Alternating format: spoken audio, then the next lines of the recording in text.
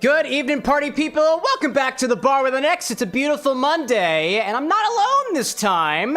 I'm actually joined today by somebody who's currently waiting in the wings right now, who you might know from the Neurodivergent Bartender. I just got this ADHD edition of the book, and in it has a number of different recipes, one of which we're going to try this evening. It's by Alexander F. Cramm, who's actually joining us from Massachusetts today. We're actually on a Discord call right now, and I feel like in terms of introductions and whatnot, I'll just give you a small little bit of background. A while back, Alex released the Neurodivergent Bartender book version 1, and I remember seeing it coming across my social media feeds, and I want to say there was a small glitch in the system where it looked like you could get the book for $0. And because I'm a bit of a cheapskate, I immediately tried to purchase a copy, and a couple weeks later, I wound up getting a message from Alex himself basically saying, hey, there was a bit of a glitch, it's gonna be about 20 bucks. And then admittedly, I kind of forgot about the situation for a while until we reconnected on Instagram a while later when he was coming out with the ADHD edition of the book, version 2, with new and improved recipes, better stories, and even more content than before. So he basically sent a copy over, share with me some mixological impressions and recipes and whatnot,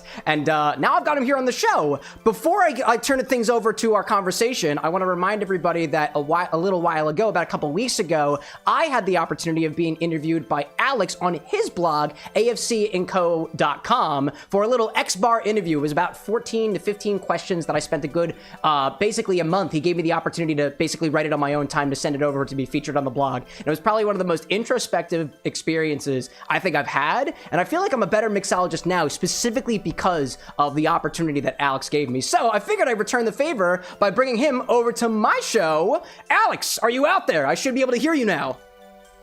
I am here. Yes, you are. And let me pop this button over here, and now everybody should be able to see you too. How we doing? There we go. Welcome in, Alex. Bar with an X community. This is Alex Cramm, the Neurodivergent Bartender. What's going on, dude? How's it going? Not too much, not too much. You know, working behind the bar a little bit here and there, you know, keeping busy. Nice, nice. So, chat, just to give you an idea, before when I was doing the audio test with Alex, he was showcased to me one of the other projects that he's working on. I'm not going to share the details unless you want me to, but I know that there were a couple of different blends of rums, and we kind of nerded out for a little bit. And yeah, good share. That's all good, man. Absolutely. Yeah. So I figured the way that we'll start the stream, typically what I'll do during the show, during the pregame, is we'll make a recipe, we'll talk about it, we'll give it a sip, and then we just chat along for a little bit. So I'm wondering, do you have the ingredients on hand to make your Kettlecorn Old Fashioned? I do. I do. Perfect, perfect. I got my bottle, I got my salt, excellent. My sugar. Well, why don't you tell us a little bit about the Cracker Jack whiskey? I know, I think you gave me the recipe for version 3.0. Do you have 4.0 over there? Yes, this is 4.0. Nice, nice. So the Cracker Jack whiskey, or CJW that I call it, started about, let's say, 2 years ago when I first started my own home bar. Kind of was I'm a chef by trade, so I'm always playing with flavors, seeing what I can make. Yeah. At the time, I had gotten my hands on a bottle of Blockhead. They made, I don't think you can still get it, maybe you can, a caramel popcorn peanut whiskey. It gave off Cracker Jack vibes to me, but it was missing a lot more, so I started playing around with other whiskeys and infusing. Lo and behold, what is it now, 2 years later, within mixing previous batches to now I'm on this like perfect 4.0 kind of blend. That's what I love to hear. You get that drinkable Cracker Jack vibe 100% across the board. Yeah, if I can bother you, so between the time that you first started the version 1.0 to now, like what was the time span of that? Like how long have you technically been working on this particular spirit for? I mean, there was probably, the 1.0 was probably completed within like a week. It was very quick, simple, just adding more flavor to that Blockhead. Yeah. It was maybe 6 months after that, I started playing around with 2.0. That aged for about a month. Didn't do much with it. Tried it here and there. Was still missing stuff. Probably about a year later, I made 3.0, which is in the book. Gotcha, yeah. And then at least 2-3 weeks ago, I had finished my 4.0, which had been 4 months of labor. I like, so if I'm doing the math correctly, so technically this one particular spirit has been an ongoing project for at least a year and a half. And it will continue to be. It will continue to be, right? As you continue to get closer and closer to the ultimate truth of a Cracker Jack whiskey. Yes, and I mean, as like when I do my 5.0 blend, whatever remnant I have of 4.0 is going to be blended into that. Absolutely. Just so I keep getting more and more flavor and layers and depth. Totally, totally. So as we continue with this, I want to start making this, I guess this is in a stirring glass, naturally, right? Yes. Awesome. So start this in a stirring glass. As we proceed through this, I'm getting a couple of questions from our live chat. Do you mind if I pass those questions on over to you? Yeah, absolutely. Ahead. So we've got Lillian Rose Dyer in chat asking, what is the difference between the neurodivergent version, the ADHD version of the book, and the non-ADHD version of the Neurodivergent Bartender book? So when I did my first book, which I have it somewhere over here with all the other cocktail books and cookbooks, it was the first book was really just, for me, it was a swing and a miss. The original book was supposed to have stories and recipes and a lot more info. The new book, and it was only like 94 pages. The new book ended up adding in even more. Are you cool with me opening up the book, just flipping through the pages for the audience? Yeah. There's chef curated recipes in there. There's stories of my life.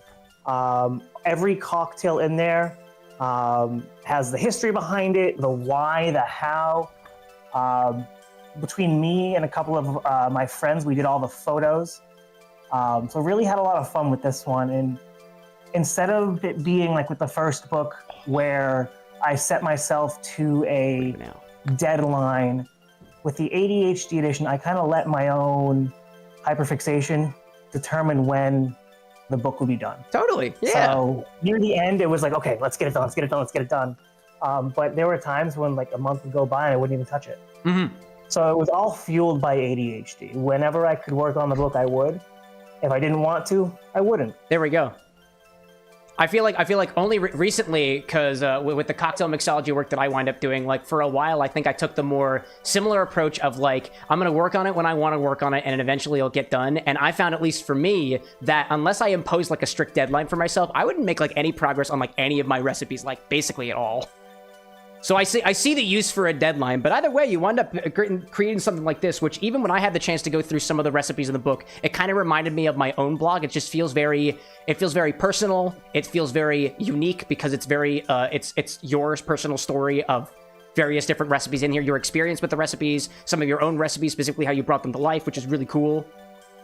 Yeah. So, and what I really enjoyed about the ADHD edition book was being able to revisit some of my own cocktails and making them better. Because there were some that made their way into the second book that at the time of the first book, they were just outright disgusting and you couldn't drink them.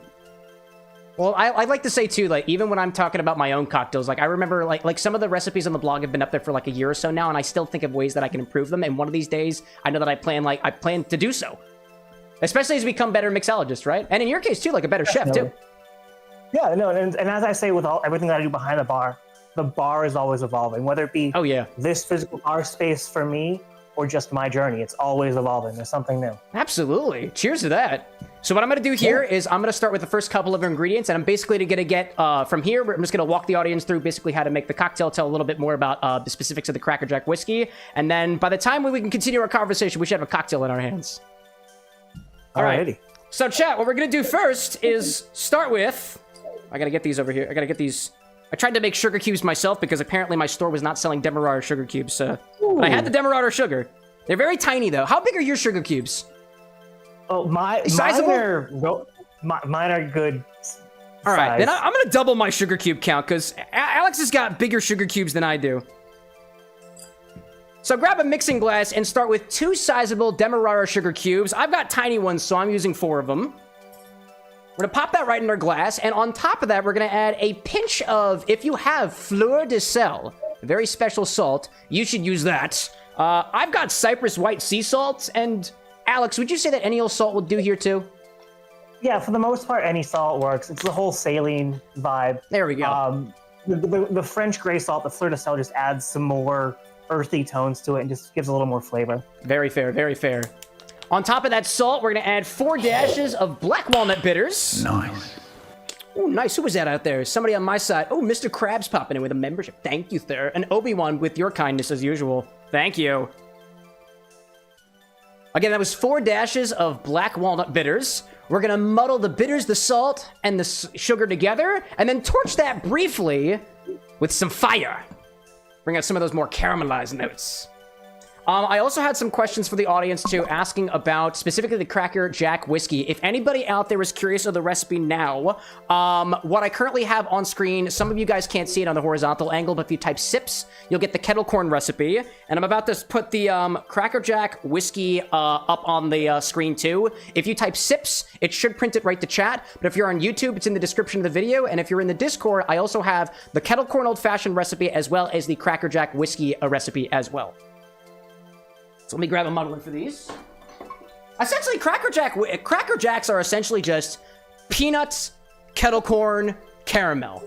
Am I missing anything there? It's been a while since I've been to a baseball game.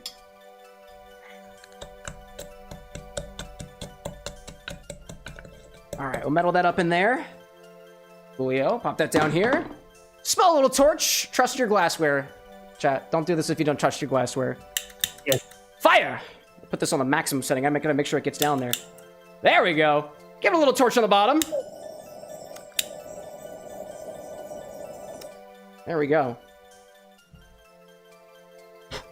Make sure you blow it out first if it actually sets on fire. I don't think these Fee Brothers bitters are high enough to catch fire.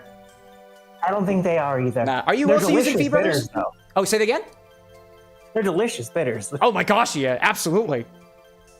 Okie doke. Let me see if I missed any of the questions out here. Let's see.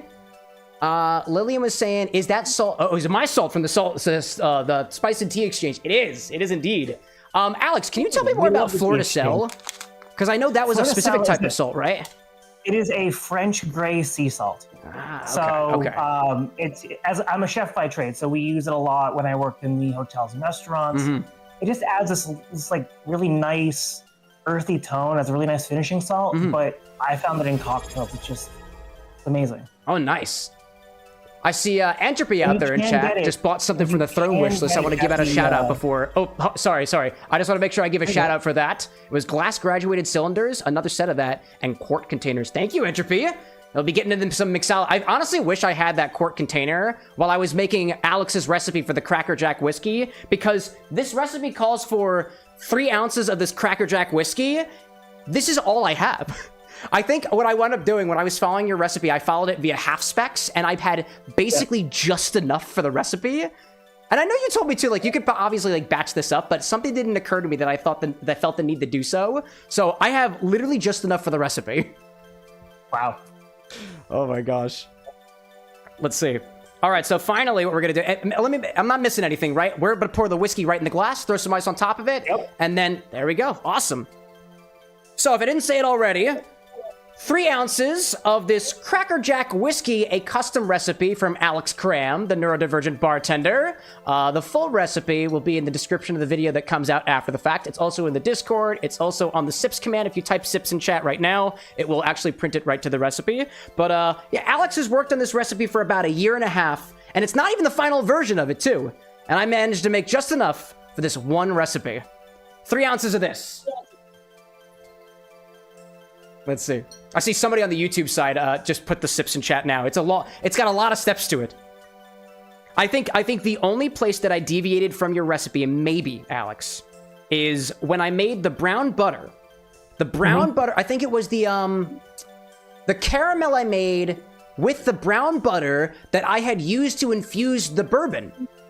So Smart move. So I realized it after the fact, because I basically separated it out, melted a little bit, and as I was making it, it didn't occur to me. I had my brother over the weekend, and I gave him a taste of the butter. He's like, that kind of tastes like whiskey. I was like, shoot, you're right. I used the same stuff. There you go. So I'm asking you this. So when you make the brown butter caramel that goes into the Cracker Jack whiskey, is that something that you make typically without the bourbon infusion, or you just reuse what you make or have left over from the initial whiskey infusion? I've done it both ways. Nice. With the 3.0, with the 2.0 was using the leftover from the whiskey fat wash. Yeah. 3.0 and 4.0 it was brown butter separate and then made into the caramel, which was just brown butter and sugar. Nice. And honestly, too, I still have so much left of the brown butter caramel. I've never made caramel before. And I'd say for a couple of the recipes that I've made on the show recently has been like the first experience that I've had, like basically making candy. A couple weeks ago, I made a candy apple for the first time. This was my first time making caramel. And I want to thank you for this because the amount of caramel that I made, I think is going to be perfect for holiday gifts that I completely forgot that I had to start putting together. Nice. I'm thinking too, maybe I have a book on bitters that I kind of want to delve into to maybe make a set of bitters for some of my family members and stuff. And I was meaning to throw in your direction. Have you made specifically bitters before? I haven't made my own bitters yet, but I have made some of my own tinctures. Nice. Never really gotten to the bitter side yet. I want fair. to at some point. Yeah. All right, for anybody else following along at home, throw some ice in here and give it a mix. There we go. I was talking to Alex earlier, too, about the way that my Cracker Jack whiskey wind up turning out was a little bit cloudy. And Alex, I think you can say the same, that there's something about some of the impurities of the butter still left over in the whiskey that gives it that clouded appearance. Definitely. Now, there's a little bit of the fats that still stay just partially suspended. Oh, yeah. I mean, if you were to probably fat wash it 2 or 3 more times, you'd probably get it perfectly clear, but... Fair. It's not always about perfection. That's fair, too. I see a couple of members in chat so far. Like, at least over here, we've got one of the projects that we have on the channel is an infinity bottle, and apparently there are clubs that have formed around it, and one of the clubs is a butter club, and I don't have any butter-infused ingredients that are able to go into it. Usually I just try to keep the things from manufacturers just in case I wind up ruining something. They keep the bottle more or less repeatable. But so, I saw a couple members light up at the mention of butter in whiskey. Yes, it is a thing. And yes, it can be done. Some people think it's a bit overrated, but when you do it right and you don't overdo it, you're good. That's fair. I'm totally down for it. All right, when we're done stirring this, we're going to strain this over a large cube and garnish with kettle corn. On that. Unfortunately, I ate my kettle corn, so I'm just doing straight popcorn. I literally... Don't worry. I bought mine from the store. I just bought a bag of kettle corn. Specifically for the garnish, chat. All right. Grab a glass for this. Chat, I would bring you up close to the cocktail angle, but actually, Alex is the cocktail angle today. So, until later, we will not have any sexy close-ups. All we have is the sexy shirt that Alex is wearing right now, which you've gotten a couple of compliments on so far, by the way. Thank you. If anyone's looking for this, you might not be able to find it, but it was from Old Navy. There we go. I gotta say, I think the shirt I'm wearing here, I don't even know where I got it from, but it might have been like a Target or something, like years ago. There we go. There's actually a couple little bits of what looks like the oil that we use to make the popcorn still kind of floating in the glass a little bit. As a part of Alex's instructions, the Cracker Jack whiskey is a multi-step process. First, you gotta infuse it with brown butter. Then you gotta infuse it with peanuts and brown butter caramel. And then after the fact, you gotta infuse it with popcorn and a little bit of the oil you can leave left over just to give that sort of smooth mouthfeel that oil tends to do to things. And cocktails. Now let's pop this open. Oh my gosh. There we go. Garnished with a couple of pieces of kettle corn. I bought mine from the store. There we go. A beautiful Kettlecorn Old Fashioned. Alex, thank you so much for sharing the recipe with me, man. Yeah. A cheers in your direction. Anytime. Cheers. Naturally smells like kettle corn. I love that.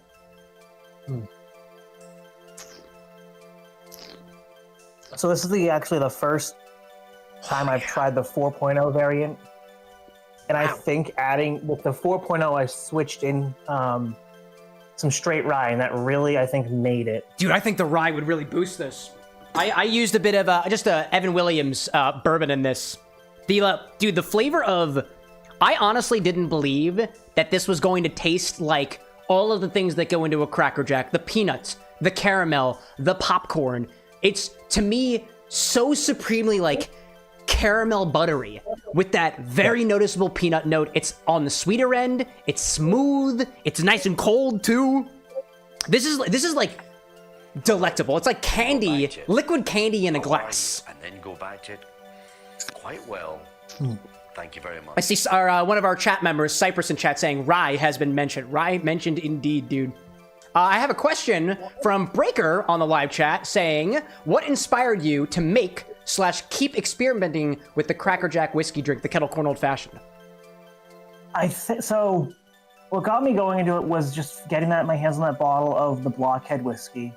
But what kept me going was my uncle likes, he's a whiskey and scotch kind of snob. And I was like, here, try this. And I put it in one of my Glencairn glasses, and he's like, it's too sweet. It's missing body. It needs this. I'm like, all right, well, every time I get a new version, you get to tell me what it needs. There we go. There we go. She has not tried this one yet, though, so we'll see what happens.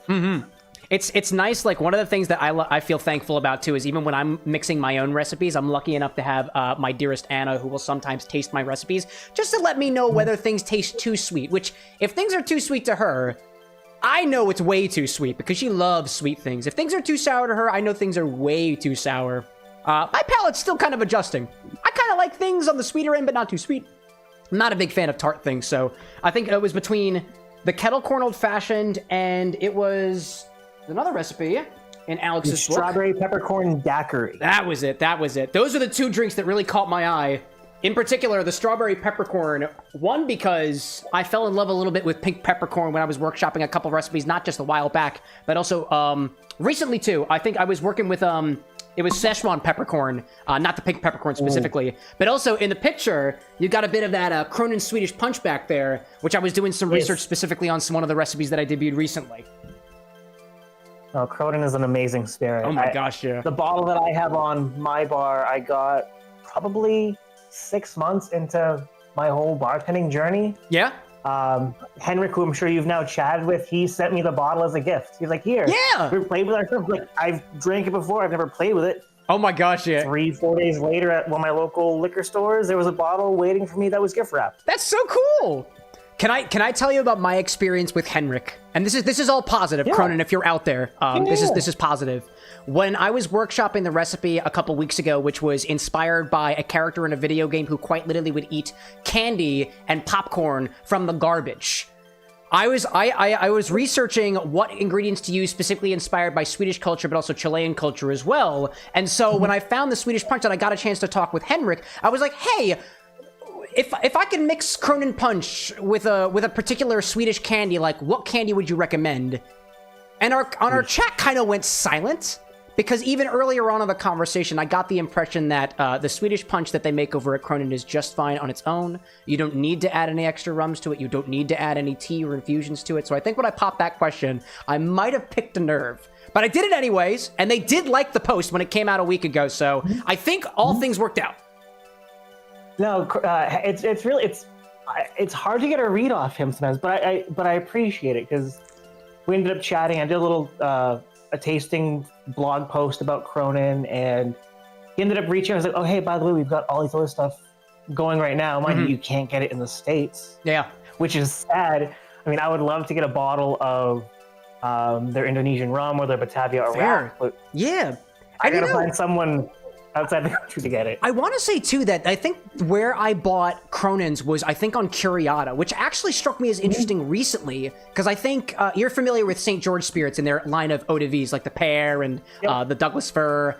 I tried to figure out how to get specifically their basil eau de vie, which I had the chance to try at a local bar here, which is a whole nother story. But I thought, if I could find it at my local bar, just because of the way that the Pennsylvania liquor distribution works, that I could buy it online, but apparently they weren't shipping anywhere out of California.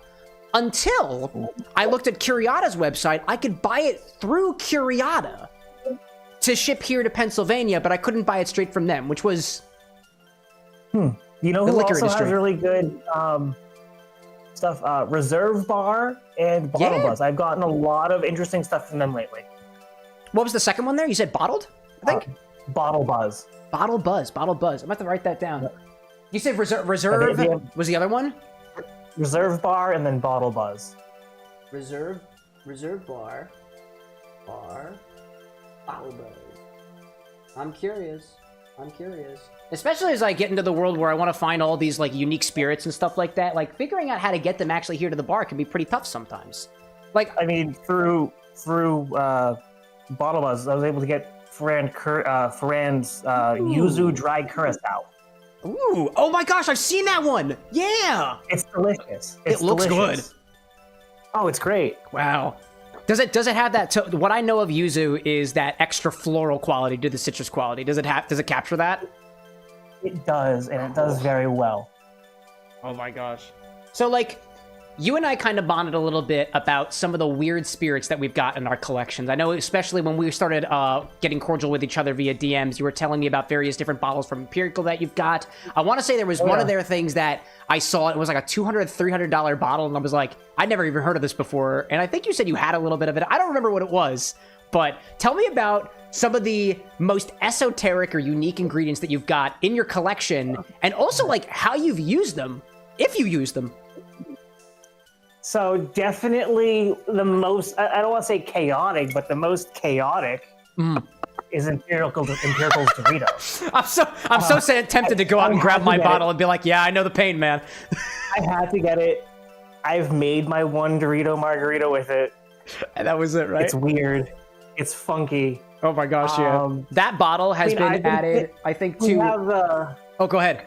We have a local distillery near us called Beaver Pond. Okay.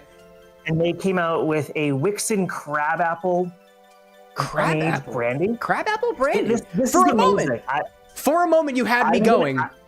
Because I'm going to run to my liquor closet real quick, because when you said crab, and I was waiting, I was like, there's no way that you've got this one. Hold up. Let me go grab it. I got two weird ones. Two funny weird ones.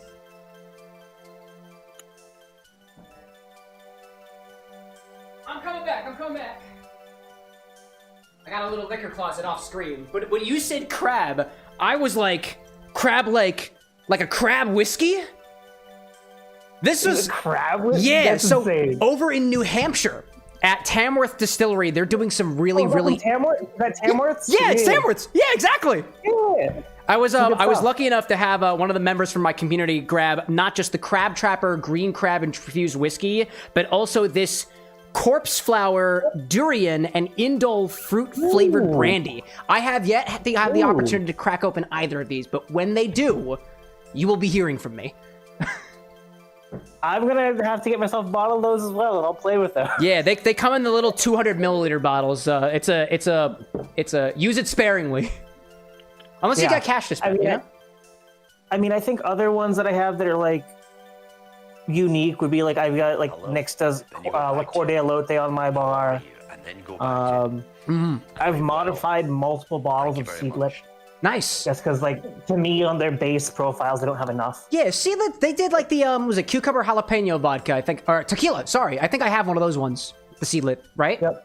Oh no, that's 21 Seeds. That's 21 Seeds. Non-alcoholic. Non-alcoholic ones. That was it. That was what Seedlip was. Yep. Yeah. What did you infuse them with? So like my bottle of 94, I literally just threw in extra of all of the different botanicals they used. And I got a nicer color off it. Nice. Yeah, it's clear. Is it usually clear? Somewhat. It's definitely paler than what it was.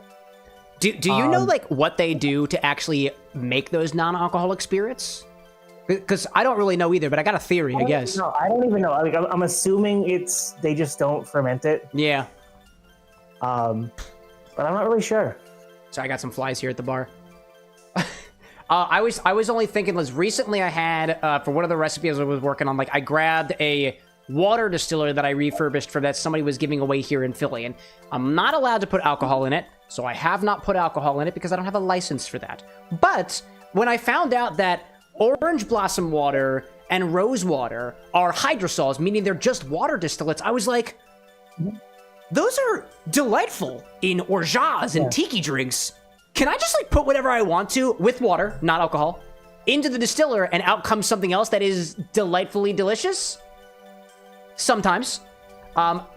Word to the wise, if you were going to put star anise into a water distiller or any sort of distiller, apparently, you have to really clean it out after the fact and make sure not to drink too much of it. Because I think the anise essential oil is not good on your gut. Potentially corrosive, at least according to one Google search, the anethol. So I have a mason jar of anise water hydrosol in my fridge. I haven't touched it because I'm worried. But oddly enough, and I found this out after I kept it in the fridge for so long, the anise essential oil crystallizes in refrigerator temperatures. So it's actually collected at the bottom, and it looks beautiful. It looks like glass splinters. Oh. It's delightful looking, but I don't know what to use it for, and I'm kind of afraid to touch it, but... Oh my gosh. Let's see. Chat, I'm going to throw in your direction. So Alex will be hanging with us likely for the next like half hour, maybe hour or so. We'll just be hanging here at the bar for a little bit. If anybody has questions at all that you want to pass on to Alex, feel free to put them in chat, and I'll pass them over when they come up. So what's the unique spirit you've recently gotten your hands on? Honestly, the Crab Trapper and the Durian Brandy were the two like wildest ones I think that have ever graced the Bar with an X's bar top. Again, I haven't had a chance to crack them open yet because typically what I'll try to do is I'd make sure like I open up the bottle fresh here on stream. It's behind a camera, so I get video footage of it, and the reaction is sometimes worth its weight in gold. I think the only things I got a whole section of the liquor cabinet that are what I would be considered like the weirder spirits, and it includes like it was like a black pepper infused whiskey, which wasn't too weird. It actually tastes delightful. It's well balanced. I don't remember who that's from, but I think it's from somebody here in Pennsylvania. There is a garlic vodka from Explorer Spirits, and I'm pretty sure it's a garlic vodka purely because they took 2 pristine garlic cloves and stuck them in the bottle because they're still down there. They're still sitting in there. And I remember asking the distiller too. It says on the back of the bottle that's made with 24 karat gold, which I thought was even more interesting than the fact that there's 2 garlic cloves in it. And I asked them about it to tell me. I haven't received a response yet. So I'm curious about both factors: the actual 24 karat gold, but also the garlic cloves. I'm sure that'll wind up getting popped open to go in the infinity bottle at some point in time. But let's see. I got a couple of questions for you coming up from chat over here. Cyprus is asking, subject 4291 asks, have you tried Blackland Rye Whiskey from Texas? I have not. Mainly, I've been wanting to, but the biggest reason why I haven't is it's Massachusetts and, well, New England as a whole. It's really hard sometimes to get spirits from outside of the region. I grew up in New Hampshire, so that was even harder because that's all state-run liquor stores. Same. I think the same with Pennsylvania. It's all like local stuff. So if they want to carry it, they'll carry it, and your chances of them bringing something in for you special order is slim to none unless you're bringing in a whole case. Totally fair. Another question for you, a bit of a bigger one because I know I could talk about this one for hours. From Bento Box, what got you into mixology and why? So, I think about this at times, and I think part of it is I was bored originally. It was boredom. I had recently moved into my own place, and I was just like, you know what? I have my own space. I want to start my own bar in the house, which was tiny. Everything was like not even mid-shelf. It was mostly bottom shelf, except for a couple things. And from there, I just started really digging into it. Yeah. Got a couple books, and here we are. What kind of books did you start out with? Was it the classic, like, were you more a, every recipe book that I could find at like a, I was going to say like a Borders at the time, or was it more like focusing on like the Death & Co books and liquid intelligence books and the molecular gastronomy side of things? The first book I got my hands on is called Mix, Shake, Stir. Okay, I think I've heard of that one. That's a really good book. And then after that, I got, obligatory. I got my copy of Meehan's. I got Signature Cocktails, but then I got some other like random one-off books. I got one that's Backcountry Cocktails. Interesting. It's written by a gentleman up in the White Mountains of New Hampshire. Ooh, local. It's a really cool book. I mean, it's more photography end of it, but like the landscape. But that book as a whole drew me to kind of the vibe for the ADHD edition book. Sure. And then I got some older books, had them mull your, The Guide to Wine, Mulling Spirits, and I got, went from there. Nice. Did you find that, like, I know for me at least, when I picked up a lot of recipe books, oftentimes they would just kind of sit on the shelf. Like, I don't know, there's something about feeling like I need to be able to pull some sort of utility from a book that I've got. And a recipe book's utility for me was always so easy to see. It's recipes. I can pull on them every once in a while. Harder to index through. Just I'm more of a computer guy, so flipping through a book is just difficult for my fingers to do. But like when I saw I'm so textbook based that if a book reads like a textbook, I feel like I get much more perceived utility out of it than something that is just like, here's 2,000 recipes for drinks you've never heard and spirits that you probably don't have in your collection. Like, did you find that when you started doing mixology stuff, you just kind of went for whatever you can get your hands on? It was a combination of whatever I could get my hands on, but then it was like, ooh, that sounds really cool. I doubt I'll ever use this again, but just in case, I'm going to get it. No, that's fair. That's fair. I originally tried to stick with like this is like a coffee table book, and my coffee table never saw the book. So. Do you actually have like a space set up where you can sit down, read a book with a nice cocktail or whatever? I do. So in the summer, we have our little sunroom where we bring out all the plants. The cat hangs out in the window. That's a nice little space. And then on the other side of the house, we have what we call the lounge. It's basically where most of the plants live in the winter. We got a TV and a futon and a coffee table. Nice. And the cat. Yeah, of course. It's a nice little space where you can just like relax, and it's not like the kitchen or the living room.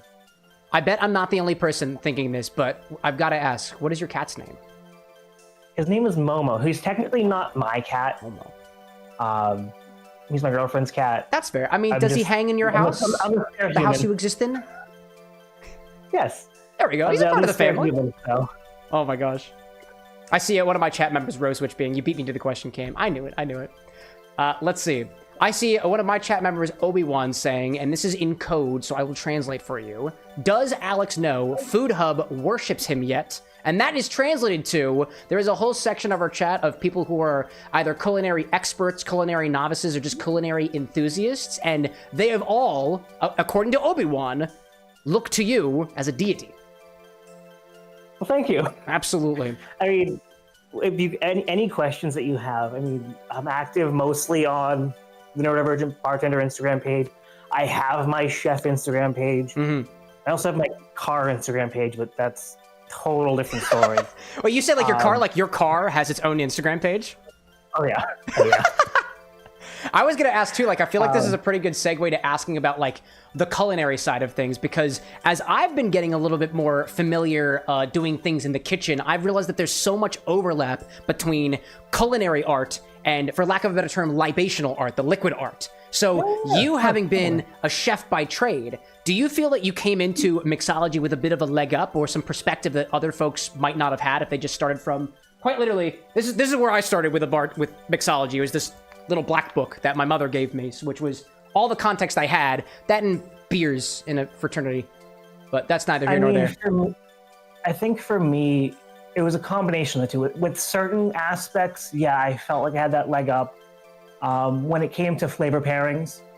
But sometimes it doesn't go as planned. I mean, I could plan you out a 30-course meal where everything is in harmony, yet you give me some random liqueurs and spirits and throw them in front of me and tell me to make you something, you might get something that's so overly floral, it's as if you just walked through a Sephora. Valid tasting note, by the way. It's a great tasting note. And that happens more often than not for me, because as someone who enjoys my vegetal, my floral, and my fruity notes, sometimes I get a little heavy-handed. Sure. Random question, how do you feel about the term herbaceous? I don't mind it. I mean, Thank you. Herbaceous is, to me, it's another level of vegetal. For me, vegetal is that earthy, I don't want to say crunchy, but that earthy, crunchy kind of vibe, where herbaceous, you're getting those more subtle notes that, add body and add Absolutely. texture. I feel like for a while, as my palate has developed, attempting to decipher what the heck is in that infinity bottle, which has 81 additions to it right now, for a while, all I could say was, I think it's herbaceous. And I think there was a little bit of a notion of like, you keep saying herbaceous. Like, do you know what you mean by that statement? Like, and I'm like, I think I do. It's got herbs in it, leafy, earthy quality. My mind says if you're getting all that herbaceous note, you're probably borderline Amaro right now. Then I dig that. It's very sweet right now. It has a very prominent note of grapes, like artificial candy grape flavor to it. And there's a mild kick. There's some subtle notes of mint and cacao in there. It mostly ever tastes like the last 6 to 7 ingredients that went inside of it, despite the fact there's a bunch of other things in there, but it's wild how the flavor profile changes over time. That and the color, too. Oh, yeah. I got another question for you from a Rosewitch asking, what would be your biggest advice to a person who panics whenever they cook things? Okay, so as someone who has had that happen to me both professionally and at home over the years, remind yourself it's just food. As long as you didn't burn it, you didn't burn your house down, you're most likely still gonna be able to eat it. Fair. I guess a lot of... I mean, just go with the flow. Yeah. It's gonna sound cliche, but like listen, like if you're seasoning stuff, listen to the ancestors. If they tell you to stop, then stop. Eat your heart out, season with love, and just go with the flow. I love that. I like the aspect, too, of what you were saying, that, like, you know, it's not like you burned your house down or it's food and you'll probably be able to eat it anyway. It kind of expresses that, like, non-judgmental aspect of, like, if you're doing something and you're starting out, or even if you're a seasoned professional, if you make a mistake or you screw up every once in a while, like, first of all, it's not the end of the world. Second of all, you can take it as a learning experience, and one, like, mess up or a string of mess ups doesn't, like, define who you are, and it doesn't have, like burnt eggs, which was me last weekend, by the way, isn't a judgmental statement about who I am as a person. Like, I can get past it. We can all get past it. I mean, I've been cooking for, 13, 14 years now. Every once in a while, I still burn stuff. Yeah. It happens. Yeah, right? You know, when I was working in the hotel side, you know, my classically trained French chef, who was in his late 70s, would burn something and be like, that wasn't me. 5 minutes later, he walks by, he's chuckling, he's like, whoops. Oh my gosh. No, it happened. Oh, yeah. I have a question from, who is it? It was Anakin Skywalker asking that they were able to get an alcoholic strawberry drink, and they were wondering, what should they add to it to make it a smoothie alcoholic strawberry drink? I definitely would say, you know, I'm leaning into tiki a lot more lately, so go ahead. Lean into it, man. Throw that coconut cream in there. Ooh. Throw your lime in there. Okay. Maybe a little bit of sour cherry bitters. I have Luxardos on my bar. Those will add some nice flavor. Nice. Always add your little bit of saline, your ice, and blend the hell out of it. And have fun. My gosh, yeah. Oh my gosh. When it comes to tiki drinks, are you more of a put it in the blender, hope for the best in terms of ice qualities, or is it more measure your ice ahead of time? And be specific about what type of ice you're using. It depends. I mean, right now I'm digging into what I call Tiki 2.0. Like it? All right. So I'm kind of like reinventing the wheel. Well, not really reinventing the wheel, but kind of redefining Tiki. Because it's always been like, I don't want to say like gentrified, but we've taken Tiki culture and it's now all about, you know, umbrellas and fake leis and flamingos, when there's this whole culture behind it with the Polynesian islands and, you know, amazing spirits and the history of rum. Oh yeah. For me, you know, when it comes to the ice, like, I'm using the right ice for the right things. I mean, for the most part, it's gonna be pebble ice. There's gonna be that nice mound on top. You might get an umbrella, because I've got a couple floating around, but once those are gone, you're just getting that abused bunch of mint. Oh my gosh, yeah. A spent lime shell. Oh my gosh. You're going to enjoy your cocktail. I assume that you were able to keep your mint fresh. I assume this because you have beautiful green foliage behind you. Like, can you keep, like, fresh mint? I have... So... And if so, how do you do it? I grow my own mint. So I have 4 different varieties of mint currently. So I've got strawberry mint, orange mint, mojito mint, and then your classic, like, Just Oh, yeah. your standard run-of-the-mill mint. Man, I have tried on 3 separate occasions to grow some mint here in my Philadelphia apartment that I make look like a bar, and I don't know how I've done it, but I've killed it 3 different times. First time was aphids, second time was overwatering, and the third time, I swear I was doing everything correct, and it just turned brown. Ugh. Well, maybe mint will go dormant inside, so you're just gonna make sure it has enough light. That's a good point. That's a good point. Do you have enough natural sunlight where you're at to be able to just grow with that? We do. We have a lot of natural light outside, but we also have a lot of windows. I mean, for the winter, I supplement with like the grow lights and whatnot. But there are some plants that live year round in a window in the house, so they stay happy. That's fair. I have a question bringing things back to the spice side of the conversation from CowKing01 asking, how do you choose what spices to use when cooking when you don't taste anything different? I mean, so a lot of that comes down to trial and error. A lot of people, for example, like a bay leaf. Bay leaves in general have that connotation of they do nothing. It's just the leaf. That's fine. I have both a dried bay leaf and I have a whole bay laurel plant that I have fresh bay leaves from. Nice. I'm so jealous of your herbs, man. If you ever get a chance, boil yourself a cup of hot water, throw a couple bay leaves in there, let it sit for 4 or 5 minutes, and just taste it. Oh my gosh. Taste that bay leaf tea, and you'll understand what that nuanced spice can do. And you can do that with almost any spice for the most part. Yeah. I mean, I would stay away from doing that with like Szechuan peppercorns or like chili flakes or chili powder. Spicy and or But numbing. a lot of other random spices, you can totally just steep them in a little hot water and sip that, and you'll see what the flavor profile is. When I was trying to figure out basically how certain spices taste, I remember seeing, I think it was a TikTok video of somebody saying, some chef on the internet saying that to learn a spice's flavor, you have to take the spice, you have to crunch it up a bit, and shove it in the back of your mouth like it would be chewing tobacco.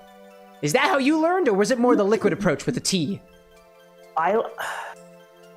With some spices, I did try it how it is, and go that way. With other ones, because if you try them straight like that, you don't get any of it. You're not able to extract those oils. Like a dried bay leaf doesn't have flavor unless you're steeping it in something. Quite well. Right, that's fair. Because you have to activate those oils. Yeah. Let's see.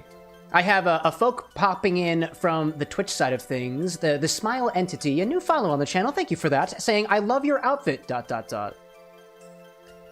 Thank you. And I assume you're mostly talking to Alex over there, who's taking up most of the screen right now.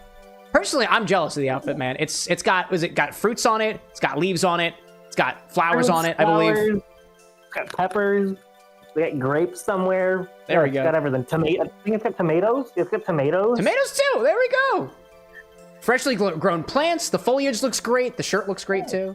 Oh, Smile says both of us. There we go. Well, thank you very much. We appreciate that. Let's see. I saw a follow-up question from the Zesty Scrub asking, would Alex be interested in becoming a Minty member? I can also translate for this for you too, because out of context, that sounds incredibly forward. The Infinity Clubs that I was mentioning earlier, there is a whole cohort of people who want to put nothing but mint in the bottle. And having talked up about the herbaceousness, the quality of things, I think it's an invitation to be a part of the Minty Members Club. Is open to you if you'd like. All right. I guess I'll throw in your direction too, sort of in that same vein of the Infinity Bottle as it stands right now. If you could add any of your spirits to the Infinity Bottle, what would it be? So long as it is above, it must be above 15% ABV. It cannot be a cream-based liqueur, and it can't have significant sediment, like a Mr. Black coffee liqueur, for example. Now you got me looking at the back bar, the deep stuff that I hide. Oh my gosh. So it's something that you probably won't be able to get, but if you want, I will get you a bottle. What do you got? Is it the blue really bottle? Cool. Ooh. So this is also from Beaver Pond Distillery. This is Okay. their apricot eau de vie. Oh, lovely! They make a whole bunch of different ones. They have a quince one. They have That's a unique fruit. I've got I also have their plum slovets as well. Yeah. They have a whole bunch of stuff. And I Which just met distillery was Jerry. this again? This is Beaver Pond Distillery. They are out of Petersham, Massachusetts. Oh, It's run sweet. by an older gentleman named Jerry. It's all sold at in local shops near us. Nice. But he was an immigration lawyer for like 30 years. Sure. Oh And man, then I get so excited at ODVs, man. Like, I don't remember when it was in my mixological career where I learned that not only can you flavor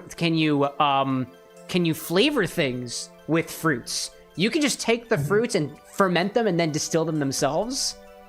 I was like a mind-blowing discovery for me. Actually, I think It was cool because when I was there, yeah, go for it. when I was there, he had some of his other ones that you can't get like all the time. So like, he makes a grappa. He makes what is it? What's the black walnut liqueur? Oh, Nocino. Nocino. He makes his own Nocino. Oh But then he gosh. has like 12 or 13 different eau de vies. And then there are some that he also then ages instead as well. So you have the unaged and the aged versions. Gosh, dude, you get me so intrigued right now. Anytime I hear about, like, if anything, if I had to pick a favorite base spirit, it's probably rum, just because of how like many like flavor profiles there are based off of geographic region or just individual styles and stuff. But like, if I had to pick purely like a mental favorite, it's eau de vie. It feels like it has to be none other than like the purest expression of anything distilled, like basically pulled right out of the still. And that to me has a certain like beauty to it. It does. I think for me, it all goes back to working in the service industry for so long. Mm-hmm. It's for net. Yeah, there we go. always been my child. Wait, do you have the coin? Of course he's got the coin. Seattle. There we go. Now, for those who don't know, how did you get the coin? What does the coin mean? So I got my Fernet coin during COVID. I was working at the time still at the Mount Washington Resort in Brentwood, New Hampshire. And I picked up a couple random shifts. I was a cook. And I was like, hey, I see there's open shifts out front. We've got plenty of people this week. Can I just like bartend this weekend? And they're like, sure. You ever done it? I'm like, nope. And I bartended for a little bit during COVID before the hotel shut down. And one of the days someone came in, and instead of a tip, I was handed a coin. Interesting. So it's apparently that easy. You just have to serve the right person, right? It's serving the right people, so for me at least, how I look at it, it was serving the right people, but then also having the passion behind it. Mm-hmm. And looking back, I think if it wasn't for that little bit of time as a bartender for like those 2 months at work, Sure. don't think I'd be here. There we go. Now, I've got some ads starting in a little bit where what we'll typically do is we'll stop whatever we're doing. We'll typically go back to the bar, but we're already there. After we get back from them, I kind of want to ask you just about, I'm curious about how, the type of work that you do as a chef now, where your beginnings were, and just if you want to give a sort of, overview of how the Neurodivergent Bartender came to be. I'd love to pick your brain about it a little bit. Oh, totally. Absolutely. In the meantime, I've got a couple more questions here from chat. The one that I said was a follow-up. The last one about the, whatever we were just talking about, which was, I forgot what it was. Oh, it was the interested in being a Minty member. The original question was, what is your take on savory cocktails as opposed to sweet or floral cocktails? I like savory cocktails when they're done right. Mm-hmm. Don't come at me with this is a gravy cocktail. No. I mean, yeah, if I'm drunk enough, sure, I will gladly drink gravy. Right? I'm sure anyone would. But when they're done right, if it respects the ingredients and respects the profiles, totally. Mm-hmm. If you want to give me a cocktail that's made with, toasted sesame and carrot. Sure, it's delicious. Ooh. Now, have you had a savory cocktail that gave you that opinion that if you're gonna give me a savory cocktail, you got to do it right? Like, I feel like there's a story behind that. I think part of that comes from just the chef side of things. That's the fair. only savory cocktail I've had is I went to a joint that did a Bloody Mary where their all of their spirits were bacon fat washed. Mm-hmm. So like it was a very bacon heavy. Ah, okay. Every single one of them. Bloody Mary. Wow. Okay. I'd say to this day, I haven't had a bacon washed Bloody Mary yet. The last experience I had with bacon washing eventually sent me to the ER because I was wearing contacts that were too old and cooking bacon for Star Wars. Was it worth it? I don't think so, but I learned from that experience.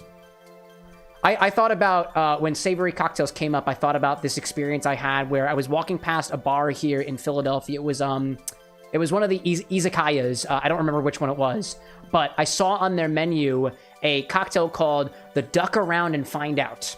And previously, about a week or so before that, we had been talking here on the show about making drinks inspired by this game called Duck Life that could potentially involve like a duck fat wash spirits of sorts. And I saw on their menu this Duck Around and Find Out duck fat washed martini style beverage. And so one of these days I went out with a friend of mine and we sat down, we tried a couple of different ones, a lot of Japanese inspired cocktails there, whether it was the Japanese whiskeys they were using, or they were using was like a fermented plum type ingredient and some cool highball style beverages too. But that duck fat washed cocktail was as duck forward as I should have anticipated it to be, but that was about it.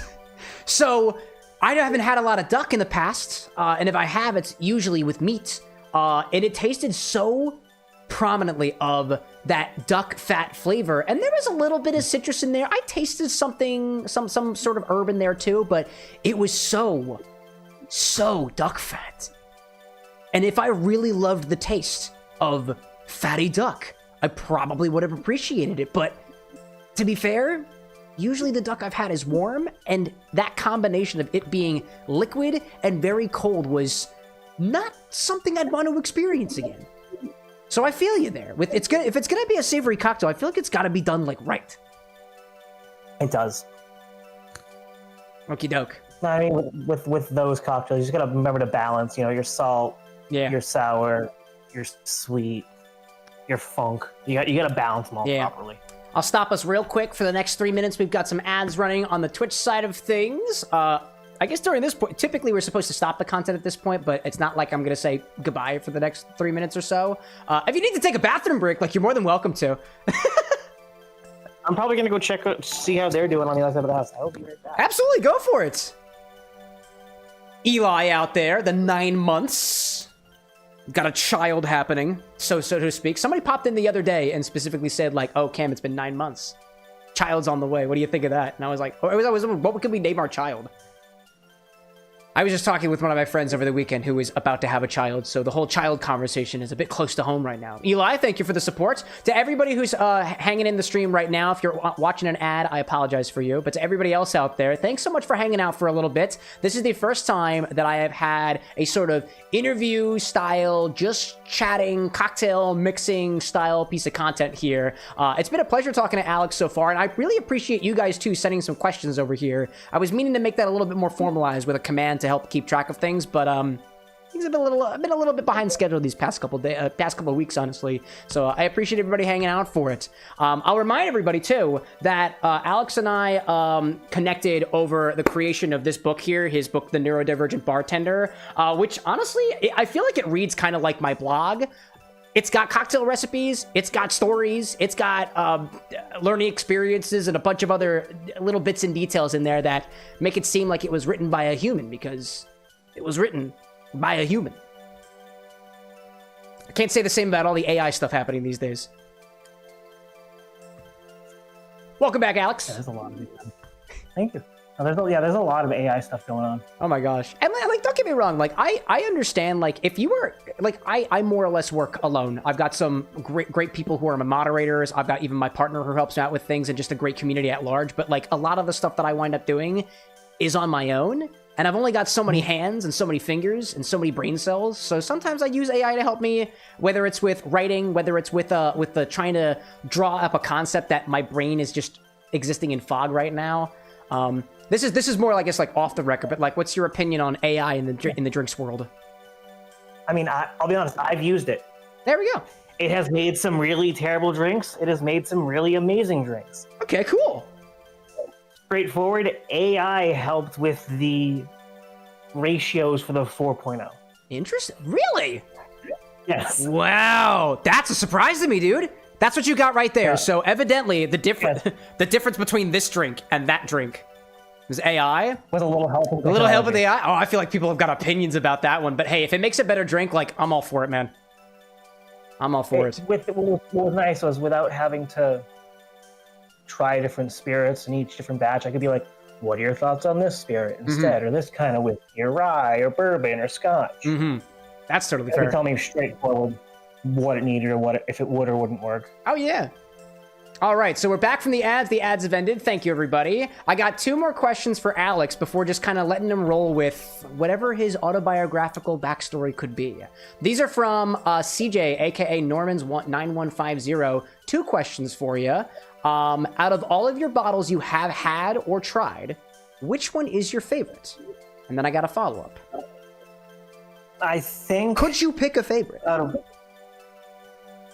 It's hard to actually... to a certain degree, it's hard to pick a true favorite. But if I really had to... Empirical Symphony 6. Mainly because... And I'm getting low, I need to get more.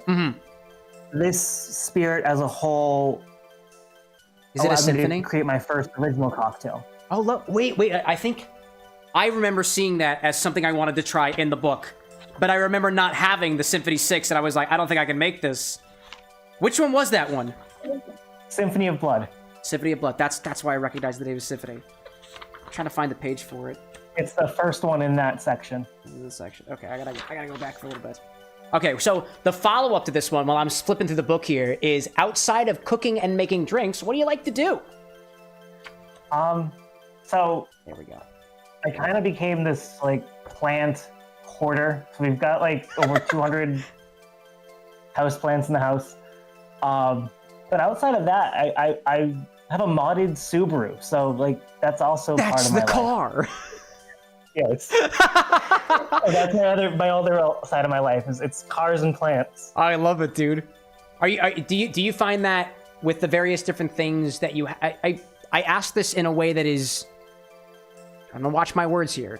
Do you find that your hobbies of cooking, mixology, and cars intertwine?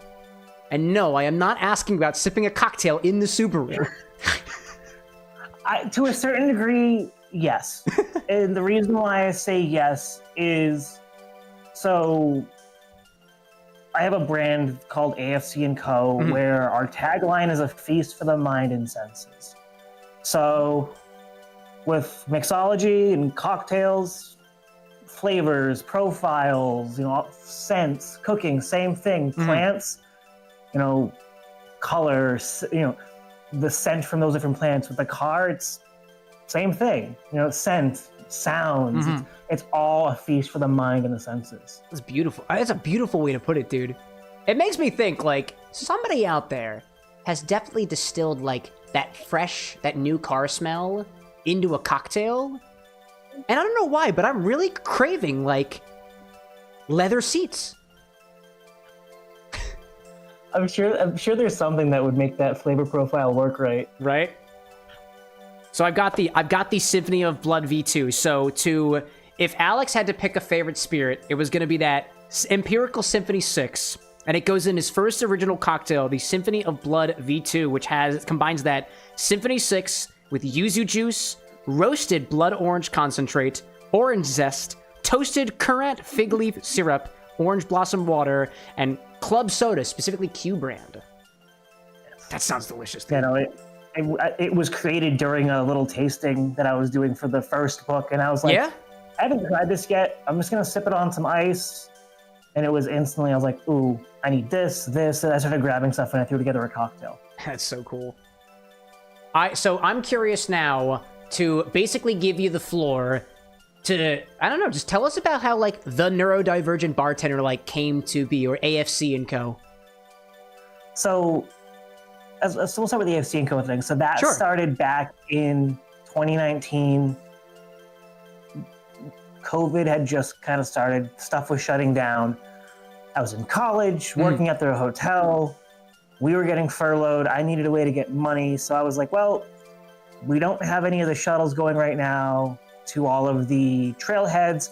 I'm going to create something that I can just make some money. And I started my own rideshare thing, because in the White Mountains of New Hampshire, there are no ride shares. Interesting. So you were your own Uber? Yeah, I made a couple $100 here and there. Sweet. A couple rides to Boston for people to go to the airport. One trailhead to another. And then once COVID died, it just disappeared. And then it wasn't until that I started getting into the whole cocktail side that I was like, I had this brand, want to refresh it, but I want it to be something that can be, long term. That could become something bigger and house anything that I do. So AFC being my initials and Co, just my company, company in terms of the people who are around me. Right. And the folks who help influence what I do. The Neurodivergent Bartender end, that, as someone who is neurodiverse, it was fitting. The books were always based around a hyperfixation. Right. So diving into that and just really leading with it. I like that. I really vibe with that aspect of, like, mixology became like a hyperfixation of yours, and you just dove so deep into it that it essentially became a part of who you are. Like, although I don't have anything that gives me the inclination that I'm neurodiverse. My partner Anna has dyslexia, and I'm proud to be her partner for things like that. But I found that as it pertained to all the stuff that I studied in engineering school and everything that I studied throughout the walk of my life, like, there was one thing that I ever felt that I could truly, for lack of a better term, like, hyperfixate on, and it was, like, cocktail mixology. And as opposed to what I was able to accomplish in school, which was always, I had 10 weeks to study a topic and then I'd have to switch topics. This was the first time that I had given myself the opportunity to dive as deep as I want to and spend as long as I want to on it. And so far, it just, like, hasn't stopped. So I vibe with it. Yeah, no, it's always been fun. I mean, because there's always something that you can make with cocktails. There's always something new, something interesting, something fun. Absolutely. So essentially, the brand that you've formulated is a way to essentially house all of the things that you might want to do, whether you're ride sharing, you're mixing, you're cooking, or otherwise. I dig that. Yep. Yeah. So currently, AFC and Co is broken down into 5 things. So you got the Neurodivergent Bartender, which is the cocktail side and the cocktail books. You've got Mo Plant, which is going to be something that's going to happen in 2026, which is going to be like a roadside plant stand. Okay. Which is going to be really cool. Okay. We're working on what that's going to look like, and it's going to be something between me and my girlfriend and the cat, because it's named after him. Yeah. So it's going to be really cool with that. And then another part of the brand is called the Nightcap, which is the newsletter that I now do, which is going to be monthly starting December 1st. The first one goes out. Nice. And then tying in somewhat to the Neurodivergent Bartender side is what's going to be called Project Archipelago, which is that Tiki 2.0 concept. Nice. For the next 12 to 15 months, it's going to be hopefully just the concept, and after that, it might become an actual reality of a tiki bar. That'd be so cool, dude. We'll see what happens. The idea of like tiki to me is so intimidating. Like, I remember first hearing about tiki drinks, and I think it started with me trying to make something that was tiki inspired, and honestly, I don't think I made a very good drink. I just kind of doused it all in pineapple juice, and since then, I had, like, branded myself as the you're never gonna make tiki because you don't understand tiki. You should stay away from tiki. Stick with your old fashions. I don't know why I did this to myself, to be honest. But I wound up picking up, Tropical Standard, doing a little bit more studying on it, and just going out to tiki bars. And all of a sudden, blending rums together doesn't feel as intimidating as it used to be. blending juices together is not as intimidating as it used to be. Like modifying your juices by sugar adjusting them or acid adjusting them or adding unique spirits in there to just kind of like break the mold of tiki while still kind of remaining within the island, for lack of a better term. Like, it's actually not that scary. It seems, if anything, like tiki specifically gives you that space of freedom to create like bright, fruity, expansive, and just bright cocktails. Totally. No, I mean, like with me, with the Tiki 2.0 thing, it's really honestly diving headfirst into it. You know, I'm making my own, what I call my dark falernum. So it's a liquor strength falernum that has funk. It's got layers of flavor. Oh, sweet. It's chilling back here on the, it's chilling right now on the back bar. Just, it's going to be like that for the next week. There we go. Making my own fun syrups. You know, making my own pistachio, rose, orgeat. Yeah. Blending my own rums. You know, just really having fun with all of it. Do you find that you have trouble keeping all of your custom ingredients like preserved, or do you just have like a bunch of freezer and fridge space? So technically speaking, I have a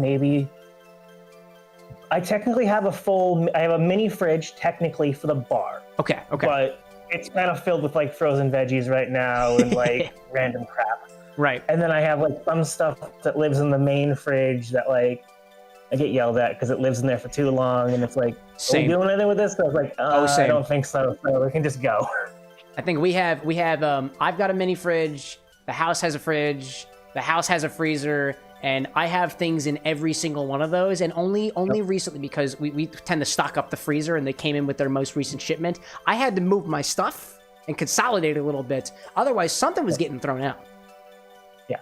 But even still, I feel like I have a hard time keeping track of all my syrups and stuff. And mostly what I've been doing recently is if I make a syrup that's custom, I'll put it in like a sous vide bag, I'll vacuum seal it, and I'll throw it in the freezer until I'm ready to do something with it. Smart move. Mm-hmm. No, I ended up, a lot of my stuff ends up going in like bottles if I have the space. And if I know I'm not going to need it for a while, I'll seal it fully. That's fair. I have like the shrink wrap tops for those, and it can make sure that they're not going to open and they'll be safe. Yeah, totally. Is there something that you're trying to like build towards with the Tiki project that you're working on? Is it to become more familiar with Tiki as a category of drinks? Is it to find the ultimate Tiki drink? Is it to bring something to life that just makes sense to be like a Tiki themed thing? I think it's a combination of two things. One, the Northeast as a whole doesn't have really much for Tiki. So it's bringing that destination third place to this area. Mm-hmm. The second part of it is the redefining of Tiki. Yeah. Because for a long time, Tiki was that, I don't want to say the white person's escape from their problems, but it was, oh, you're now in the islands. You're happy. Your depression's gone. Yeah. Here's a Mai Tai, which you go to most places and your Mai Tai is going to be sour mix, grenadine, rum, if you're lucky. It kind of feels like that, like everybody's wearing a smile and every single one of them are fake. And it's not like, it just feels so like, I don't know. I've always had this issue with people trying to sell me stuff.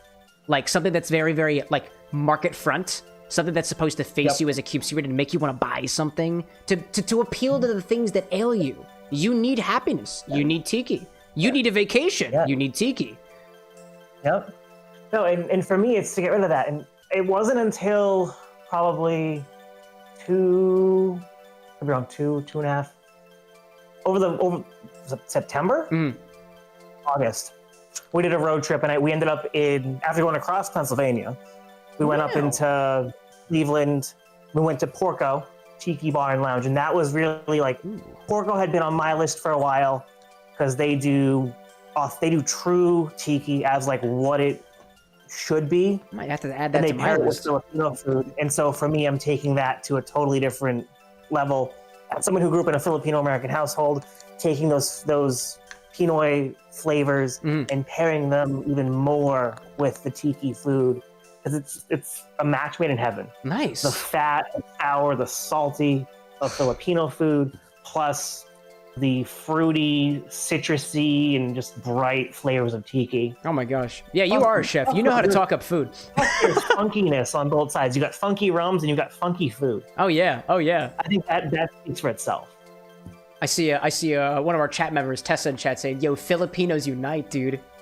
I'm actually curious because when I was browsing the AFC and Co website, there was a section on there for, I want to say it was your grandfather, for a set of, how many recipes was it again, from like Filipino cuisine, Filipino family tradition? So I'm writing a book. So my Lolo passed 4 or 5 years ago. And as a kid, I really dug into the Filipino heritage and really wanted to know more.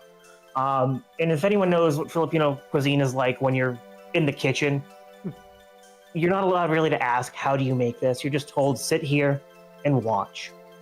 There's none of this, oh, well, you're going to add a tablespoon of this, a little bit of that. You're going to watch, you're going to learn. It's going to take you 4 or 5 years of watching to figure out how to make this one dish. Mm-hmm.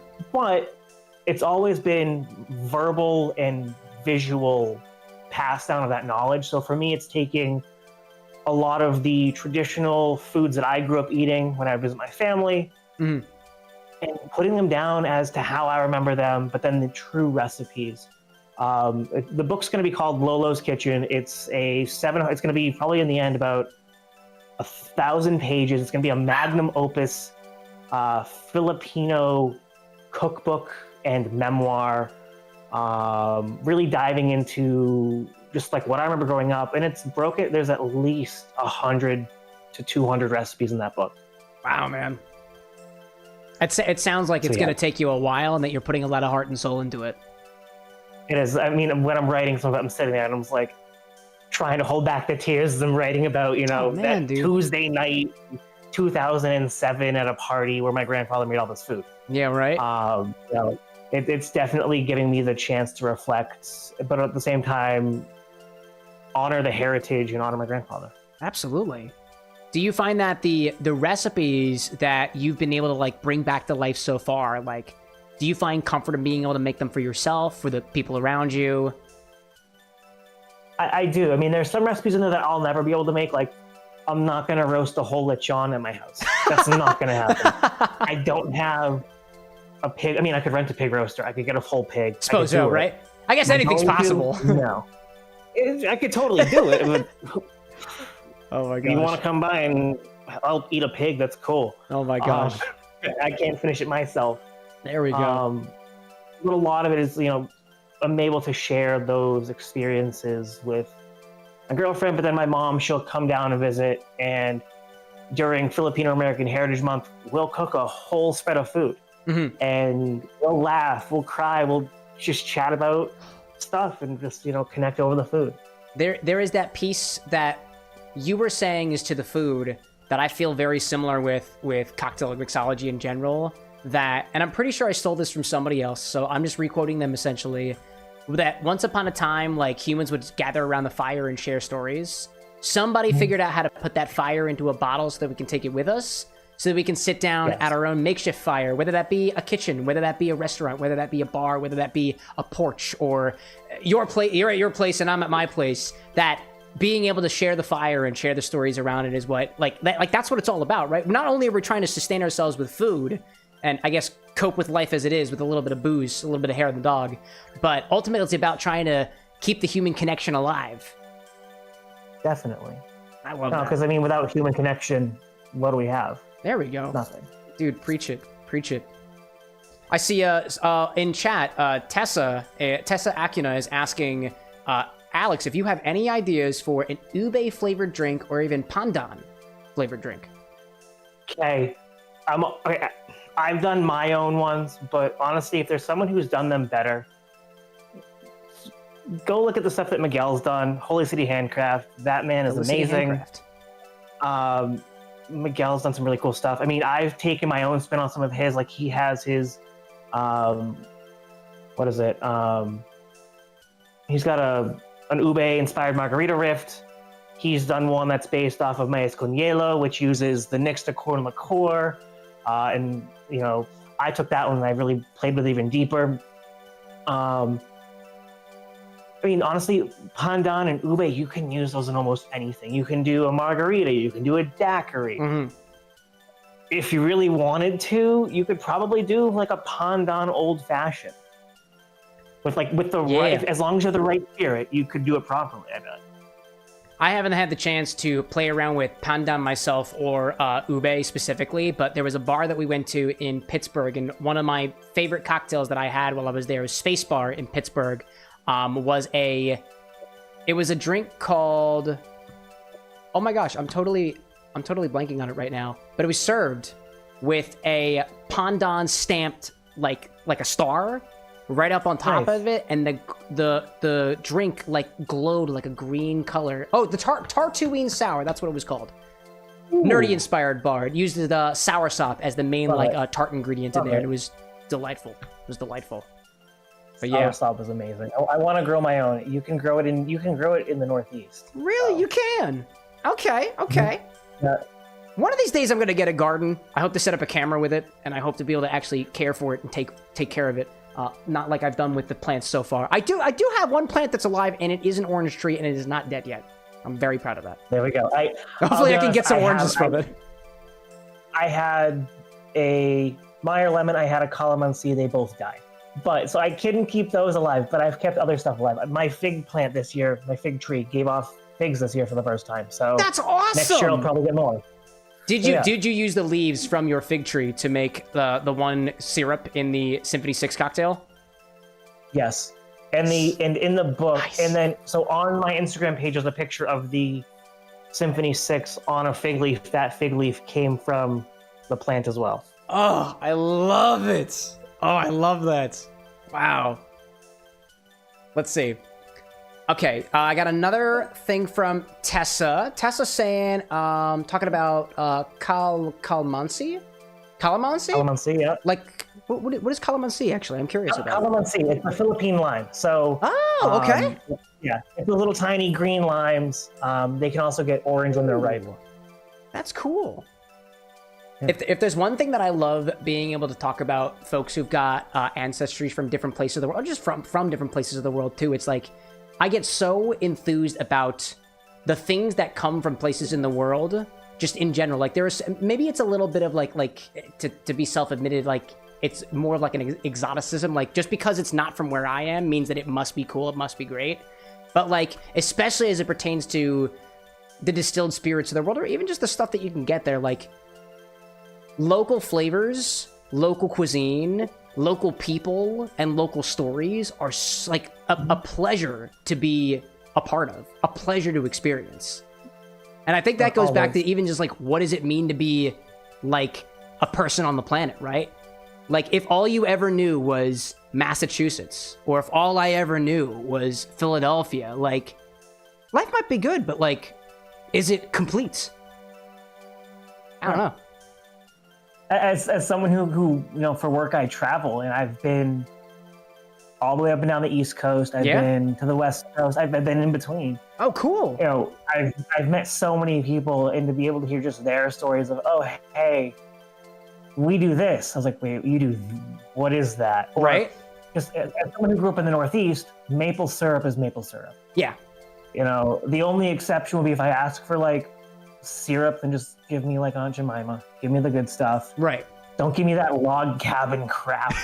And when I was in Wyoming, they were like, we want the maple syrup. And me being me, from New England, I ordered maple syrup, and they were mad. Like, this isn't maple syrup. I'm like, you asked for maple syrup. Yeah, right? We want this log cabin stuff. I'm like, oh, so you just want high fructose corn syrup with dye and a touch of maple flavoring. Totally right. Got it. But then it makes me think too, like, because a piece of me for a while was like, oh, well, if it's artificial, like, there's nothing good about it, right? It's just artificial crap or whatever. But I don't remember when it was, but somebody in chat was telling me that, like, there's a particular area of the world that is just obsessed with Spam.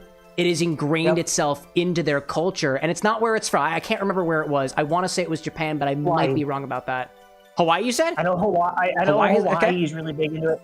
And then if you go into Owatonna, Minnesota, which is the home of Hormel, which is insane because I've been there. A lot of places have like Spam on their menus for everything. The McDonald's that I went to had a Spam McGriddle. love it. It was not worth it. Oh my gosh. Not worth the $4 and change. Mm-hmm. All right. Alex, it was a pleasure talking with you. I want to end things out just with we got a couple more questions from chat. Just a couple more things here. I've got Cow King was asking, are there some ingredients that you use or would like to use that are, quote, weird? And Cow King gives the example that I used clam juice in a cocktail. One of their own orders, by the way. This is Cow King, the person in chat who is the mixologist here. I'm just the arbiter. But are there, quote, weird ingredients that you have used in the past that you want to use in more cocktails, or a, quote, weird ingredient that you haven't had the chance to use in a cocktail that you really want to use, or even a dish, right? You're a chef. I definitely want to play around. So early on, I played around with like lacto fermented fruit. Oh, I want to get back into that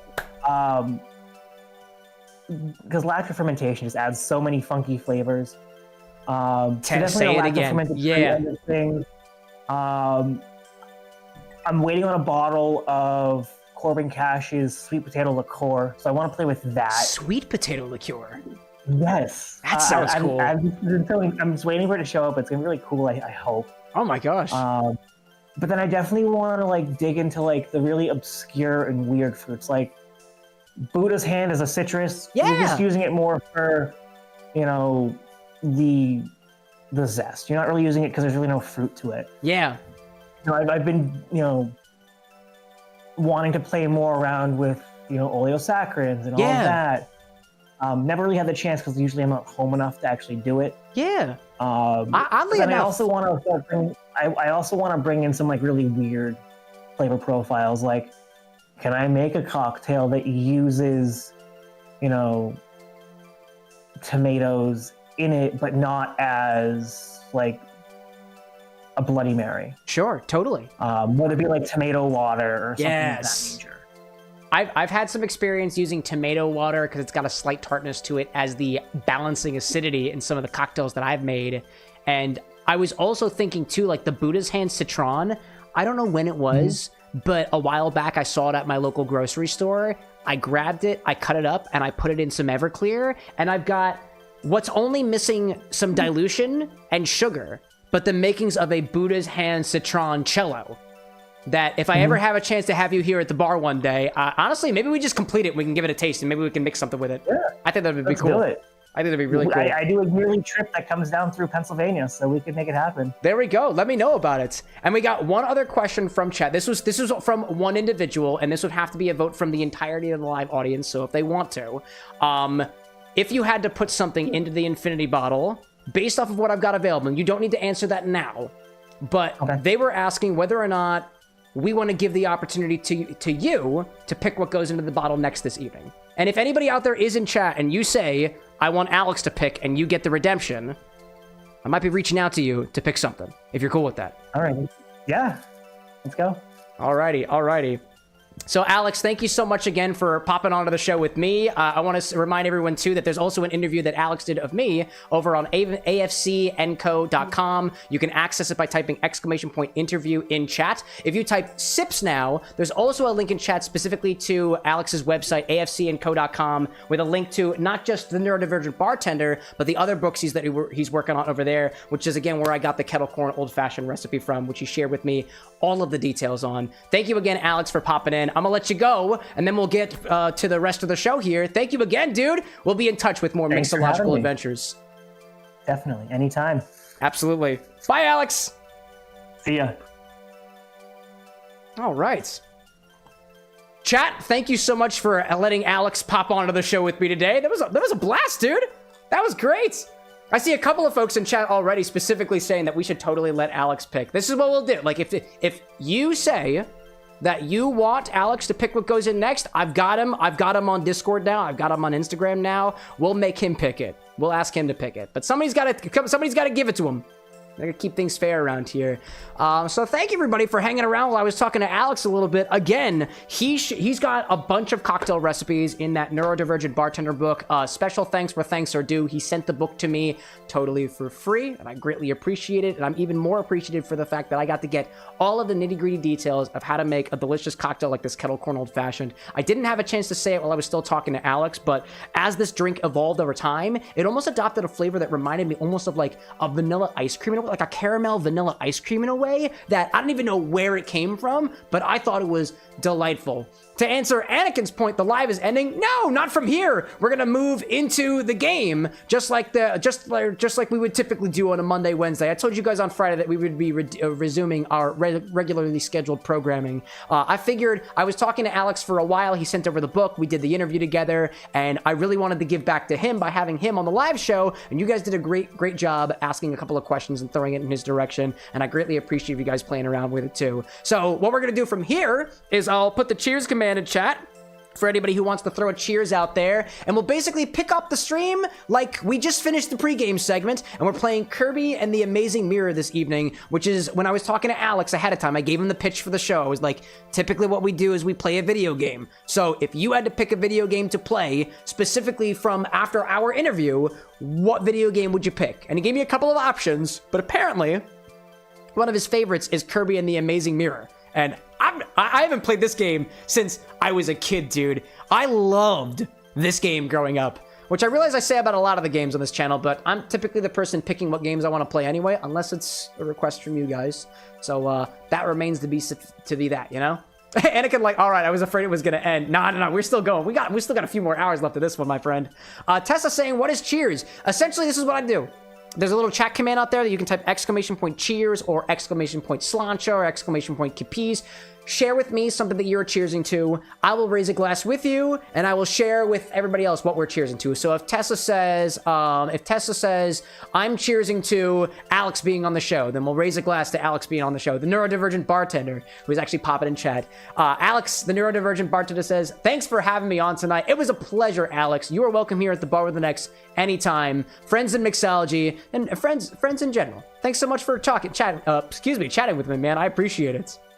CJ saying, Cam, I wonder how many orders you got right now. It looks like I got 5. And it looks like I got 10 cheers too. So again, we're playing Kirby and the Amazing Mirror tonight, a game from my childhood, but also a favorite of Alex's as well.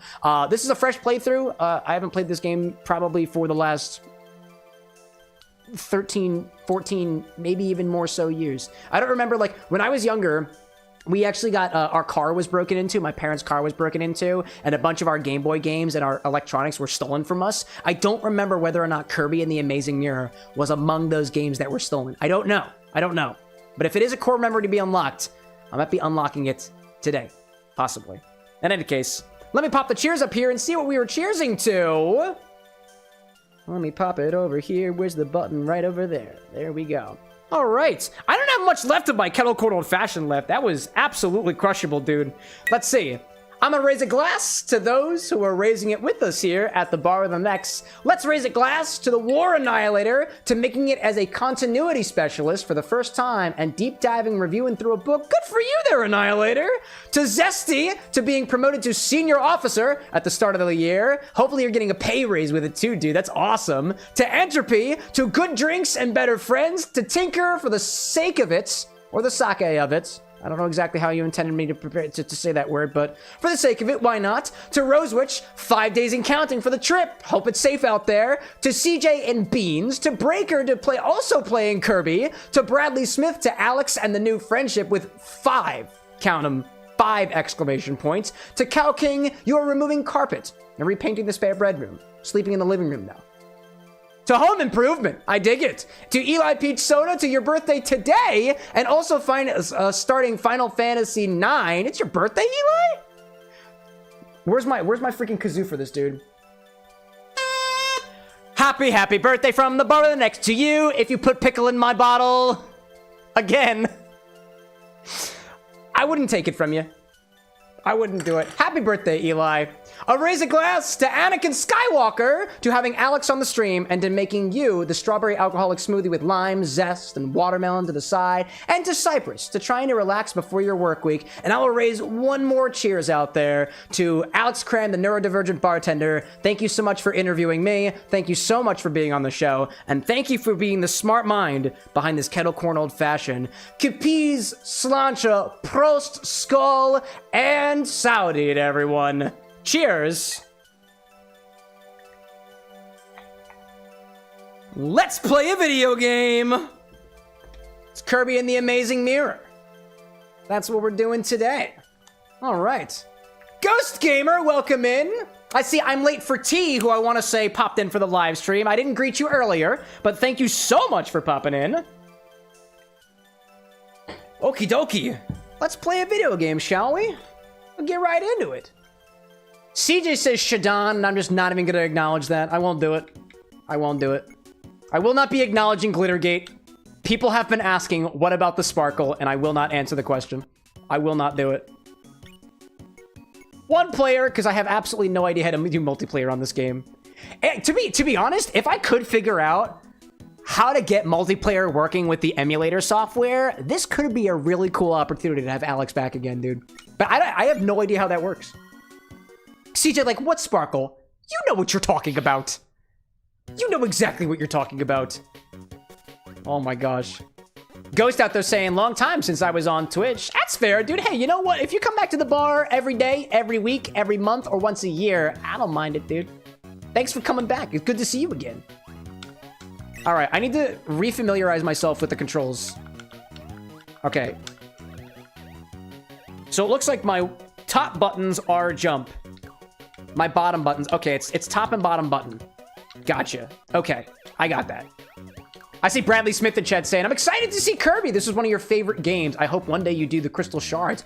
I never got a chance to play that game, man. That was for the, N64, right? I think that existed in an era of games that I never got a chance to play, but slowly started going through as I got older, which included, I think it was one of the it was the original Paper Mario game. Also for the 64, I think. Bradley confirms it was for the 64, you know? Let's see. Tinker's asking, am I referring to Glittergate as when we made the Sugar Rush? Nope. I'm talking about when Anna blew glitter into my eyes, dude. That's Glittergates. CJ's saying, I haven't seen the Sonic keychain in a minute. It has not moved since I last had you guys find it. It's still in the same spot. It's still there. Gosh. Obi-Wan in chat saying, Cam, I drank a few wines already. Are you? By chance? What the fuck, dude? Oh my... Get it out of here. That's just dye, Karen. Wait, did you throw dye at me? Yes. Did it open? Oh my gosh. Don't sneak up on me like that! I'm gonna start throwing things at you. I'm sorry. Listen, if you start throwing things at me, I cannot be held responsible for if something gets thrown at you. I can be held responsible, by the way. Jeez. Would you like some of your Should I don't want anything. You know what? Unless you ask me if I want it first, I don't want anything from you right now. No thanks. I don't... Get out of here! No, thank you for popping on. I love you so much. Rosewitch with the Shadon! Stop! Don't break it. I'm not... What is it? Wait, are you putting my swizzle stick in my head? No such thing. Keep the swizzle stick away from me. I'll break it. I'll break it. Stop! Why? What is this? Oh, this is one of the absinthe spoons that I got from Absente. That's where I was at on Wednesday. Gosh. If anyone wants to ask me about my New York trip, feel free to do so. It was awesome. Obi-Wan saying that you have already been drinking wine. Specifically, you're drinking a Sauvignon Blanc from New Zealand. Single vineyard. Ah. Somebody on this stream over a year ago popped in chat and said, I'm from Australia. You should get an Australian wine. And I was like, cool. And then I got it. And then I never saw them again. That's the way the world works. Oh, could I have absorbed that? Oh, I could have... No, you could not. I could have Cupided it. Coulda, shoulda, woulda. I could have Cupided it. I could have done the Cupid. I could have. Zesty like Anna be swizzling. I mean, she's also be absent spooning. She also spooning. Whatever that means. I love you too, dearest. She's spooning. Oh, can I just fly now? Oh, I can just fly now? Oh, yeah, dude. Oh, yeah, dude. Get it on, little doggy. Scarfy, whatever they call him. Let's see. Tessa saying, I would love to do a food tour of New York. Dude, I would too. I was not on a food tour of New York. Instead, one of the companies invited me out to a dinner, and I kind of did my own small bar tour while I was up there. Let's see. I was at St. Maisie's for the event where I interviewed Jean-Baptiste Robert, a French guy who owns Krillon Imports. And then after that, I made my way to Amor y Amargo, which is an Amaro bar, which I'm pretty sure all I did while I was there was stare at the bitters and aperitifs and fernettes and Amaros for a good 40 minutes.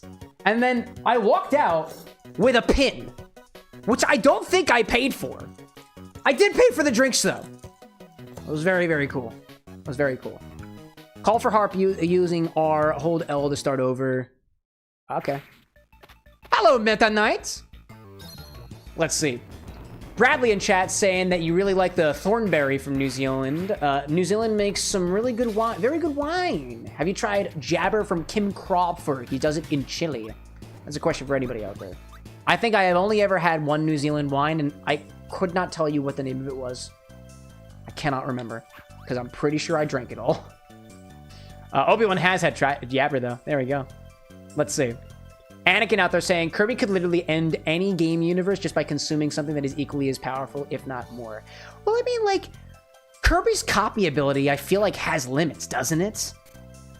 I don't remember as much about exactly what abilities Kirby can or cannot get, but, like, I feel like it's got limits. He can't just absorb anything. Or it's not like if he absorbs anything, he will absolutely get a power. Because I guess some enemies are just, like, normal, right? There's like so many opportunities for like Kirby inspired drinks, dude. Like I am here for it. Kirby was one of those series where I think it was it Bradley who suggested it possibly once upon a time? I saw that and I was like, I have to come up with a better idea than I put bubblegum in a cocktail for a Kirby drink. Because that's what I was capable of doing at the time. I was like, I can just bubblegum. Oh, come on. I'll take that. Thank you. Thank you. Let's see. CJ, to clear your order, it is clear order. Exclamation point, clear order. One word. No space. Oh, hello there. There we go. Yeah, you're Sparky. Tesla, like, I just know Kirby eats it and then poops power. That's it. Yeah. I mean, technically, if it's poop or feces, it's considered a waste product. And I suppose the flames coming out of Kirby's head right now could be considered waste, at least in some municipality. Possibly. Yeah, I'm not dealing with you. Oh, hi there. Hi there, roly-poly. No, I don't want it. I got fire. I got... Oh, please don't touch. Thank you. Oh my gosh. Bradley saying, you're right, Cam. It was Bradley. Not that bubblegum is bad either, but, like, I trust your creativity. I, like, a piece of me feels... Well, I mean, you know, if you think about it, right? There is something oddly Kirby forward about a bubblegum infusion, right? If Kirby is Everclear... Bear with me for a second here. If Kirby is Everclear, if you put something inside of Everclear, the Everclear tends to taste or retain characteristics of the thing that you put inside of it. Right? So, logic would state that a Kirby drink is Everclear bubblegum. Everclear bubblegum lemonade. Or maybe there's separate cocktails for like Fire Kirby and Cupid Kirby and Ice Kirby. I could see that too. Or the different like enemies in the Kirby universe. Again, chat, if you got ideas, that's what the suggest command is for. Tell me what your ideas are, and if I really vibe with the idea, like I'll just take it. I won't steal it. I'll give you credit, dude. That's what the blog is for. Let's see. Tessa saying I should check out your order when you get a chance. Very on theme for winter. And as an Alaskan who just got dumped on with the show,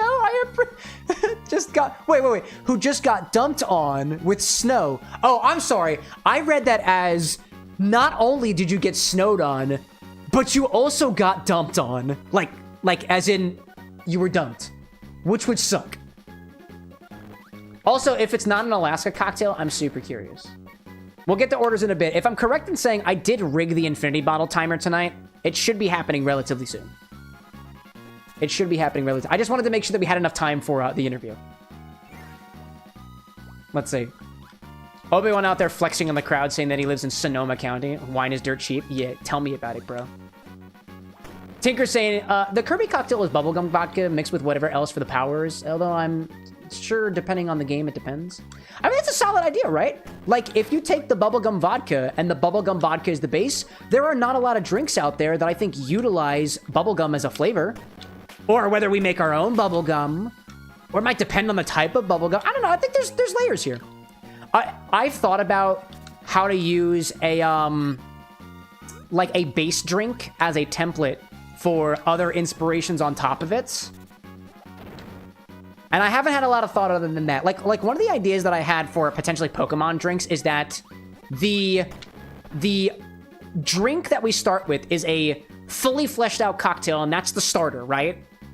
Or that's the level 1 of that's the first evolution. That's the not so evolution. It's the base Pokemon, right?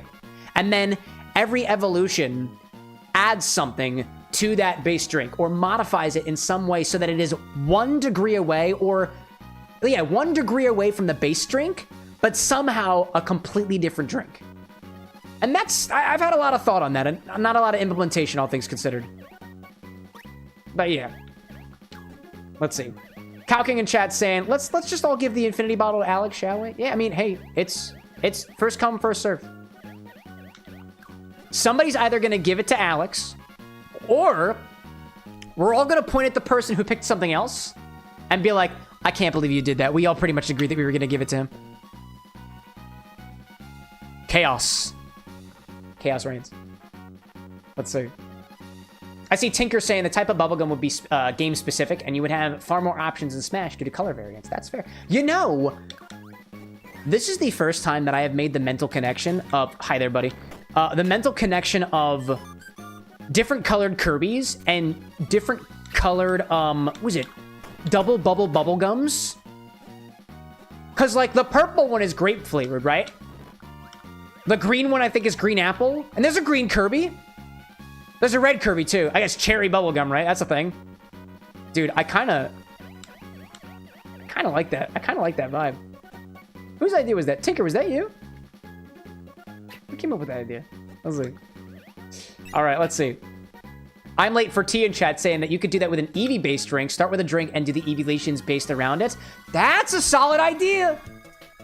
I'll admit, chat, like, I'm not planning on doing any Pokemon drinks anytime soon, but I already know exactly what I'm going to do for the evolutions. Every evolution is going to be a coffee beverage. Every single one of them. Because I love coffee.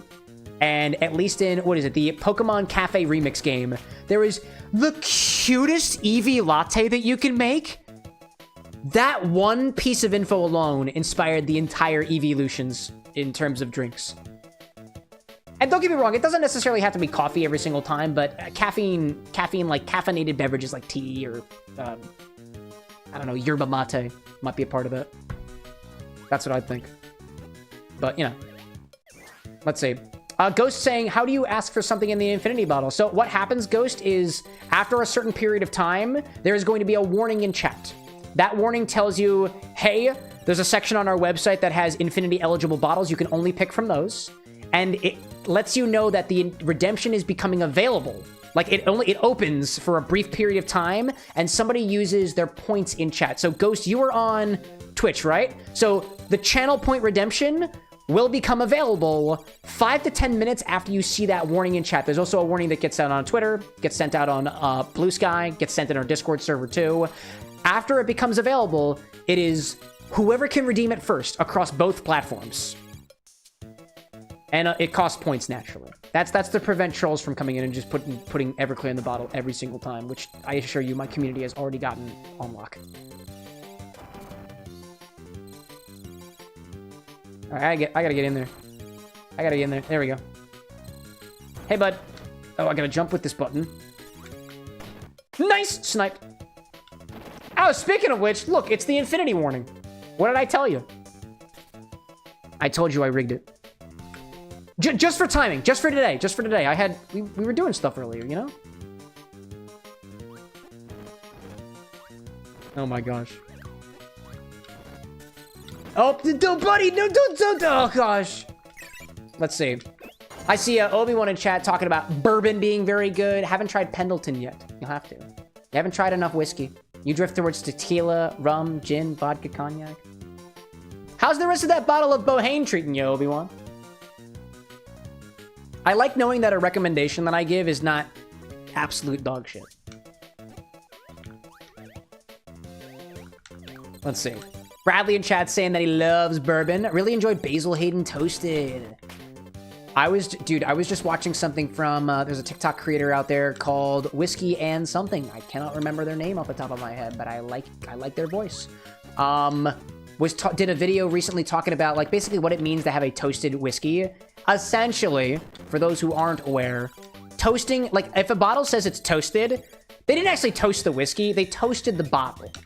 Excuse me, the barrel. They toasted the barrel. So essentially, when you have a bottle of whiskey that's aged in a barrel, you can char the inside of that to varying degrees. Toasting is like a lighter char than you might be otherwise used to in things like a bourbon, which must be aged in new charred oak barrels. The toasted's a little bit different. And naturally, depending on the level of char that you have in a barrel, depends on, naturally, what kind of flavor notes you're going to impart into the whiskey. It kind of goes back to our Kirby discussion, right? Can you stop shaking your ass in front of the ladder, dude? Yeah, go over there. Do a little bit of that so I can come up here and smack you in the face. Get it on, little buddy. Get it on. Let's see. Obi-Wan's saying, I liked the Bohane. Bohane and Mermaid Gin are now your two favorites. Hell yeah, dude. Hell yeah. Anakin's saying you got Pendleton right now. Funny enough, it was just shipped to you about 3 hours ago. Really? You also got a bottle shipped into you not just a few hours ago? Let's see. I see CJ in chat saying, I'm still dying of laughter from looking at the Chris Jericho Horror Ward Reserve cocktail being just vodka and ice. Hey, some people really like the way that their spirits are. Not that I would have any context on that. I don't think I will ever be, if I am ever able to make something, chat, that is so good, supposedly, that I wouldn't want to make a cocktail with it, I think my career's over. That must be the magnum opus. Like, it couldn't be anything else, you know? Let's see. Bradley's saying that Basil Hayden Toasted is a toasted barrel, and I heard from Suntory / Jim Beam rep they also use toasted rice. Oh, really? That's a new angle of toasted that I've never heard of before. Which is a good thing, by the way. Wait, so a breathalyzer already? Yeah, I've been drinking! Of course I've been drinking! You saw me earlier take down 3 full ounces of infused whiskey! There we go. Water's also good, too. Drink water, chat. Let's see. CJ saying all the Horrorwood Reserve drinks are interesting. Besides Chris Jericho. Okay, well, buddy. All right, let's see.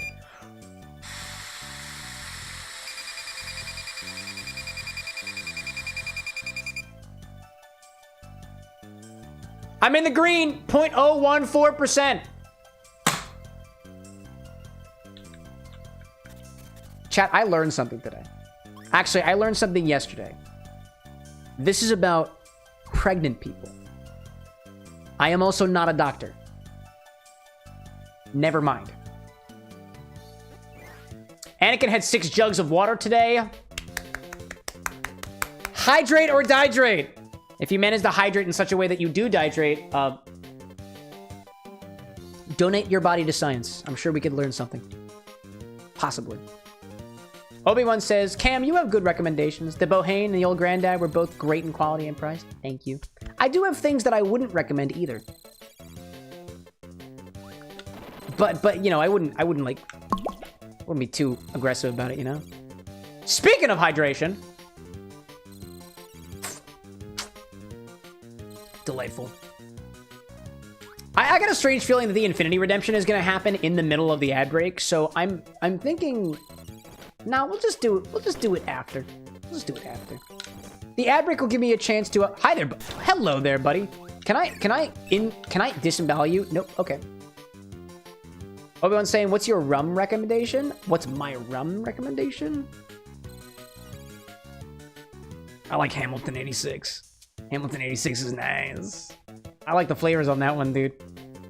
I like the flavors on that one. Let's see. Cow King has said that Alex gets to determine what's next in the infinity bottle.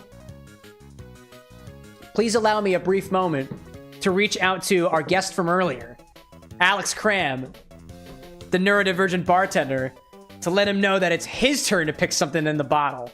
And as soon as we've got the response, we'll be good. Let me give him that message. Hey, yo, bro. Chat came through from you. Chat came through for you. Can I bother you to pick the next ingredient for the infinity bottle? And then I'll send him the link. There we go, dude. The call is out. The call is out. We will soon know what to add to the bottle next. Alex, if you're out there, I just Discorded you. I look forward to it. Oh my gosh. Cow King! Absolutely coming in clutch, dude. This is why I fucking love this community, dude. This is why I love it. Obi-Wan's saying Hamilton 86. I've never heard of it. So Hamilton brand rums are... I wish I had more context to give you, but I want to say that for the most part, the Hamilton rums are like specially selected like rum blends and stuff from very specific areas. Like there's a Jamaican pot still rum, there's a traditional rum, there's a dark rum, there's a Demerara rum, right? Hamilton 86 was something I got because I saw Greg from How to Drink talk about it a lot. So I picked up a bottle because I want to say it's a Demerara. I'm pretty sure it's a Demerara. It might be wrong. I could always go grab the bottle too. I just like rums. And that rum to me is a really good baseline for what rums should is a strong word. But it's molassesy. It's not super funky. It's got a lot of decadent notes that remind me of like molasses candy in a way, and I love that. I like funk in a rum too, don't get me wrong. But I wouldn't necessarily recommend funk unless you already kind of know what you're in for, right? Let's see. Oh shit, I forgot about this guy. I forgot. No, oh yeah, oh jeez. Whoops, we're good. Anyways. Zesty saying one day I will add the chocolate crown. Oh, I believe you. Oh, I believe you. I want it to happen. I want to open. I haven't opened the crown chocolate yet. One of these days, chat, what I'm going to wind up doing is I am going to add a little indicator on the website of bottles that are not open yet. So that you guys know what bottles I haven't even opened. To give you more context of what I'm dealing with, right? Let's see. Cow King saying that I haven't sent my own Infinity Redemption since the Campari during the Sonic Medals.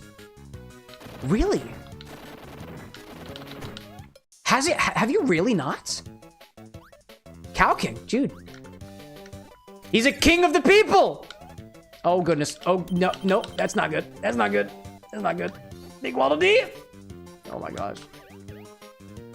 Obi-Wan's saying, I love rum as well. I have a lot of family from Nicaragua, and it's what everyone in your family over there drinks. Ooh. Wait, Obi-Wan, is it like... And please excuse me if I'm mispronouncing the demonym. Is it Nicaraguan rum? Like, rum made in Nicaragua? Because that's cool, man. I don't think I've ever seen that in the store.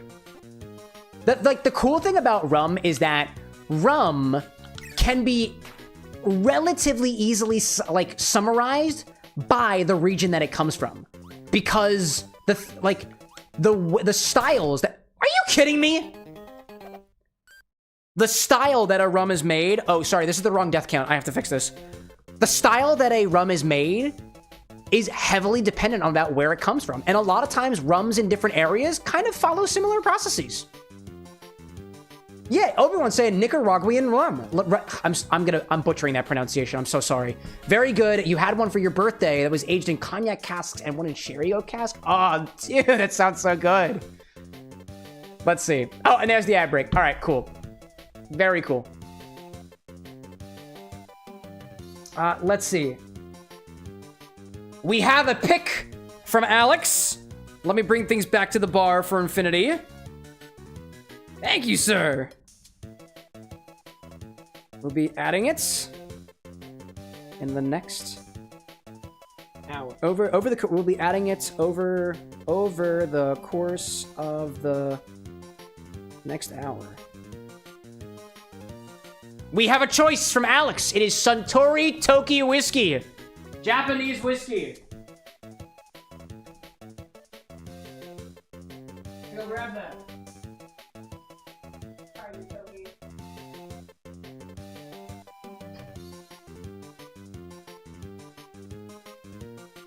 Chat, I'm so happy! I'm so happy! Alex picked up base spirits! Yes! Japanese whiskey in the infinity bottle. Oh, I'm so happy. I was sweating a little bit, chat, because I'm pretty sure that I told him about that durian brandy and the crab whiskey, and I was like, he might be doing it. He could be doing it. He has a bias here. It could be the one, you know? Biased bases. The biased bases club wins today. There we go. There we go. I dig that, dude. I dig that. Okay. Grab the bottle and we'll take after the rums. I see I'm late for tea in chat saying, had fun hanging out here. Thanks for the great stream, Cam. Hope you have a great night. Back in your direction, T. Hope to see you back here again sometimes. Let's see. I see Anakin in chat talking about Pendleton. Very much enjoying that. Heavily spiced forward, then it kind of gets that warm feeling. Almost sitting by a campfire before ending in a small amount of butterscotch for the ending. Butterscotch flavor in a whiskey. Sounds good. I actually just purchased some, I got a container of butterscotch syrup for something I'm working on for another project this month. Another project completely. Speaking of that project, actually, if anybody is going to PAX EU, I'm curious. I see the chicken in chat saying, hello, good sir, I am a chicken. No. You are the chicken. You are the chicken. And don't you forget it. Welcome in, chicken. Mark popping in to say hi. Appreciate that. The infinity bottle has been picked. And it was actually Cow King delegated to Alex, our guest from earlier today. So, getting some Japanese whiskey in the bottle. I don't think we had any Japanese whiskey in the bottle before. I guess come to think of it, the only Japanese whiskey that I have is Suntory Toki, and for a while I just didn't have it. So that's probably why. I want more Japanese whiskeys. I almost picked some up a few months ago, but I remember trying to Google the bottle and I couldn't like confirm that it was actually from Japan. Like, so I didn't wind up picking it up, you know? Anyways, let's see. Bradley out there talking about the Pendleton description is totally spot on. Tinker saying, what are we putting in? We are putting, so everybody who just came back from the ad, Cow King got the redemption. Cow King delegated to Alex, the neurodivergent bartender who I was chatting with for the pregame segment of the show. I reached out to Alex and he says to put in Suntory Toki whiskey because, and he gave reasoning for it too. Because he used it in the Yuzu Umeboshi highball drink, which is in his book, The Neurodivergent Bartender.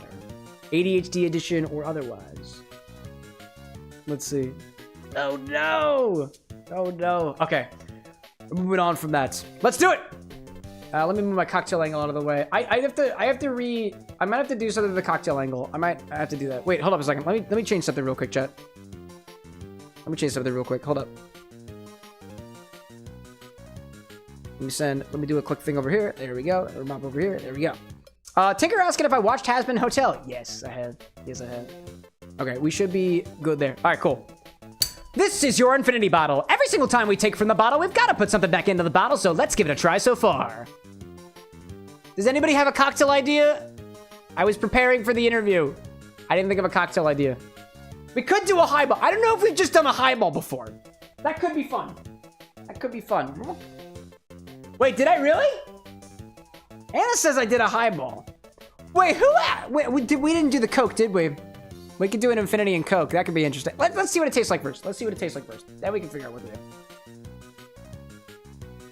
Let's see. Anakin was talking about Stampede is good. I feel like you're talking about whiskey, but I thought we were talking about Trigun, like the anime. Oh my gosh.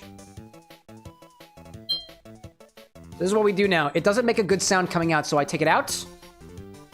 And then I do this. And then I superimpose the sound over top of it because I am a dishonest motherfucker. Actually, wait, don't tell my partner that.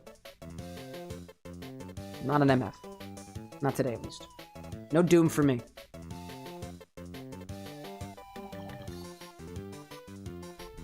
Is it still looking kind of yellow? Dude, I swear. Hold up a second. I swear. This looks like yellow chartreuse. Does this not have like a... And I'll try to do this as best as I possibly can. Does this not have a color reminiscent of... Oh, it's a lot darker. No. Yellow chartreuse is so much lighter. Alright, yellow chartreuse is a lot lighter. Let's see. Breaker saying, I'm sorry, did I just see your Trigun? Yeah, I love Trigun, dude. Are you working on a cosplay? You're working on a cosplay for, like, Vash the Stampede right now, dude? What a coincidence. Coincidence? I think not. That's an Incredibles reference, by the way. I didn't know that last week. Let's see. Mark was suggesting a Pisco Sour. That could be fun. That could be fun. Obi-Wan saying making an infinite sex on the beach. We did that already. 69 was behind us, Obi-Wan. Did you forget? Oh my gosh. You must have missed it. That's okay. Hacker saying Trigun cocktails when. If Trigun has a video game, it's on the menu. It could be an option.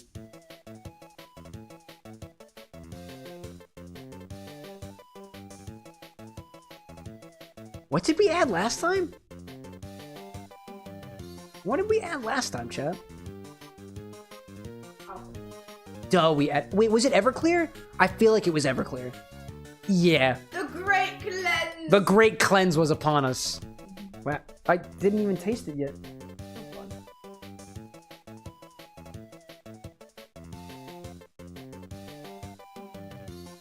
That's good.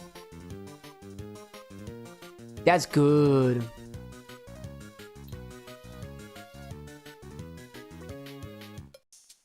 We need to add a little bit more sweetness, though. Something that complements grape. Maybe we add Malort. We're adding whiskey. It's already been determined. Yeah. Walk away, whiskey hater. Walk away, whiskey hater. Walk away. She likes it so far. So far. Tessa's like, Anna gets first sip, apparently. Yeah. Hey, listen, chat. Sometimes she just walks on stream and makes the show about her, and she, as I've told you guys, she is my #1 priority. It's not you. I'm sorry, Obi-Wan.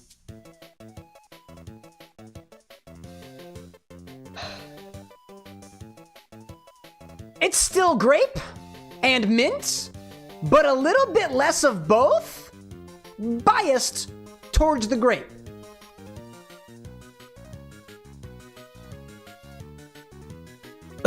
Excuse me.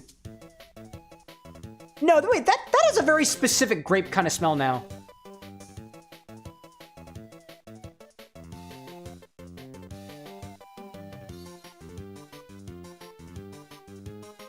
There is a core memory somewhere deep within this smell. And it might be grape cough syrups I took. It might be a grape cough syrup I had as a sick baby. That's why I like it. It's cough syrupy, isn't it? Well, I haven't tasted it. I haven't tasted it yet. It smells like grape cough syrup. I think that's the aftertaste. Wow, dude. It's like, it's not super forward on the grape, but like, no, it kind of is. It's almost gummy bear-like on the... No, not gummy bear. Specifically a gummy worm. There's a gummy worm out there that smells like this, too. I'm sure of it. With or without the medication.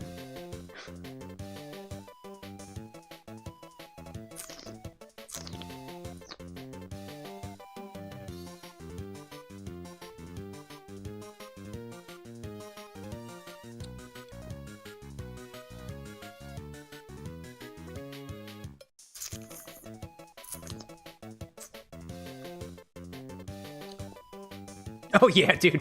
That's boozy. I certainly taste the cough syrup now. It is... I feel like there's no in-between, dude.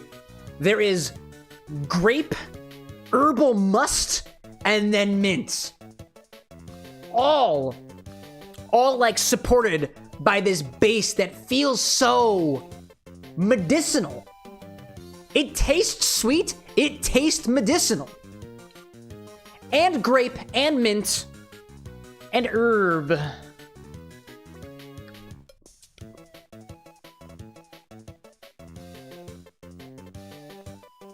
Is it herb? Yeah, it's herb. What kind of herb? It's mint. It's like mint. Mint is the herb. There's probably something else in there too, but it's dominated by the mint and the grape.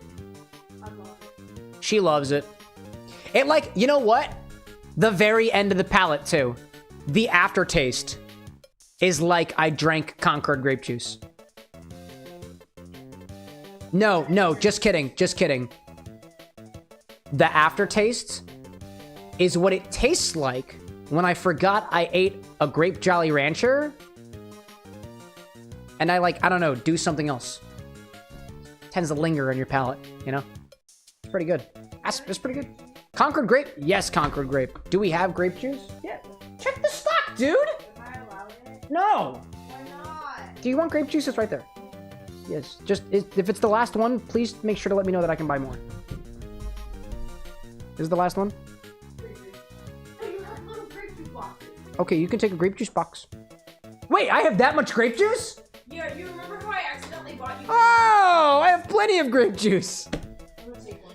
Grape juice cocktail? Anyone? You know? You do have a screwed-on bottle of grape juice. I do? Yeah, that's fair, that's fair. Let's see, chat, what are we thinking? What should we mix this in? Obi-Wan's like, do a Red Bull vodka. I don't...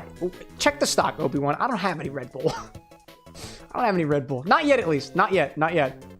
Let's see, what are we saying? Anakin was like, gummy worm? Yeah, gummy worm. I get it. Regular or salty? Oh, not salty at all. Oddly enough, most of the savorier characteristics are, I don't taste it anymore. If anything, it is foundational flavors, not main flavors. Yeah, be gone, pickle. Get out of here. The great cleanse is upon us. Snake, welcome in, by the way. Let's see, let's see. What are we saying? Obi-Wan's saying a list with each infinity entry and the drink next to it sounds kind of smart. Oh, I do have 2 separate lists, but I guess we could do a combo, you know? Sapphire say I might have a coffee cocktail for you on Wednesday. Ooh, I like the sound of that. Also, did Zesty tell me correctly that you're planning on putting something in the infinity bottle?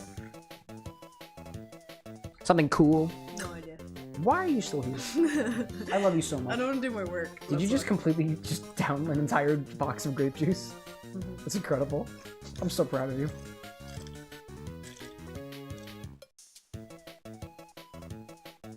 Chat, I'm gonna go to the recipe book. I'm gonna go to the recipe keeper. We're gonna figure out what the heck to put this in. We're gonna figure out what to put this in. Now that I've had grape juice, I can taste this again. We're gonna figure out what to put this in. Let's search for something. What typically features flavors of grapes? I don't know. This tastes so much more alcoholic now that I've had grape juice. You think so? It just had Everclear added to it. It's probably like 40-something% alcohol right now. Maybe even a little bit higher than that. I don't know. How do we test that again? We've tried.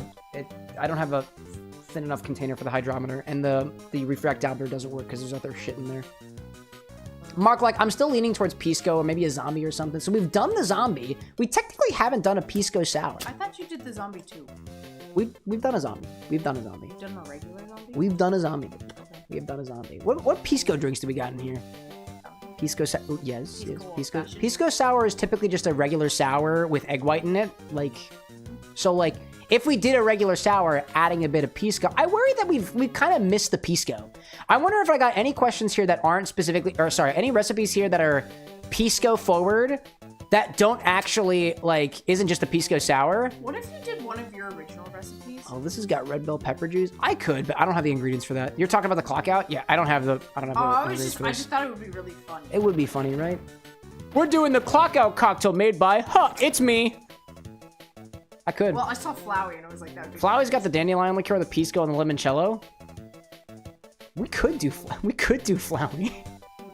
I have the dandelion spirit. That'd be really interesting. This is only a 2.5 ounce cocktail, which, by the way, I think was measured specifically for that glass over there. It's not a lot of liquor. It'd be like infinity plus a touch. Actually, I would scale that. I'd scale that up. 2 ounces on each. Zesty's saying a fuzzy navel. Oh, I don't think we've done a fuzzy navel before. Big Callum, by the way, welcome back, dude. Fuzzy navel could be cool. What's in a fuzzy navel again? It's what is it? It's some sort of juice. Is it orange juice and peach schnapps? Navel. Fuzzy navel. How do I not have a fuzzy navel in this recipe book? What is a woo-woo cocktail? What is a woo-woo cocktail? Wouldn't you like to know, weather girl? Vodka, peach schnapps, and cranberry juice. That's it. Whatever. I don't know about that. Zesty's like, we want to see Cam's fuzzy navel. Only if you get my partner's permission. Keep my shirt on. That's what it says. I have to keep my shirt on, but yet show you my belly button. How it'll happen? I don't know. They need X-ray vision. That's the only way they're allowed. All right, let me get a couple of entries for a fuzzy navel cocktail because apparently I don't have one yet in my recipe keeper, so I'm just going to add a couple real quick so we've got them. New recipe, import here from liquor.com. Let's add a fuzzy navel. Let's save and add another. Let's do this one from allrecipes.com. Let's pop that recipe in there. Now I've got a couple more. Save and add another. And here's one from Difford's Guide. Which fuzzy navel will we do? Save and close. Let's look up a fuzzy navel. Navel. Fuzzy navel. Fuzzy navel. We got 3 fuzzy navels. Who knew? Obi-Wan is suggesting a tiramisu martini, but I don't got no tiramisu. I can't. Callan out there is saying, I had a drink idea for you later in the stream. Do you have cocktail syringes? I mean, like this? How big does it need to be? Because this one folds... I have no idea, but yeah, I got this thing. I got it. I'm curious of where the hell you're going with this. All right, fuzzy navel, what do we go? That's a big one, but it'll work? It'll work, it'll work. Peach schnapps and OJ, is that it? Is that literally it? Peach schnapps and OJ, okay. Peach schnapps and... The last time we mixed OJ with the infinity bottle, it did not go well. Fuck it, we ballin'. Let's do a fuzzy navel. Excuse me. Hey, my dearest, can I bother you to grab the orange juice? Get orange. Yeah. I was reading the butter council cleaning ceremony. That's okay, I can... Wait, what? This is apparently from the ceremony. I'm a little outdated about it. The Butter Council had a naming ceremony? Oh, I'm sorry. We're talking about the naming ceremony of the appliances last week, where we came into contact with 5 new named appliances here at the bar, which includes Xenoheat, the induction burner, Brooks, the espresso machine, Lady Yixing, the electric kettle. We have Infernix, the toaster oven, and Toasty, the toaster. In addition to Blenderx. R.I.P. Toast. Yeah, keep on whining about it, Obi-Wan. Be my guest. Obi-Wan saying you can make tiramisu, it's just coffee and cream. I guess so. That's too much work for me. I don't want to do it. Why are you working? Why am I working people? Why aren't I working people? Dearest, could I bother you to grab the... I appreciate that very much. My note. Okay, you can say no. You're allowed to say no. We're gonna do an infininavel. Is it infininavel or infinavel? Fuzzy infinavel? A fuzzy infinavel. This inspired me like 5 days. Yeah, fuzzy infinavel. Infininavel. Actually, infininavel. What's funnier, chat? Infininavel or infinavel? Infinavel. Infinavel. 2 ounces of, what is it? 60 milliliters of infinity number. This is 81. Infinity number 81. Then we're gonna do, this is a total of 6 ounces in here. Seriously? Cool. Let's do 1 ounce. Honestly, we're just gonna do equal parts. 2 ounces of peach schnapps. This very well could be a bad decision, but we're rolling with it. Peach schnapps. I think I have Faber brand. I got Faber down here probably. Yeah, there we go. Do I have 2 ounces of this? Yeah, I got 2 ounces of that. Word for it. Anakin says 89, infinavel 89 and 89? Where are you going with this? Oh my gosh. Zesty saying it will be an innie rather than an outie. An infini navel? Infini navel? Then you go back. Infini navel? Is that how it's working? Then you go back. Miranda, welcome in, by the way. If you're here in the live stream, feel free to say heyo. Thank you very much. Or don't. That's okay, too. Infiniavel. Pondering the belly buttons as I create cocktails. Ain't that a mood? Ain't that a mood? Just updating this recipe from earlier. Infini navel. No, I like that. Infini navel. Get it? Because it's fuzzy, it's an innie, and it's infinite. It's infinite. I love it and I hate it at the same time. Build over ice. That's it. Do we garnish this with anything? Do we garnish this with anything? Do you typically garnish a fuzzy navel with anything other than like an orange slice or whatever? Do I even have an orange slice up here? I got a dried orange slice. We'll use one of those. We'll use a dried orange slice for it. I got some, so we're gonna use it. There we go. Infini navel. That's giving me the gigglies. Oh my gosh. Anakin's saying too, like a peach would totally do it. Yeah, no, I don't got any peaches. I wish. There are millions of peaches, chat, but they're not for me. Garnish with a dehydrated orange wheel. Let's see. Tinker in chat saying that Racoin has a new demo. Sorry, let me return to normal hype. I'm just glad the game is back. Racoin? I don't know what that is. Please educate me. I love being educated. Build over eyes. All right, that's our fuzzy, whatever the fuck it is. Yeah, that's what we got. An infinity fuzzy navel. I can't believe we haven't done that before. That makes a lot of sense, actually. Makes a lot of sense. I'm gonna make a little bit of space over here. Cool. We're ready to go. Oh, Tinker's saying it's a coin pusher roguelike. That sounds fun. Racoin? That sounds really cool. I like the sound of that. Please feel free to make that suggestion. That sounds up my alley. I used to love playing the coin pusher games at specifically south of the border. Somewhere between South Carolina and, what is it, North Carolina? On the way to my family vacation place. Anyways. Let's try this in a fuzzy navel. Or maybe we do this? Let's do this in a fuzzy navel. Have we done a fuzzy navel? Do you have a fuzzy navel? Because I'm about to. I don't know, man. I realized that I'm not satisfied with the way that I segue from the infinity segment to the cocktail segment of the infinity bottle, so I'm just going to start pitching different phrases. Got a fuzzy navel? So will I! In the next 20 seconds. Want to give me your fuzzy navel? I'll show you my fuzzy navel if you show me yours. Mine's infinite. Put away the fuzzy navel. Anyways. Grab a tall glass, fill it up with ice, and start with 2 ounces of our infinity mix. Yeah, Ick. I get it, okay? I get it. Nobody wants to see my navel. How come biased It's fine. basis has 8 people? Biased basis is how many people? They have the most. Because there's so much exploration in the world of base cocktail Okay, mixology. 2 members and Significantly Sweet are the next. Let's see. Is the cocktail angle working right now? That's not working. Let me turn the cocktail angle on, chat. Sorry, I was talking with somebody else earlier. Well, let me turn the cocktail angle on. There we go. There we go. Okay, let me turn it around and then there we go. Hey, look, everybody. It's my pins. Chaos control. Tinker's like, we need more butter council. I mean, listen, chat, I'm not going to stop you from campaigning for Infinite Club members. What a concept. Anakin's saying, your hair is messy, Cam. Just thought I'd say that right now. Thank you.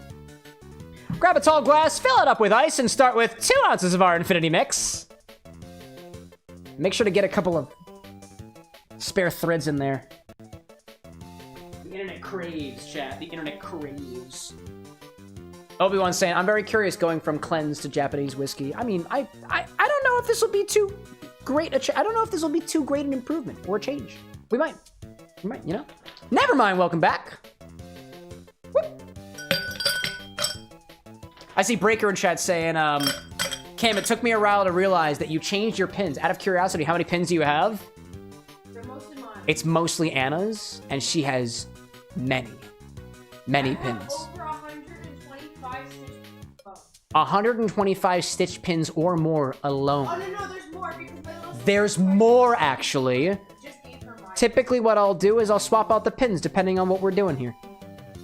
I'm glad somebody caught on to that subtle little detail. Bonus points for Breaker. I dig it. Callan out there saying, Mr. Tender can't find it on your website. Do you have activated charcoal? I do. I also have squid ink, a safer alternative depending on who you're serving the drink to. Because activated charcoal can fuck up medications. Unless that's what you're going for, in which case, now you know. All right, Infinix. Zesty says, I have to make the joke again since Cam missed it, but the Butter Council only has a small margarine. Not margin. Margarine. Margarine. Anna has to do work. 2 ounces of our infinity mix. By the way, chat, have I told you that infusions are coming? I've been rehearsing. Infusions are coming, chat. I've got implementation details. Base spirits aplenty, infusibles aplenty, and 3 fancy methods of getting your infusion done. Within the confines of the live stream. That's the idea. 2 ounces of our infinity mix. God damn, I think I've said that like 5 times already. I don't know what I'm doing here.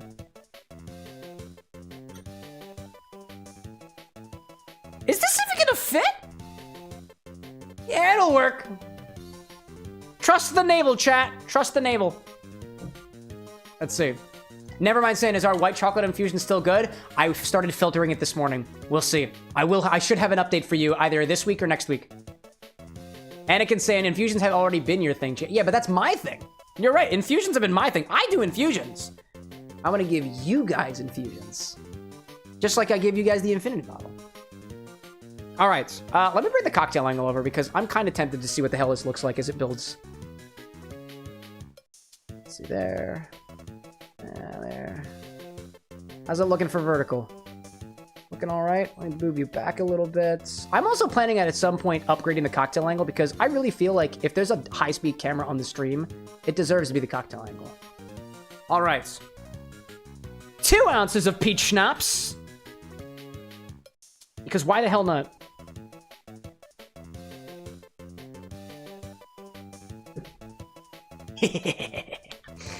Oh my gosh. Looking good. Thank you, Vertical. Thank you, Food Hub. Appreciate you. 2 ounces of orange juice.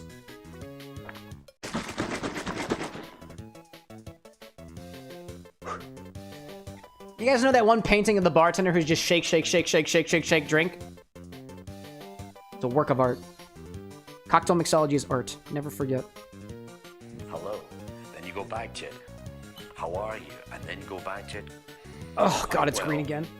Thank you very much. Stavros, welcome in. If you're here in the live stream, feel free to say, oh! Good luck spelling that. Give that a slight agitation. Garnish with an orange wheel. It's all in. Trust the process, chat. It actually really doesn't look that bad so far. So far. Obi-Wan's saying, that needs more juice. Nah. I know what I'm getting myself into. I'm stopping here. I'm stopping while I'm already behind. Anakin, like, you process trust? I process ingredients. That's about where I keep myself. Cow King, like, I still remember my last infusion, which was Milk Duds in Malibu. I still have it, by the way, Cow King. Nobody's used it. Yeah, if anything, that's the potential factor that might not work about infusions on this channel, is that we might have 30 infusions from people who request X and Y spirits, and then nobody uses it. Which is fine. We'll make it work. Maybe I'll use your infused spirits. I don't know. Let's go for... Is this even gonna fit? Boop. Oh. Try again? Okay. Oh, wow, it's on the floor now. All right, well. With force this time!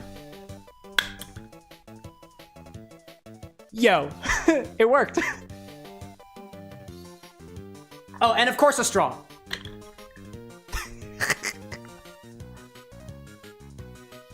A fuzzy infini navel. Get it? Cause it's got peach schnapps. It's fuzzy. It's infinite, and it's an innie. I thought it was funny.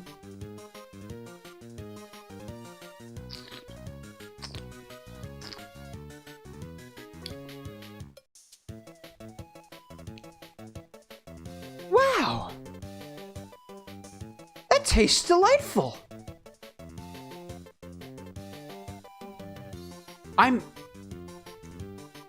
astonished.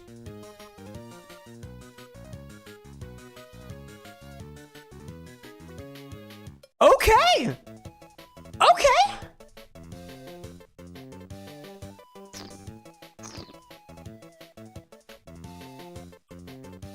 That's pretty good. That's shockingly tasty. Wow. Somehow, those notes of grape have transformed into something that's like, it is fruity. Don't get me wrong. But there's something about it that almost reminds me of like a pastry. Something that's sweet because it's got sugar on it. It's sweet because it's almost caramelly. Why does that taste good? Ceci, like, does it hit the belly button? Yeah.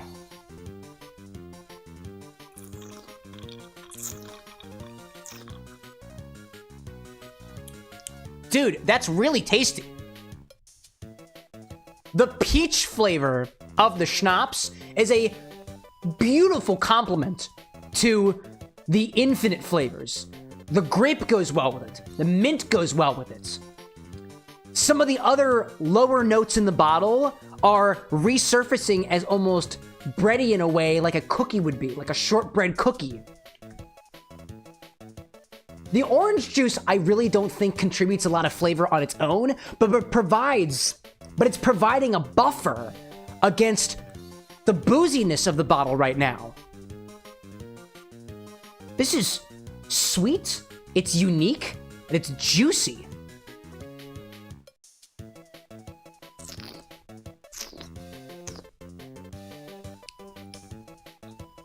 That's delightful. Wow. It's got the same delightful feeling that a lot of other just like well drinks do. I know it's good because it's got mixer and sugar. And it's cold, and I didn't pay that much for it.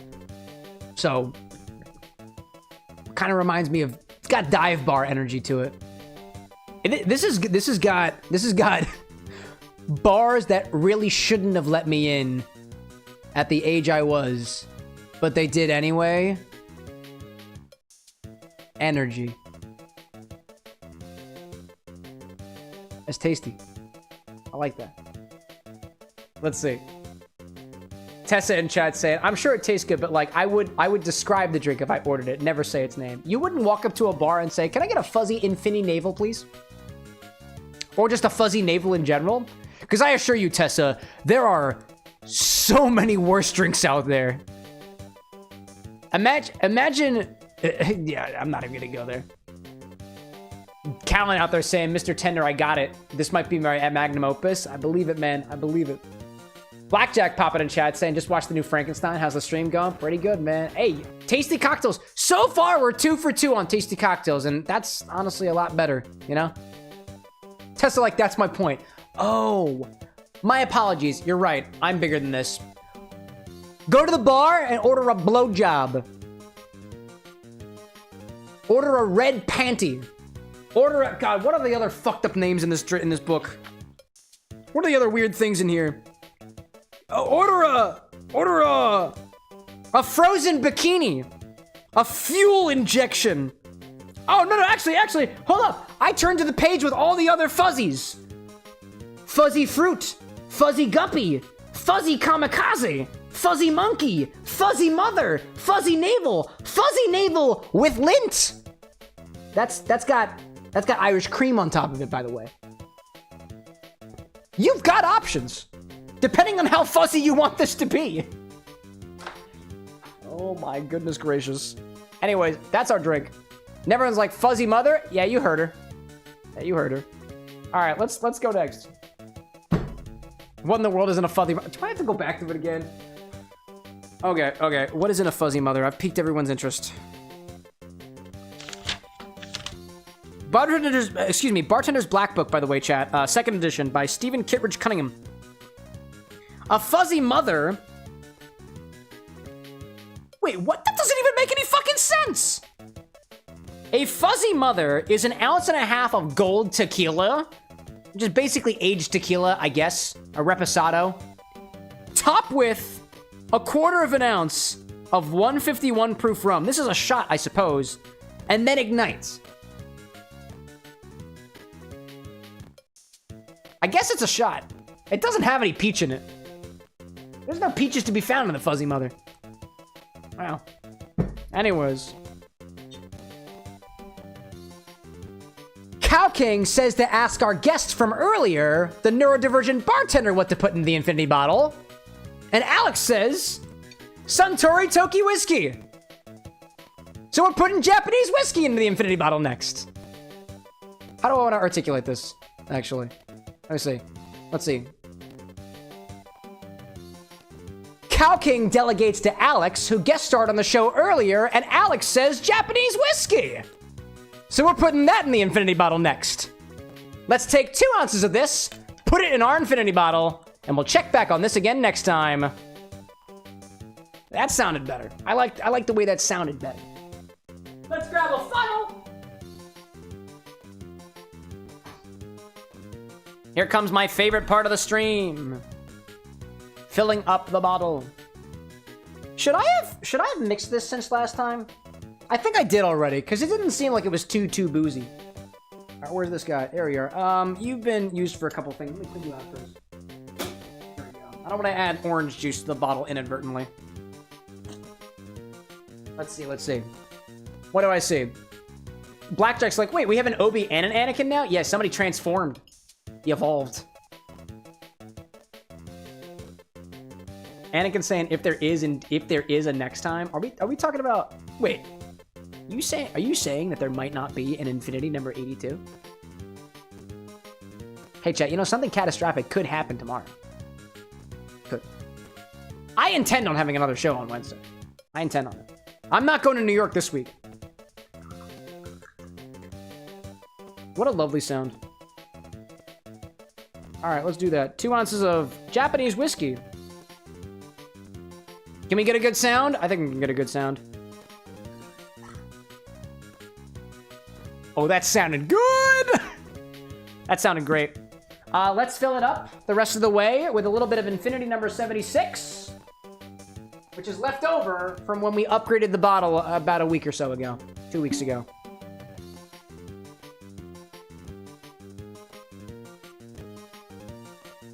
There we go. Oh, there is sediment in here. I see that. Oh. Obi-Wan's saying, do you mix the infinity bottle? I usually don't touch it unless the camera's on. So, yeah, sometimes, if I feel like I need to, I will mix it, but typically not unless it's happening during the show, Aris, welcome back, by the way. Never mind saying, imagine the absolute horror if the infinity bottle actually breaks for some reason. I've had nightmares. I have. I really have. Blackjack in chat saying, some reason YouTube gave you free gems, so I'm happy, and someone previously gifted you members, so your luck is great today. It was probably Obi-Wan. He's out there giving memberships to everybody. And we love it. Oh, that was a scary sound. Where's the top of the... Oh, here we go. Thank you, Obi-Wan! All right, let's see. Oh. Nope.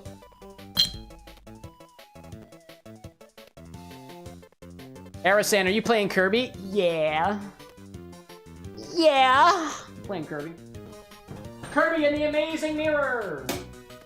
because that mirror is cool. I'm playing it today because early at the very beginning of the stream, I was chatting with Alexander Cramm, and a guest on the show. We chatted for about an hour and a half, and it happens to be one of Alex's favorite games, and it is also one of my games from my childhood, so we went with it. Let's see. Rosewitch saying, last Monday we agitated it when the Everclear was added. Yeah, I think on last Monday what we added, I agitated it a bit because I just saw a very, very clear layering. So I agitated it before we closed off the bottle, I think. I think you're right about that. So yeah, usually I won't touch it, but it depends on the container, right? Like, so this container, if we don't give it a shake, there might be a very clear layer on top that is all just whatever we added into it last time, like the Everclear, for example. So it is best for us to change it. Some of the other decanters were not as thin at the top, or there was a lot more volume, I guess, height to work with. So we didn't necessarily need to agitate it before physics kind of took care of it on its own.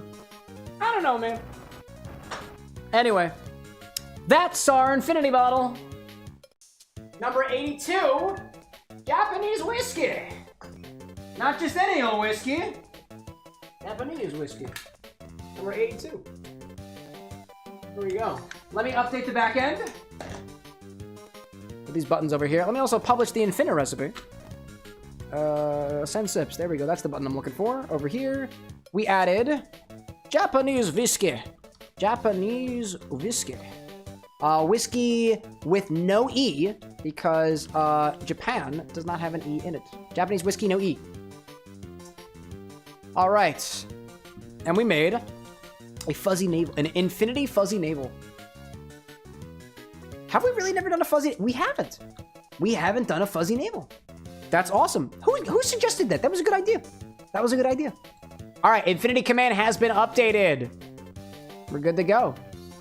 All righty, let's make our way back to Kirby.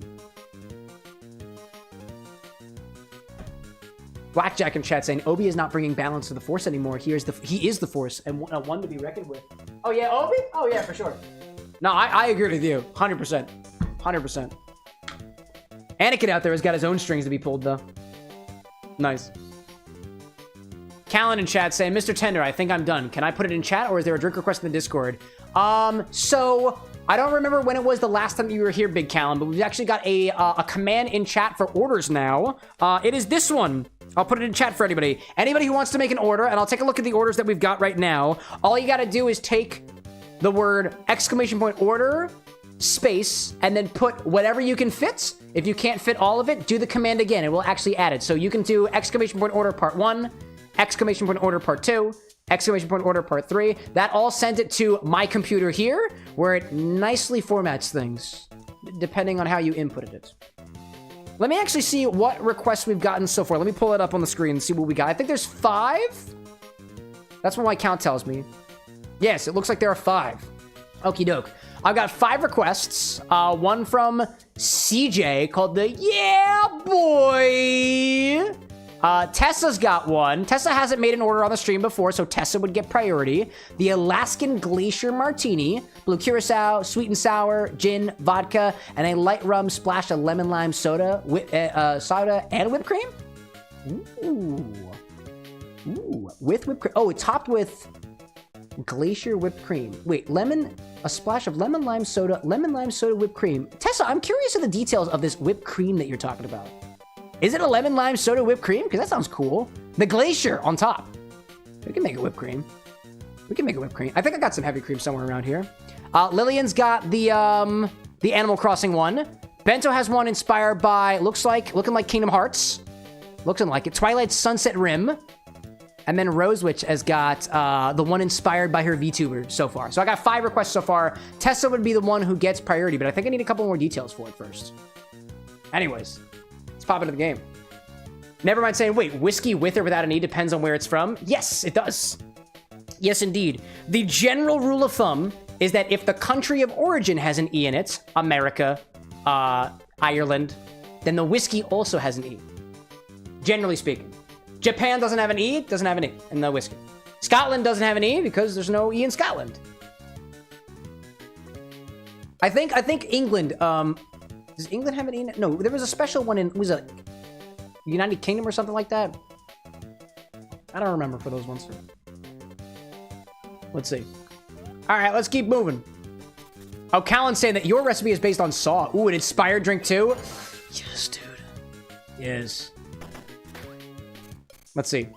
Tessa in chat saying, type on phone is hard to do. A splash of lemon lime soda, then topped with a bit of whipped cream as the glaze. Oh, I got you. Oh, that makes total sense. I appreciate the clarification. Oh, hello there. Big old Gordo. I'm in the moonlit mansion, apparently. Hi there. That was quick. Oh, hi there. Oh, no. Oh, that was unfortunate. I needed that. I guess I didn't really need it, but, you know. Zetsy saying iron doesn't have an E in it, or it would be ironic. What does the E have to do with that?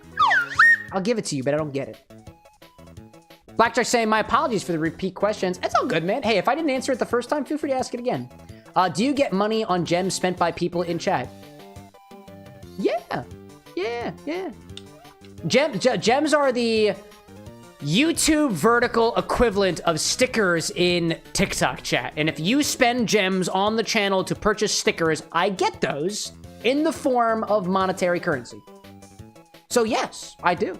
Unfortunately, like, so the weird thing about gems is that there's no, I won't get an alert for this.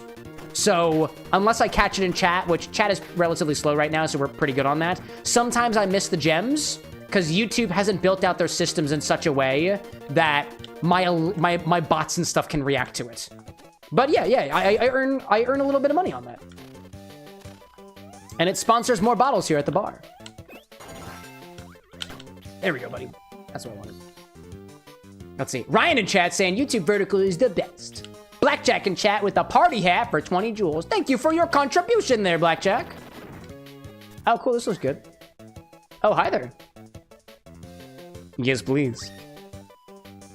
Oh, Zesty says irony, irony. I get it. There we go.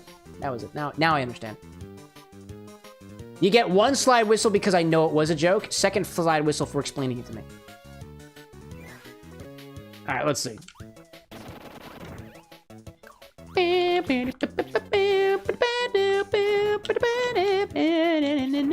This music is so nostalgic to me, dude.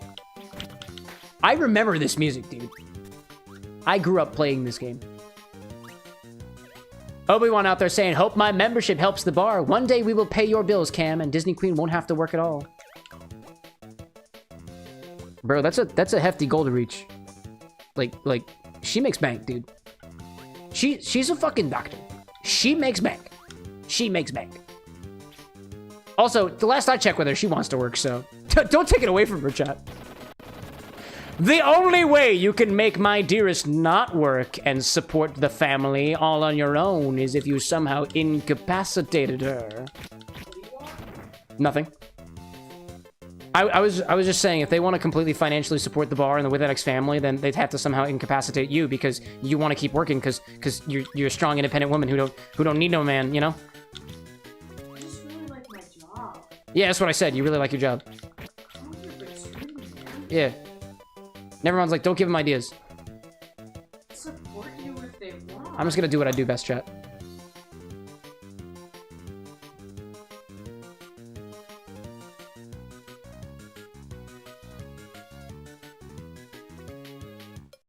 I'm doing what I do best. I react to the drinks. Are you fucking kidding me?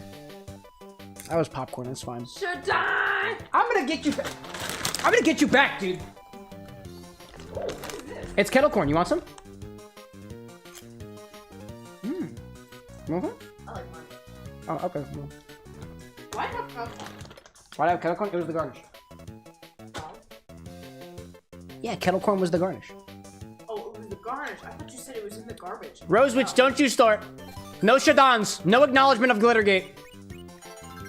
I could throw other stuff. Gosh. Let's see. Anakin saying, I'm trying to think of my first order, but I don't know if I should get you to use strawberry or watermelon alcohol. Anakin, are you making a joke about Star Wars with the first order? Because if so, that's awesome. You get a slide whistle for that. You get a second slide whistle if you acknowledge it. I'm in a good mood today. Holy that spikes. I think. Obi-Wan, like, hot take, I actually hate Kettlecorn. I wouldn't, you know, I wouldn't blame you. I know people who hate Kettlecorn. I like Kettlecorn. I'm a fan. I'm a fan. I don't exactly know why I'm a fan. I just like it. Oh, no! I need that. I want that. There we go. I just gotta keep smacking this gold. There we go. That's all I gotta do. Oh my god, what the? Where did you come from? Where the heck did you come from? I also know that I can call for help. I don't want to. I'm a strong independent Kirby. I don't need no other Curbs. There we go. This is the perfect spot. No! Okay, it is not the perfect spot. It is not. No! Oh no. Oh no. Oh no. Oh no. Oh no. That was it, dude. That was it. That was unfortunate. We're good. I'm gonna do it again. Tinker saying the first order would be a great thing to reach out to Cam about for the first drink of the stream. I don't know about that. Anakin says, I indeed do acknowledge. I do acknowledge it. Great.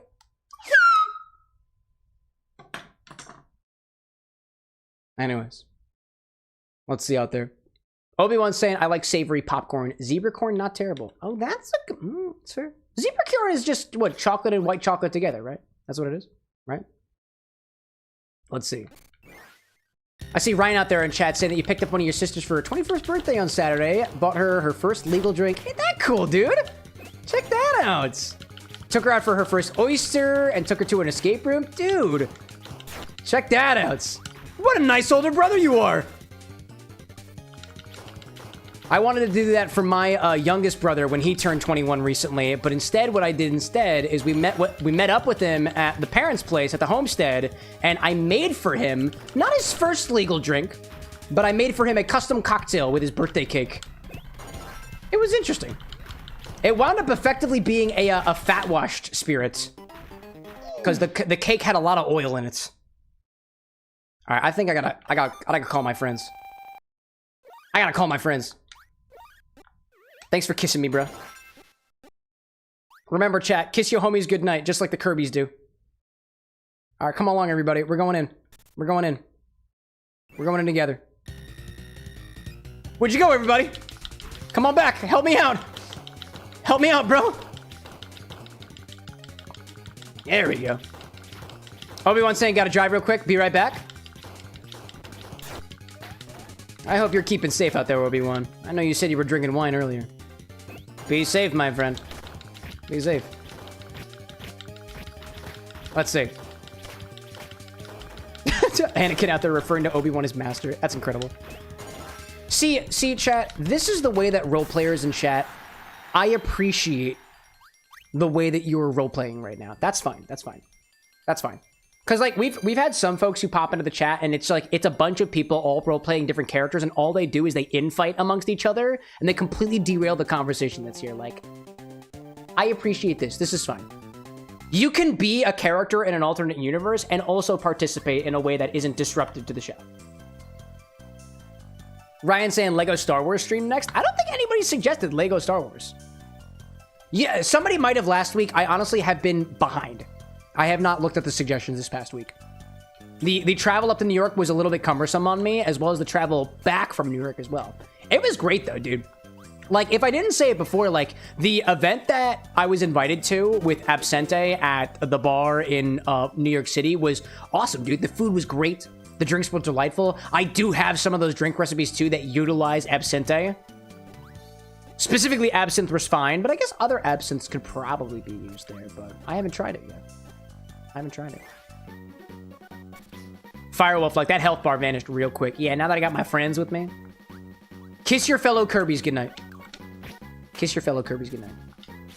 Alright, I feel the need to go down here. Felt good.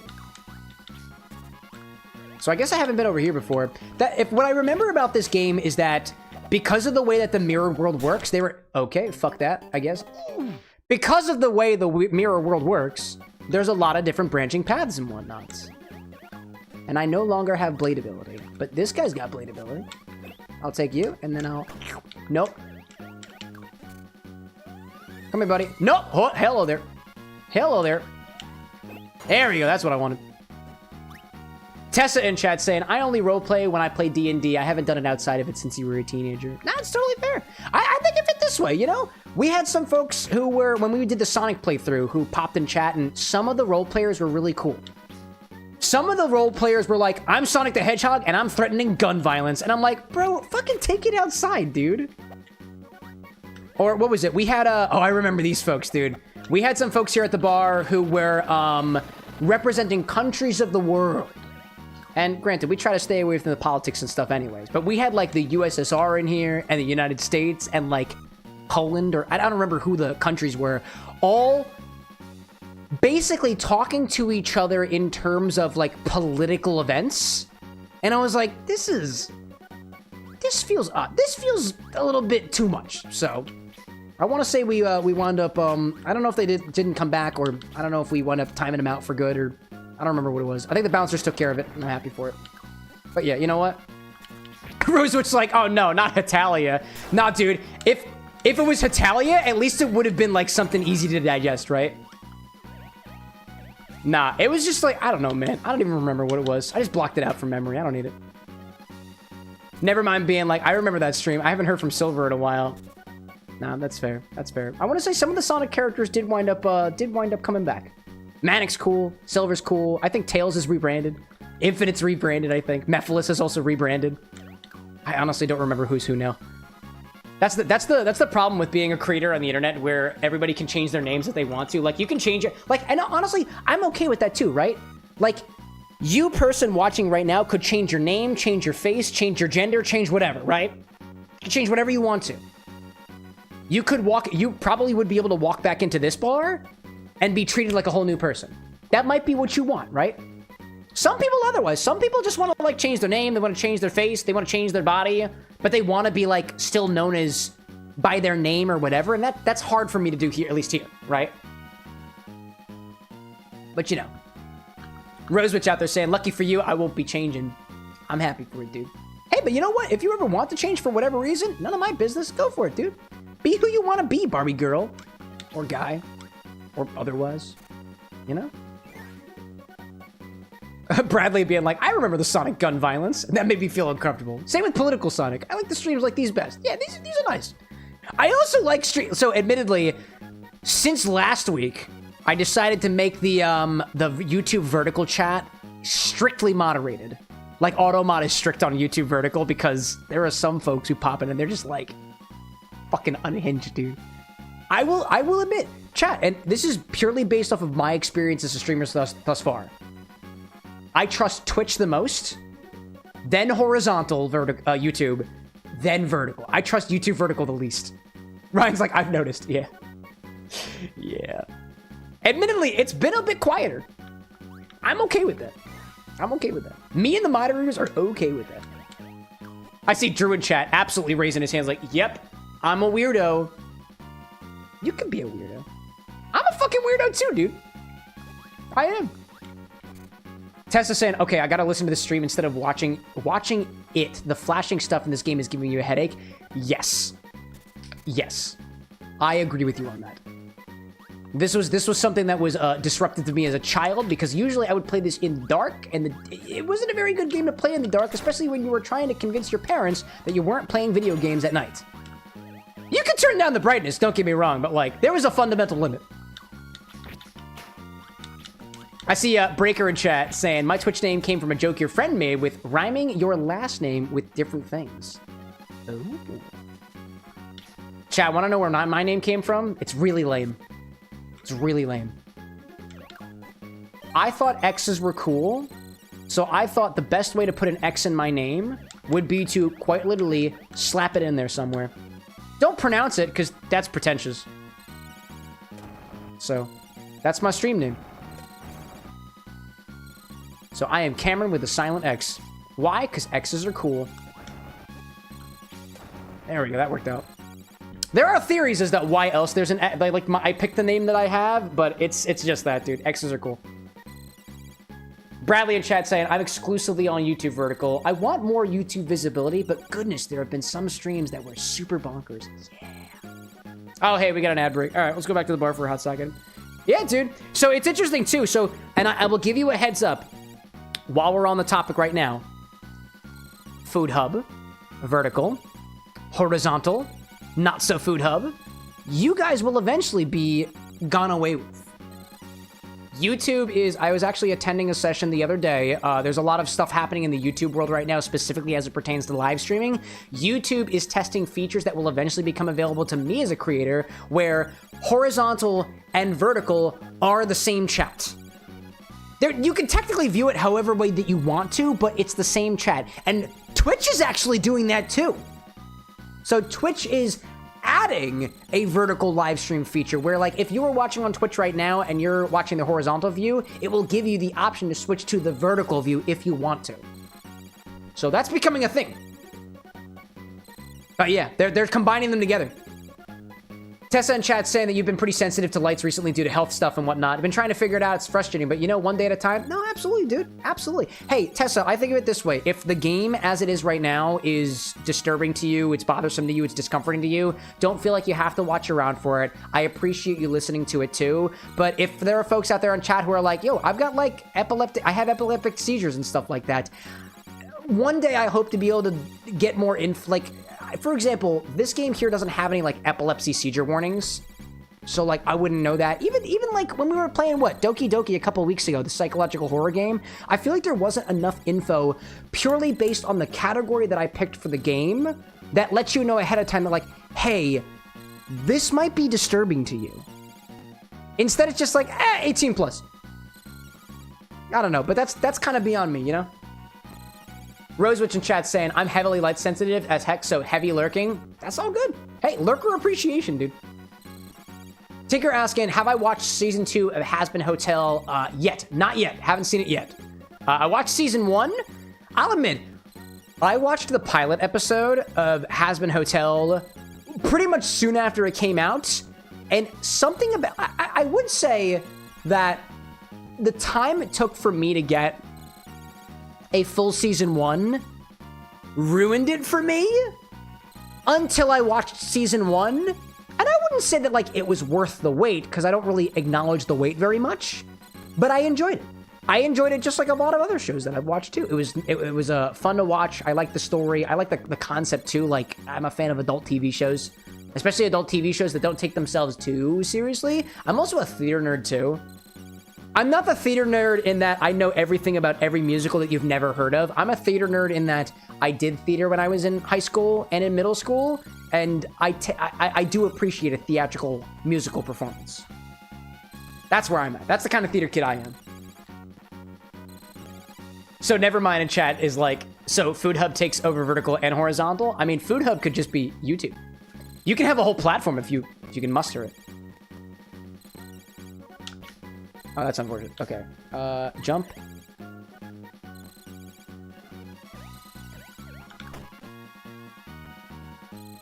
Oh, that's unfortunate. Oh, I have to do this. Oh, I have to do this. Oh, I have to do this. Otherwise, I can't get nowhere. How are you not dead yet? How are you not dead yet? I don't understand. Let's see. I see Drew out there saying, it's really versatile, but I wasn't able to see the viewer's side. What are we talking about? Drew was talking about, oh, they're combining horizontal and vertical. I was able to test it yesterday. It's very good, but it's very versatile. I wasn't able to see the viewer's side. Oh, that's fair. That's fair. I had access to the beta of that for a little bit, but admittedly, it was during like the Date Everything week, and was it Hollow Knight after that? What did we do after Date Everything? I don't remember what we did after Date Everything, but it was around the time that we were moving away from Sonic, which was my previous format of doing drinks on the channel, which was a game would take residence. We'd play one game for like 3 or 4 months at a time. I stopped doing that around Date Everything. That's when they were testing those features, and I was too focused on making sure that all of my other tech stuff that I had changed specifically for the change was ready, that I didn't wind up doing the combined horizontal vertical chat. I just couldn't do it. So I didn't wind up doing it. But that's kind of cool. Drew, you have access to that. Awesome. Maybe this is the first time that it's clicking with me, Drew, but like, are you also a content creator? What kind of content you do? Color me curious. Let's see. Tessa in chat saying that at this point, you're being a little bit stubborn. You still want to do the things that you want to do, despite the health concerns that you got right now, because the health stuff is kind of taking away the joys, you know? Dude, that's the toughest part about essentially a change of lifestyle, right? And I can't speak on it too much because if I'm being honest, I've never had a severe change of lifestyle. So I can't speak on it very much, right? But I'm sure that there will come a day. Honestly, so this is the best thing that I can draw upon is I have had a fear that one day something will happen to, let's say, my liver or my ability to process alcohol in such a way that I will not be able to consume alcohol at all anymore. And I'm afraid of that day. I'm afraid of that day. I don't really... I guess I have a contingency plan, which is if I'm unable to consume alcohol myself and do this cocktail mixology thing, then I'll never be able to, like swallow a drink. I'll just have to sip it. But I don't know. There's a piece of me that feels like I don't know what I'd be able... I don't know if I'd ever want to think about what I would have to do unless I got there. And I guess that you're in the position right now where, like, you're in there, you have to figure out what to do with it, and you don't want to necessarily completely upend your life for the things that you know you like doing. And that's tough, dude. That's super tough. Good night, my dearest. She is in my peripheral vision. Oh, hi there. Oh, son of a gun. Hey, buddy. Let me see out there. Oh, hello. Hello, buddy. Hello, buddy. Nice. What do I see in chat?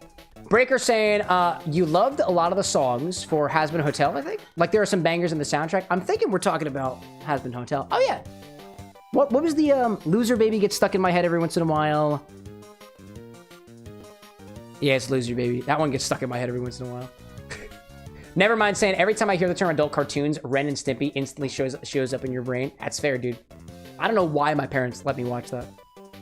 But Drew out there saying that you are a VTuber, you game, you code, you chat, and some other things, and your wife streams as well. Check that out. Fellow content creator. Well met there, Drew. Well met in terms of, now I know what you do. You've been around here a hot minute. Rosewitch out there saying, night going to sleep. Go for it, Rosewitch. Thanks for popping in. All right, we've been hacked back here already before. Can I go back in this direction? There was a map somewhere. There was a map somewhere. Oh, I didn't want to do that. Nope, I didn't want to do that. I didn't want to do that. I want this. I want the cutter. How do I access the map? Nope. Nope. Nope. No, no, no, no, no, no, no, no, no, no, no. Okay, well. All right. Oh, I'm sorry. Oh, you said it. You're not going to sleep. Sorry, Rosewitch. I'm a little bit dense sometimes. I don't know if that was obvious already. Let's see. Oh, Drew says this is your private account. Oh, so Drew, the one who ends, is not a VTuber, but the person on the other end. Let's see. Glorious in chat with the memberships. Thank you, Glorious. We appreciate that greatly. Who's got it? KB, Hero, Nathaniel, Anime Wolfboy. Oh, we haven't seen anime in a hot minute. And then Zeb. Thank you, Glorious. A glorious contribution indeed. Now, there is a way to access a map. I just don't remember what that is. Nope. This one oh, I took a screenshot apparently. Select the switch button quick. Yeah, I don't know. I don't know. Anakin out there in chat saying, theater, karate. You were also in band. I briefly did help with football and soccer. What instrument did you play, Anakin? Color me curious. I was a trumpet player myself. And one of these days, chat, I want my trumpet, and I want to play my trumpet on stream. But I cannot, in good faith, play my trumpet while I still rent. Can I, like... B button switch? I thought there was a way to see the map. I could have sworn there was a way to see the map. But I cannot remember. Rosewitch saying that you tried to learn the flute and you failed. I mean... failure's a strong word for it. Surely you know how to at least hold it. That's more than some people. Glorious asks, is this game actually decently challenging? Modern Kirby games are extremely easy. This one is hard because it's hard to know where to go. at any particular time. So I'm kind of lost. I was always lost when I played this game. I was just here. Okay, I gotta go back here. I'm gonna go to the main area again. Anakin also played trumpet. No way, a fellow trumpeter. Check that out. Breaker was a percussionist. You were also a drummer for your school's jazz band. Dude, jazz band is something else. I never played in a jazz band. I just know there was something else. The folks in jazz band were just de facto cool. Some of them were also in marching band like I was. I was a marching band kid. I didn't do regular band. All I wanted to do was marching band. Yeah. I did band, like just regular band in middle school, and then in high school, it was marching band. And I was so happy for it, dude. I don't remember why I got into marching band too, but I loved it. Yum. Give me some of that. Drew out there saying that you used to do VR chat on stream, and well, that's how your Twitch got suspended for a month. Oh, for VR chat? Oh god, somebody did something with the chats, didn't they? Oof. Honestly, I imagine the day that somebody in stream is going to somehow get past all the filters and stuff and somehow get my account suspended. Actually, you know what? If there's one thing that my account gets suspended for, it's because the booze. It's going to be because of the booze. I know it, dude. I know it, dude. Let's see. Rosewitch saying in performances you would play first note only, then just randomly move fingers without actually blowing. It's a valid strategy, by the way, for participating in, like, musical instrument stuff. It's valid. It's valid. I did that when the marching band went to Disney World. I didn't do it a lot. Like, I didn't do it completely, but, like, when we had the opportunity to play in Disney World in one of the parades, I'm pretty sure I forgot one of the songs, and I just fingered. I didn't blow. I just fingered. It's a valid strategy, chat. Anna can say that you were actually in color guard for RO2C along with marksman, armed, and unarmed. So, oh, hi there. That thing tried to absolutely nuke me. So you're pretty active. Yeah, for sure. Dude, color guard is a section of the band that I feel like way too many people are just like, it's just girls flinging around flags and stuff. It's so cute. No, dude, it requires more physical strength than I needed to, quote, walk properly and blow properly and finger properly. I've tried to take some of the equipment I have here, like the Dowel of Discipline, and try to do color guard shit with it. It's tough, dude. I have high ceilings, but they're not that high. Physically demanding. Gosh. Firewolf in chat saying that randomly just fingering your instrument is a little bit harder to get away with strings. That's a fair point. I lack the perspective. I never played a string instrument. I tried to play guitar. My grandfather bought me a banjo. I never played it. My brother plays it instead. All right, there's nothing up here. Tesla saying that you did the same thing when you were in choir for a competition. What, just lip synced? That'll do it. Nevermind was in robotics for a good bit. Made a new robot every other week. Nice, dude. Nice. I took a robotics course in college that I thought was really cool. Like, is advanced robot? No, it was advanced robotics. Oh, son of a Cupid. We're good. I gotta move on. Where are we going? Robotics is cool, dude. Some of the mathematics for robotics is crazy, but that's what somebody else is a much better coder than I am. We just take their word for it. We use their libraries. Hacker out there in chat saying that lesson of the day, you need good condition to finger and blow. Flexibility, Chin. Flexibility. Breaker out there saying doing flag in the wind was a pain. Even worse if there was rain as well. Yeah, dude, you're fighting against the elements. What about that is easy? Don't get me wrong, like, you know, there's a certain level of difficulty that comes with a what's the articulation I'm looking for? It's wet outside and you're walking. That's what I'm trying to look for. Failing with the articulation there. There's a word for that kind of difficult. To try to keep your grip on the ground. In the grass or the dirt or the mud or the turf, you know? That's a different level of difficulty. Rosewitch really wants to learn some cello out there. You've always been told that you're too short. Too short for the cello? Aren't there shorter cellos?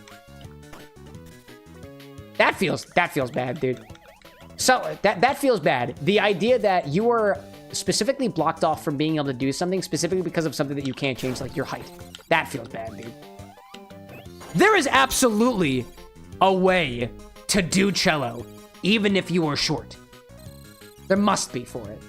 There must be. Hell, people with no appendages can drive cars. There's a way, dude. There's a way. Oh, we're back here again. I don't want to be here. Oh, okay. I guess I have to be here.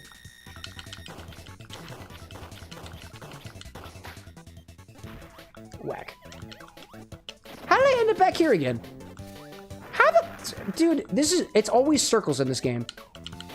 That's exactly how this game was when I was a kid, and it's exactly how it is going to be now. So now I'm back at the Moonlit Mansion again. All right, I'm going to go back to the forest. Back to the forest. Here we go. Let's see. Anakin saying that color guard is physically demanding, and by sophomore year, you were already XO of the unit. Well, there you go, dude. Maybe you weren't able to... Let's see. I'm trying to think of the... Sometimes the lessons we learn are remembered by our muscles. I was going to say sometimes the lessons that we learn are physical, but something about that didn't feel... Something about that felt a little... I don't know, you know? Rosewood saying, your liberal arts orchestral professor said it. Is one of your professors... You know what, man? I've had professors tell me that I can't do things either. Not specifically because of my size, and I am rather short, by the way. If you saw Lycos the other day, you would know. But, like... Yeah, literally, there are people who... I like... It's a matter of perspective. And I hate to go to, like, quadriplegics as, like, the default for my rationale here, but, like, there are people out there who have less limbs than I do, and they're still able to do all the same things that I do. They can mix cocktails, they can drive a car, they can play the instruments. It's... The power of human ingenuity allows us to be able to have the human experience, albeit with a little bit of help every once in a while, to do the things that we want to do. Right? Like, a piece of me is tempted to just, like, Google short cello player and find somebody who's done it, right? As I get progressively shorter as I do my squats. Which my dearest would really appreciate you guys telling me to do. Thank you, Tinker. Let's see. Drew out there saying, oh lord, I can't just peacefully interact with your viewers without someone ruining it by being dumb/cough cough bell. By being dumb? Hey, Drew, you know what? I think of it this way. When members in my chat are dumb, I just time them out. If they come back and do it again, I vibe check them, and they're just gone. That's what I think about it. Remember, if you are a fellow creator out there and anybody disturbs the sanctum that is your stream, get them out of here. Man. Bradley's saying, I loved saxophone, but I played alto. It was a smaller instrument to play. And Bradley's saying, too, that wasn't Yo-Yo Ma a small cello player, too? I don't know. Were they? Oh, let's see. Drew was saying it was in VR chat, too. Oh, that's fair. That's fair. I guess that same, what is it? The same Xbox lobby energy. It's just a part of the internet as we know it. I suppose. That's whack that, like... No, but you know... It's built into some of these TOSs, too, that, like, you're responsible for everything that happens on your stream, even for the things that you don't necessarily have the most control over, either. Like... And I see that, right? I see that. They were the ones who got you suspended. That sucks, dude. That really sucks. Now, yeah. I mean, think of it this way. And I don't know if it helps very much, but this is the way that I would think of it. Like, if I got banned on one of the platforms and I had to, like, start over from zero, I'm not actually starting over from zero because I think of all the things that I've learned as a creator here, that if I was starting from zero, I wouldn't be starting with zero. I'd be starting with zero plus the experience I've had from the last, what, 5-6 years of streaming. I'm also the kind of, like, nihilistic individual who's like, if I'm working on something and, like, it doesn't save or it doesn't auto-save and I lose everything, like, that's just the universe telling me that it was shit to begin with and I gotta do it better next time. I don't know. That belief helps me. So I stick with it. Glorious in chat saying that sometimes you scroll and troll random streams. Glorious, you might be ruining somebody's online career. Do you know the consequences of your actions, Glorious? It's okay if you do, by the way. Honestly, man, like, we're all trying to find meaning in life, and sometimes just fucking around with other people is fun as shit, dude. Like, Can't lie about that. Hell, I'm sure if you've been bending around here at least a little bit, like, I fuck around with some of the viewers that pop in. I try not to be mean about it, but who knows what happens. Who knows what happens. And you know what? I'm responsible for all the things that I say on stream, dude, regardless of whether I'm drinking or not. Can you not? Thank you. I appreciate that. Oh, no, no, no, no. Okay, there we go. Gotcha. Let's see. Rosewitch is saying perhaps a quarter or 7/8 size cello would be sized for you. There's got to be a cello out there. Dude, if you want to learn to cello, there is a way for you to learn to cello. There must be, dude. There must be. Gosh. Anyways, let's see. Glorious in chat is saying, this one bald guy, you just kept saying Mr. Clean quotes and he said nothing. Hey, you know, the only way that I can relate to that is people popping in stream and calling me like the one child actor from, actually there were multiple child actors from, Hannah Montana. Specifically Moises Arias, the Rico guy. At one point, like, I just learned to accept it, dude. And there's a way to get it, like, there's a way to cope with that, right? Like, you can either fight against the fire, or you roll with it. You roll with it. You could, like, if somebody popped, like, dude, if you look like Mr. Clean, and people keep popping in chat and saying, you look like Mr. Clean, Blair, and you don't, like, use that somehow to your advantage, I don't know, man. I can't help you. Like, if there's one thing that I think kind of serves me as an individual is that if you are born with something, if you're short, if you're tall, like if you're naturally inclined to, I don't know, woodwind instruments or something, there is a way for you to use like your natural talents to your advantage. Use what you've got, dude. The world works against you anyway, so if you've got a leg up in any way, use it. Why not? Not everybody's got leg ups with whatever they're born with. That's fair. Oh, hi there. Don't touch. Don't touch. Don't touch. Oh my gosh. Like, if you think about it, like, this is something I've thought about. I thought that I really needed to do something with music because my father is a musician. He's got connections to the world of music. And time again, I'll talk with my family. I'll talk with my dad and he'll be like, yo, man, we, you know, you do content, what you do. We want to work with you.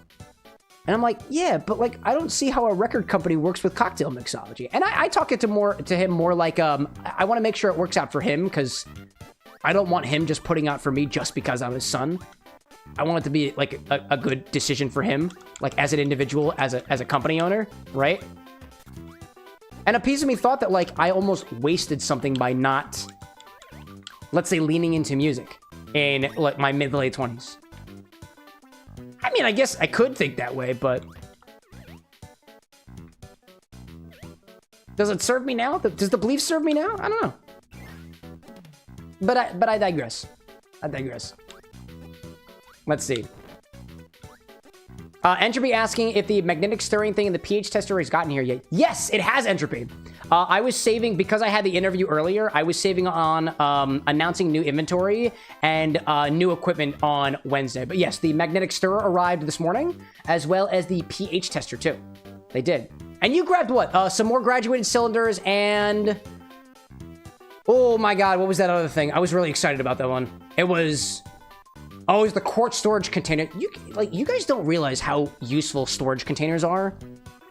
Especially when, dude, I'm working on trying to set up the equipment for large-scale ferments. A 4-quart container or a couple of them, that's useful for that. Apparently, too, like, you can go to Walmart. Was it Walmart or ShopRite? You can go to Walmart or Shop. Here's a tip for anybody who's trying to get large containers that are food safe. Go to Walmart or ShopRite. Go to the baking area. Ask them, do you have any empty frosting containers? Do you have any empty food containers, like the barrels that you get from like Home Depot? Ask them if they're selling. Ask them if they'd sell it to you. I gotta. Oh, let me see. Actually, because this is relevant to the conversation. Check this out, dude. Check this out. This container was like $1, I think. Somebody else bought it. It smells like vanilla because it used to contain vanilla frosting. Bought it from a grocery store. They weren't intending on selling it. They were intending on recycling it. Right? There we go. Anyways. Levy, welcome back. I see Bradley out there with the kindness as well. Thank you, sir. Thank you. Anyways. Bradley's saying too, I'd love to hear your music, especially if you wrote lounge music for the background when you make cocktails. Oh, I've decided I don't write music. Not right now. Not right now. There will be a period in my life where I think I could use my more musical abilities, but like I sing. I like to sing. I sing the birthday song every once in a while. I like to sing to myself in the car.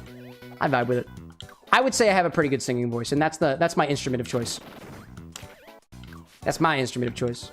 Oh, hello there. Hello there. I want... Nope, hello there. Nope, that's okay. We'll make it work. We'll make it work. Dude's got laser ability. That's cool. Yeah, dog. Nice. Anyways, let's see. Levy's saying, are you drink-inspired by anything in this game? We were having some discussions about Kirby cocktails earlier, about utilizing some bubblegum base cocktail as the base for other abilities and stuff like that, but nothing in particular has reached out to me. Honestly, I played this game today because the person who I interviewed at the beginning of the game, at the beginning of the stream during the pregame segment, Alexander Cramm, the Neurodivergent Bartender, this is one of his favorite games, and I thought, you know, I've never done a Kirby game yet. Excuse me. Sorry about that. Let's see. Never mind saying too, this still kind of connects. Music is both entertainment and art, and streaming and mixology is still in that ballpark. No, absolutely. Yeah, there is absolutely some rationale to connect music, streaming, cocktail mixology together, the art form. Yeah, totally. Oh, yo, Green Boys checked me out. He's joining me. Bradley's saying, one day maybe sing with a local band, or maybe do a cover of your favorite song for us. Karaoke stream. I've thought seriously about doing a karaoke stream before, but I got too much anxiety. For now, chat. For now. Request anything. I'll do most anything for charity, dude. I'll do most anything for charity. That was cool. Oh my god. No, oh, please. Give me the email. Thank you. I will do a lot of things for charity, chat. Karaoke stream for charity? I'd do that. Oh, bomb. Don't touch. Don't touch me. Hey, bud. Do not touch. Do not touch. Do not touch. If anything, chat, if you guys want to hear my singing voice, typically when I'm listening to music, if it's very quiet on TikTok, I'll sing sometimes while I'm doing dishes. I will. Because that's what I do anyways. Oh my god, nope. Alright, well, I guess I got both of them. Never mind saying you could use a quick marshmallow infusion for Kirby using a vacuum machine or sealer to relate to the carrot. Dude! Vacuum? Hold up. Vacuum technology for Kirby cocktails? That's fucking great, dude. Vacuum chamber tech for Kirby cocktails? Oh, dude, I vibe with that one. That's so good. That was Nevermind who said that. Oh my gosh, dude, that's awesome. Utilize the vacuum technology somehow for a Kirby cocktail. Why? Bro's a vacuum. That's good. That's good. I like that. I like that logic. Let's see. Glorious was saying, too bad you didn't get on Team Water Charity. Mr. Beast might have come by to say hi. Oh, I wouldn't say that it's a missed opportunity. It didn't vibe with my current schedule, you know? I could just chase after the thing that looks the most shiny at a particular time, or I can keep focused on what I know is important. And this stream is very important to me.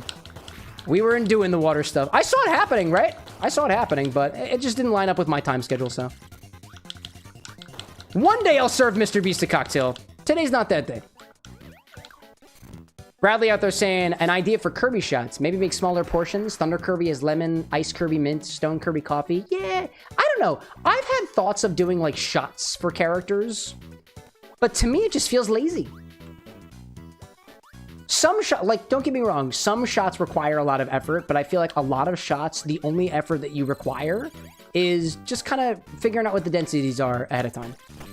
To me, and it might just be my own bias, because I've never had aside from one of my own shots that I developed with, which even still was not as intense as some of the other cocktails that I've developed personally, I've never had a shot that felt like it had as much effort put into it as a cocktail. And don't get me wrong, does it need to have a lot of effort? No. But I feel like there's only so much space in a shot glass. Don't get me wrong. You can spend, like, one of the spirits that I made for the cocktail earlier today from Alex's recipe required a week ahead of preparation. But if it goes down all at once, there's something to say about that, right? I feel like there's something that you could potentially tie back to the character that relates to the fact that a shot is easily consumed. It's quickly consumed. It's gone before you know it. And I know we were talking previously a few streams back, or a lot of streams back, we were talking about Disappearing Guy from the Amazing Digital Circus. Dude literally just disappears. That's perfect for a shot. So what was it? I think, was it Ferb who made the Disappearing Guy shot? So good. But it was a bomb style, so like the shot was on top and it dropped into the opaque liquid below, but you couldn't see it. That was smart. I like that. Bradley's saying that fair point there. Maybe Kirby is better represented as a layered cocktail. Very fair point. No, totally. And don't get me wrong, right? If you're like a shot, like, master, don't feel like me saying, oh, shots don't take a lot of effort means that you can't make shots inspired by characters. There's nothing wrong with that, right? Totally nothing wrong with that. Tinker in chat saying Mario star power upgrade. Dude, there we go. That's an idea.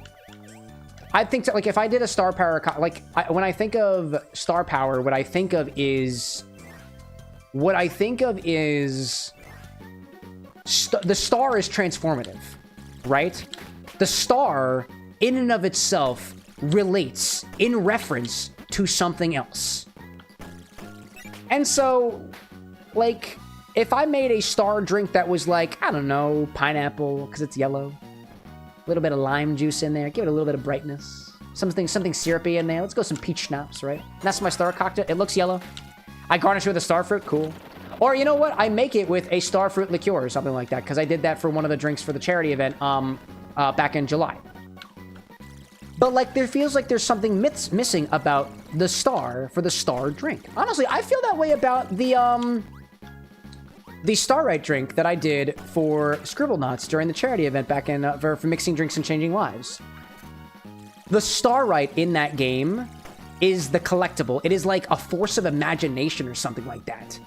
And a piece of me felt that just doing a starfruit syrup drink didn't fully represent what the Starlight represents, or wouldn't represent what a Power Star represents. It's just a feel. At that point, it's just kind of a feeling. It's just my creative interpretation. There's no right or wrong answer, chat. If you make a cocktail for Luigi and it's green and it's just Midori, it's not wrong. There's nothing wrong with that. Oh, don't do that. Hold up. Oh, I totally missed it. Let's see. Anakin, welcome back. Tessa likes starfruit? Yeah, more specifically, I think other places call it a carambola. Carambola. A fruit that, if you take a slice out of it, quite literally looks like a star. I've done a couple of things with starfruits before. In particular, when I played Paper Mario and the Thousand Year Door, all of the crystal stars in that game, they all got cocktails, and some of them used starfruit as a part of the ingredient, and some of them used starfruit as the garnish specifically. And for the Starlight drink, it was my opportunity of doing my starfruit stuff up another level. I bought some, I bought some dried starfruit and I tried infusing it. I bought some fresh starfruit. I tried juicing it. I tried to do a starfruit vodka a couple of different ways. It was my excuse to feel my way around starfruit as an ingredient, because I didn't have the chance to do that. Sometimes I do make cocktails around a certain ingredient because I lack the knowledge on that ingredient, and if I can use it as an opportunity to explore more about it, I'll take it, dude. I'll take it. Levy asking, if you were a gym leader, what type would you specialize in? Honestly, I feel like it'd be a normal type. Or maybe because alcohol is a poison type. Right? Bartender poison type Pokemon? I don't know, man. Nevermind out there saying, whatever thought about making a drink that utilizes antacids? Not sure how the flavor would work, but mainly thinking about having a drink bubble around. Well, I mean, you mean like antacids, like things like calcium carbonate, like Tums, or baking soda that reacts with acid. So, like, you can use baking soda in cocktails. Instead of it being acidic, it is alkaline, right? And I've actually put baking soda into pH reactive ingredients before, and it tastes salty. And also, oh wow, actually I just remembered this. There is a process known as nixtamalization. Nixtamaliz. Nixtamila, wait. Nix to TA, milla, MALIZATION, nixtamalization. It is the process by which you transform ingredients using some sort of alkaline base, like baking soda, for example. So just like you can submerge things in acids for like a brine, think of it like a vinegar, you can use nixtamalization is like, I guess, the base alkaline equivalent, I suppose. And I've seen people make cocktails out of nixtamalized tomatoes, or that one corn liqueur on the market called Nixta is named so for the process by which that they would nixtamalize corn for certain cuisines. But anyways, what is Food Hub talking about? I don't even know what the hell Food Hub is going on out there. What's going on in the other chats? Let's see. I see a Tinker out there saying, normal poison? Normal poison? Yeah, why not? That's a combo, right? Are there any normal poison Pokemon? Like, specifically that combo? Let's see. I'm trying to figure out where the heck to go next. I've been here already, but I might not have been in the locations that... I might not have been in all the locations. Oops. Oh, Obi-Wan's saying that you're planning Order 66? Oh, there we go. Levy's saying that Giraffe Rig is... Oh, Graphii. Graphii is normal poison. That's the monkey one, right? I forgot about that Pokemon. They were special during one of the regions, right? I remember there being like promotional material for Graphii that I didn't know too much about. Glorious out there questioning the Flaming Homer, but I've never done a Flaming Homer on the show before. Do I even have all the ingredients for that? That'd be interesting. And Shroodle too, says Tinker. Which one was Shroodle? I'm not familiar with Shroodle as a Pokemon. Please forgive me, chat. I am not an expert on all things Pokemon, but I'm incredibly intrigued by most things Pokemon. Anakin's saying that he's planning to bring himself to the world between worlds. You know? I don't. I'm so out of my wheelhouse here. But I think I found a new area, so... Feels good! Breaker out there saying, I'd like to throw out an idea for you if you wanted to do a starter evolution line set of drinks. Perhaps starting with a mocktail and having syrup or ingredient that's used in each of the drinks. So, when I make drinks, I will always have an alcoholic version and always have a mocktail version. So, like, I've seen some other creators out there who do cocktail content be like, well, I'm making a drink inspired by a kid, and kids don't drink alcohol, so they get a mocktail, they don't get a cocktail. I have more like the end audience in mind. Regardless of what the inspiration is, somebody's gonna want to have booze in it. Somebody's gonna want to have booze in it. Somebody is gonna want to have no booze in it. And that's what I'm making the drinks for. But I totally see your point there, right? So the idea is we start with a base drink, and then we're adding things to it to make it evolve. The concept that I have so far, and this is the easiest one that I can think of, is the Chikorita line. So in Pokemon, Chikorita sounds like the word chicory. Chicory is an ingredient. I think it's a root or something like that. But you could make a drink for Chikorita whose base is some sort of, it involves chicory root in some way, shape, or form. But then if you evolve Chikorita, you get bay leaf. And bay leaf is also another ingredient. Alex was talking about it earlier, right? So Chikorita's drink has to have chicory root. Bay leaf's drink, because bay leaf evolves from Chikorita, must include chicory root and bay leaf. And then when it evolves into Meganium, you grow this beautiful flower. Meganium sounds like geranium. That means that final cocktail has to somehow, excuse me, marry the flavors of chicory root, bay leaf, and geranium. And the hard part is, I've never played around with chicory before. I've never done any work with bay leaf before. I've got the geranium brandy, right? I've got that. But the challenge of the final evolution, and then don't even get me started on mega evolutions, because I've thought about this a little bit, is the hard part is marrying those ingredients in such a way that, first of all, that they work together, and second of all, that they expand upon the drinks that came before them. Right? Like, if I make you an old fashioned for chikorita, and then I make you an old fashioned for bay leaf, and it looks no different, that doesn't feel like much of an evolution. But like, if I take an old fashioned and I just put a big old mint bushel on top of it, that doesn't feel appropriate for the drink. Because typically you wouldn't garnish like that. So, a lot of layers to it. But I totally see where you're coming from, dude. Let's see. I see Levy out there saying Mega Meganium has Mega twice in it. It's true. Mega Neum. That's true. You're right. Never thought about that. That is totally true. If anything, chat, if I've told you about how intimidated I am by tiki drinks, I'm intimidated by Pokemon drinks. I'm intimidated by a lot of things, dude. I'm intimidated by a lot of things because I fear that my interpretation of somebody's favorite IP is gonna fall flat and gonna, like, I don't know, man. Somebody's gonna come hunt me down because they didn't like my chikorita cocktail. I don't know, man. These are the irrational fears that I have. I do. Obi-Wan out there saying, Cam, I think you will really like the drink I've planned for Date Everything. Oh, dude, I want to see it. I want to see inspired drinks. Lay it on me.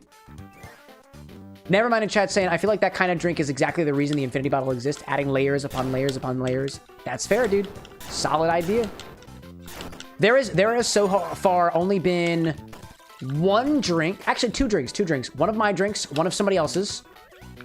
There is two drinks that I've legitimately thought that my infinity bottle could be. Actually, not specifically mine. It's tough when you think of chat's infinity bottle because it changes every time and it reduces repeatability. And if cocktails can't be reproduced, it makes them less accessible. So that's kind of the line that you get to walk there, you know? Yo, Beastie, welcome in. Welcome in. Obi-Wan saying too, it's almost ready, just needs a small tweak. I see that. Or then too, right? Like, if you made a drink based around a specific infinity bottle, I don't think that's no longer an infinity bottle anymore. Like, fundamentally, as soon as you lock it in, it's no longer infinity. It becomes finite. And at that point, you have a blend. That's all it is. So, like, by nature of designing a drink around the infinity bottle... Okay. Whoa, what the... Okay, hi there. Hey, bud. Hi there, buddy. By nature of designing something around an infinity bottle makes it in and of itself not an infinity bottle. It just doesn't, you know? I see Beastie in chat saying, how do you suggest or vote for the infinity bottle? I have an idea. Well, so the infinity bottle has a specific list of bottles that are up on the website. You can only pick from those lists. Can't be anything else. You have to earn points of the channel, so you have to come back to the live stream. If you watch, you'll gain points eventually. Once a stream, around the 1 to 2 hour mark, the redemption will open, and one person gets to pick it. Sometimes two. So it's a little bit of a lottery system. So you got to stick around for a little while. But shoot, Beastie, what's your idea? I'm curious. Never mind saying too, with the antacid, leaving the antacid at the bottom of the glass so it fizzes when it's served, you could make a lava lamp style cocktail. That's fair. I mean, you don't even necessarily have to restrict yourself to using, let's say, an antacid. You could just use something else that fizzes. Like, what is it? Do Pop Rocks do that? There are other things that absolutely just produce carbon dioxide like that. Like, that's the process, right? Could be cool. Never mind saying dry ice. Dry ice could be cool too, you know? Dry ice you have to watch out for because if dry ice, because it will eventually dissolve because it's just, well, dry ice is just nitrogen, just solid nitrogen. You have to watch out when serving people dry ice cocktails because if you somehow cause your drinker to ingest dry ice, it can cause irreversible damage to their system. It can kill them sometimes. So you have to watch out when you're serving drinks with dry ice. A lot of glasses out there specifically made for it have little vents in the bottom to allow the gas to escape. And then the dry ice stays at the bottom, and it can only get through those gaps only after it's dissolved to a point where it's small enough where it won't cause significant harm, right? But Beastie's saying, ginger liqueur, Domaine de Canton. Yeah, I'd have to get a bottle. I'd have to get a bottle of it, but I see where you're at there. I've only got one ginger liqueur right now. It's a ginger brandy. It's cheap. I've been meaning to get my hands on a bottle of Domaine de Canton, though. I tried one of their cocktails a while back. Oh my god, I need my friends. Oh, hi there. I'm gonna die. Okay, can I get my friends, please? Oh, no, I don't want to leave. Oh, no, I didn't want to leave. Oh, man, I wanted to call my friends. Shit, bro. Oh, man. Whoops. Gosh. Never mind in chat saying, speaking of bottles, have you had a chance to play around with the Baiju since that? Nah. Since you asked me using that VB&T, I have not played around with the Baiju. Not yet. Beastie in chat saying that Domaine de Canton, the ginger liqueur, mixed with a classic mule is easily one of your favorite drinks. Do you wind up dialing back at all on the ginger beer when you add the ginger liqueur to the drink? Or do you bolster the ginger beer with the ginger liqueur? Because I see that there. Because you'll increase the proof a little bit. Might get a little bit more sweetness in there. I see that. That sounds delightful, actually. Ginger liqueur in a mule, in a Moscow mule. Never thought about that before.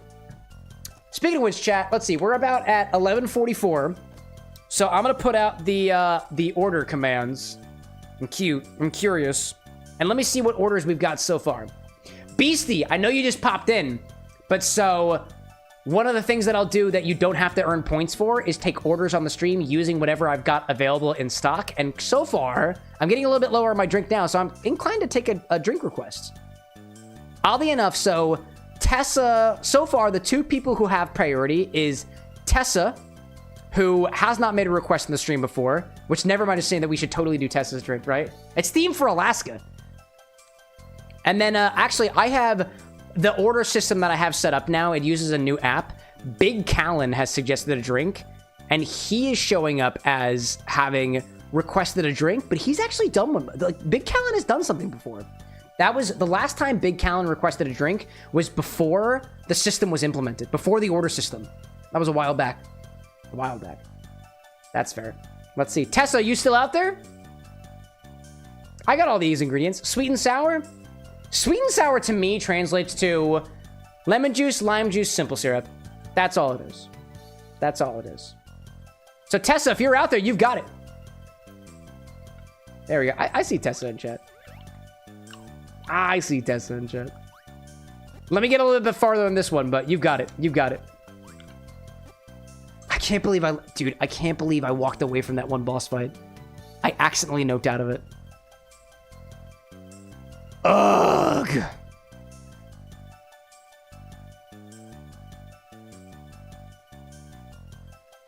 Gosh, that's so bothersome. All right, let's go back to it. Let's see. I see Beastie in chat saying, I'm gonna be honest, not much wanted to watch streams, but I love your videos. But I'm blue collar, need to be up at 4 a.m., so I'll probably hop out for now. We'll be back though. Love your content. Thanks, Beastie. Thanks for popping in. Hey, dude, if you've got recipes for Moscow meal variations, I'd love to hear them if you ever got the time for it. Hope to see you back here again sometime. Best of luck with your job, dude. Thanks for popping in. I appreciate it. This is where I was. Nope, don't do it. Don't do it. That's the wrong button. That is the wrong button. I also have 0 health, dude. Wow, dude. 0 health. All right, well, we just gotta get...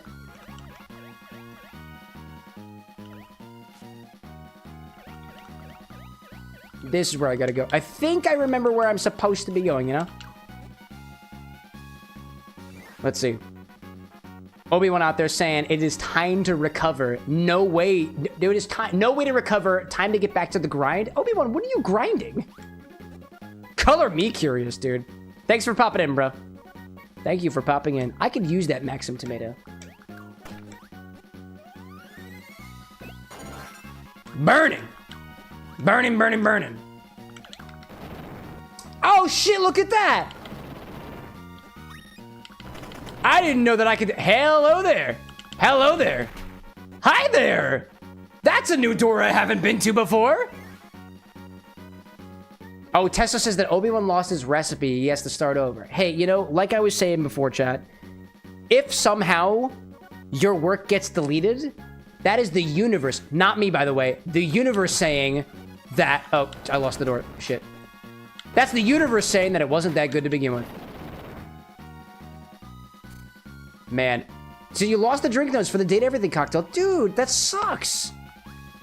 That sucks, dude. Wow. I'm curious what you had going for it, though, dude. Maybe we can recover it somehow. Man. Bradley, like, I honestly thought it was called the maximum tomato until I was 20. I honestly thought it was an abbreviation, so I'm with you, bro. I'm with you. Now we'll go back here. It's not exactly where I wanted to be, but I'm more curious of this. No, how did I... We'll make it work. Obi-Wan saying, I remember the core ingredient because I was very happy I found it on the website. Oh, okay, okay. Okie dokie.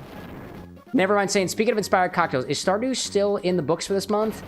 I don't know. I don't know. Things got a little bit twisted around this month, so I'm not sure whether or not we're still doing Stardew. Not sure yet, not sure yet. I have full intentions of starting a Stardew Valley playthrough at some point, but I don't know if it'll be this month. If anything, so I have a couple of original recipes that I have in queue for working on, and this is my commitment to staying transparent to you guys. I had a point the other day where I realized that unless I focus, I'm not going to be able to get the infusions up by the end of the year. So I'm not specifically focusing on original drinks for the rest of the year. I've committed to myself that I'm not going to push myself on developing recipes. Instead, I'm going to focus on specifically making the stream look nicer, getting the features out that I promised to you guys. And Stardew is one of those series that I want to commit to myself that every stream is going to be another original drink. And I'm just not prioritizing it right now because I want to bring the infusions to the forefront. I want to make the infusions happen. So, will it happen eventually? Yes, because I have some really cool solid concepts and I have some things I've already been working on, but I don't want to half-ass it.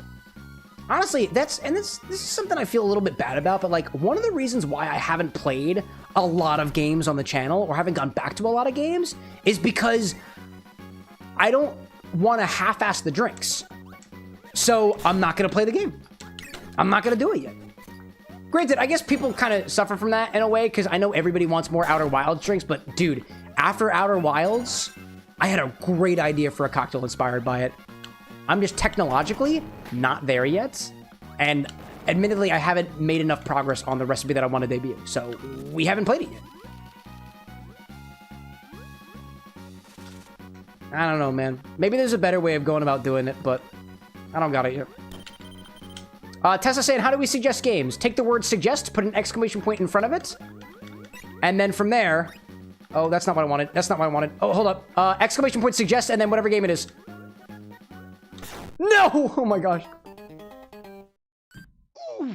So it would be Tessa, exclamation point suggest, space, and then whatever the game is. Let's see.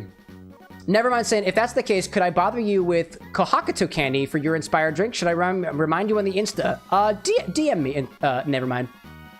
DM me. If anybody ever has a drink order that they want to do that requires some prep work ahead of time, your best bet is to DM me on some platform. It could be Discord, it could be Instagram, it could be TikTok. DM me, because then I can have a one-on-one conversation with you about what we need to do to prepare. And Kohakuto takes a little bit. Yeah, that's the agar candy. Yeah, dude, but you are free to bother me, dude. And that goes for the rest of the chat, too. Like, every single one of you guys are free to, quote, bother me. If I'm actually bothered, I'll let you know, but that's kind of hard to do. And more often than not, it's you bothering me gives me the opportunity to really work on something that I've never been familiar with. Like, for example, like, Ferb, who's been in chat a couple of times, comes up with some really cool recipes, has bothered me about beet juice infused cooked eggs. Multiple times, actually. I could buy them at the store, but I could also buy them myself. I should just buy them at the store, but they're not that cheap. I'll get to it eventually.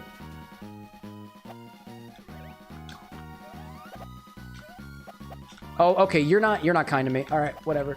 That's fine. All right, I discovered this door. Never mind saying thank you. We'll message you after stream. Absolutely, dude. Anakin saying, I do have a Star Wars game drink in mind. There we go, dude. I think of it too. What I want to do with the pregame segment of the show is specifically showcase my own recipes, inspired recipes. Showcase recipes from the community at large. If you guys have Star Wars, like Lego Star Wars inspired recipes, we can play Lego Star Wars, and I can do that week doing just inspired recipes from our community. Or I'll highlight, like my goal is to reveal to the world that there are inspired drinks out there inspired by video games. So I'll find them, I'll curate them, I'll talk with you guys about them. And that's reason enough to play a game. Like, if I have the opportunity to share one more inspired drink with the world, that's reason enough to play a game. Doesn't have to be my own. Does not have to be my own. Although I'd like it to be, because I want to make more recipes, but, you know. I see Dark Demon in chat saying, how's that fuzzy feeling? That fuzzy feeling? Honestly, this is not that bad. This fuzzy infini navel, not that bad. I was honestly surprised that it was going to taste as good as it did, but peach and the infinity bottle right now, a custom ingredient we have here on the stream, if you're not familiar, is not a bad combination. Well met there, Dark Demon, dude. Well met. Now I'm gonna go back to the fighter jet again.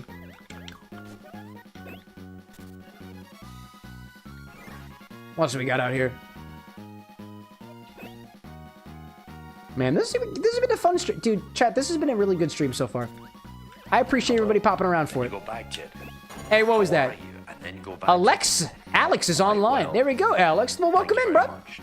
If you're here in the live stream, feel free to say hey-yo. Son of a gun. There we go. I am not going to survive. I do not feel that I am in a good position of surviving. I'll try, though. Levy out there saying, of the date everything dateables, who did you vibe with the most? So it's a character that we haven't met yet.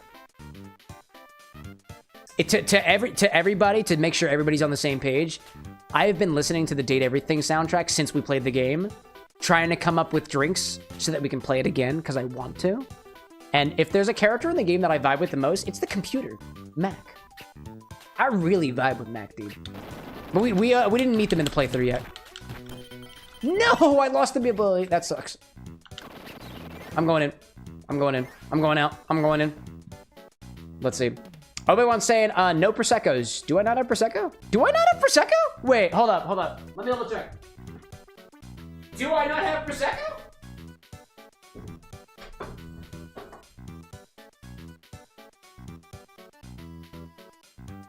I have Prosecco.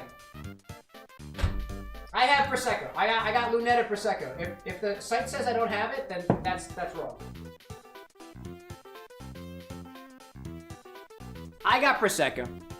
I got Prosecco. It's possibly you might have misspelled it. Possibly. Admittedly, the stock is not designed in such a way that it's not very dyslexia friendly, the site, you know? Tessa in chat for Date Everything saying, Zoe is my favorite and I will die for her. She is the only one to give me your gay awakening. No kidding, dude. She is precious and must be protected. Zoe Bennett, the ghost in the attic.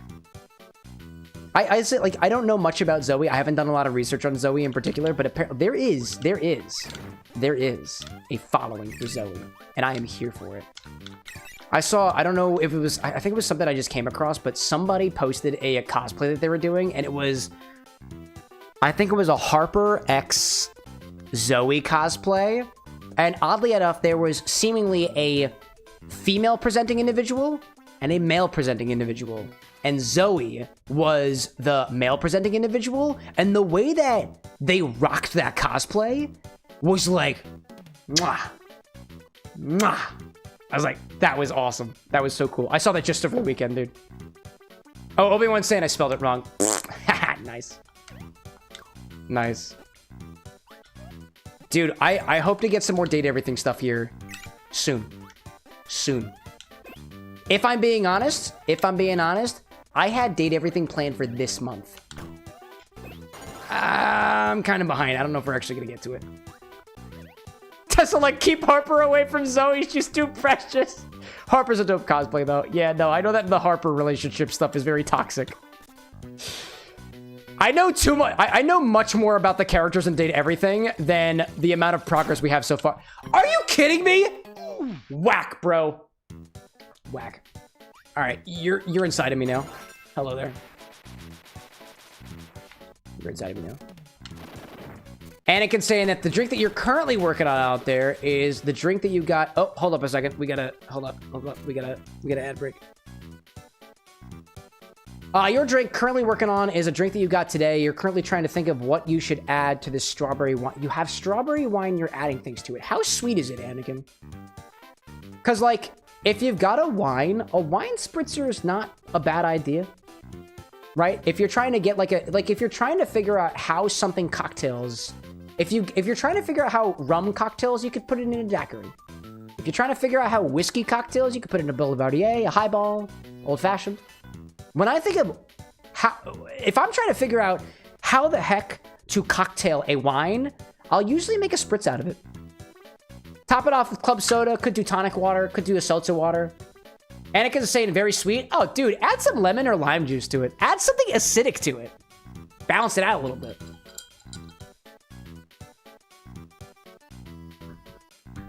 Tessa, by the way, I'm just waiting for the right moment to do the recipe. I'm getting to the bottom of my infinite drink, so we'll get to it real soon. I promise you that. Levy's saying, I don't think I've ever seen a Date Everything cosplayer, but I'd like to also look into some. I would love a Fantina cosplay. Oh, the fan? So, honestly, if you guys want to see Date Everything cosplays, follow the Date Everything account on Instagram. There's so many cosplayers out there. And they're all on the account. They're inviting people to collab. They actually, Date Everything put out a thing that I responded to that was, if you are making content related to Date Everything, if you're a cosplayer, if you're a gamer, if you're a cocktail mixologist like myself, invite them to be a collaborator. And they reposted my stuff. It was very cool. It was very nice. And they reposted, they collab on a lot of cosplayer content too. So if you're pining for it, that's the account to go for.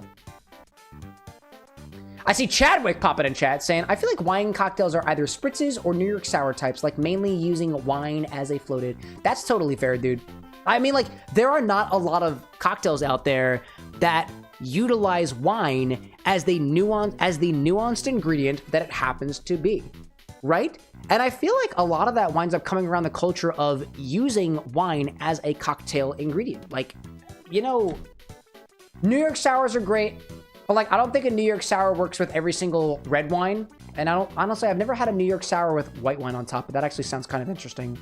Sweet wines, like the one that Anakin is working with, I don't know if that would work in a New York sour unless the New York sour itself is really, really sour on the bottom. You could actually get creative with that, come to think of it, Anakin. Here's another idea. It's like a strawberry-ish or berry-adjacent New York sour. Well, actually, no, because, you know, if the wine is too sweet, it might not layer on top. So that would require some experimentation. Welcome back from the ads, everybody. We were pondering Date Everything and wine cocktails. And I'm still pondering it even right now, actually, come to think of it. Yeah, what was it? Oh, one of the cocktails I've had a while ago was, I think it was called a Tinto de Verano. I don't remember what the recipe for that is. Tessa out there in chat saying it's only 8 p.m. for you, so the evening is still young. Got the day off too. Tomorrow should be good. Oh, no way. Oh, wow. It's like midnight for me right now. Let's see. Let me see. What is it, a Tinto de... I know off the top of my head that a Tinto de Verano is a cocktail. I just don't... It's a wine cocktail. I just don't know what's in it. So let me Google that. Tinto de Verano is made with... It's a Spanish cocktail made with equal parts red wine and lemon lime soda. But even still, it's kind of a highball. You could call it a spritz, you know? People really like their wine and soda. Bradley in chat sharing that your favorite wine cocktail used a Côte de Rhône Blanc and a sparkling cider. While a Côte de Rhône is brilliant for being very red apple, especially Pethqui or Bliach, I might be mispronouncing that.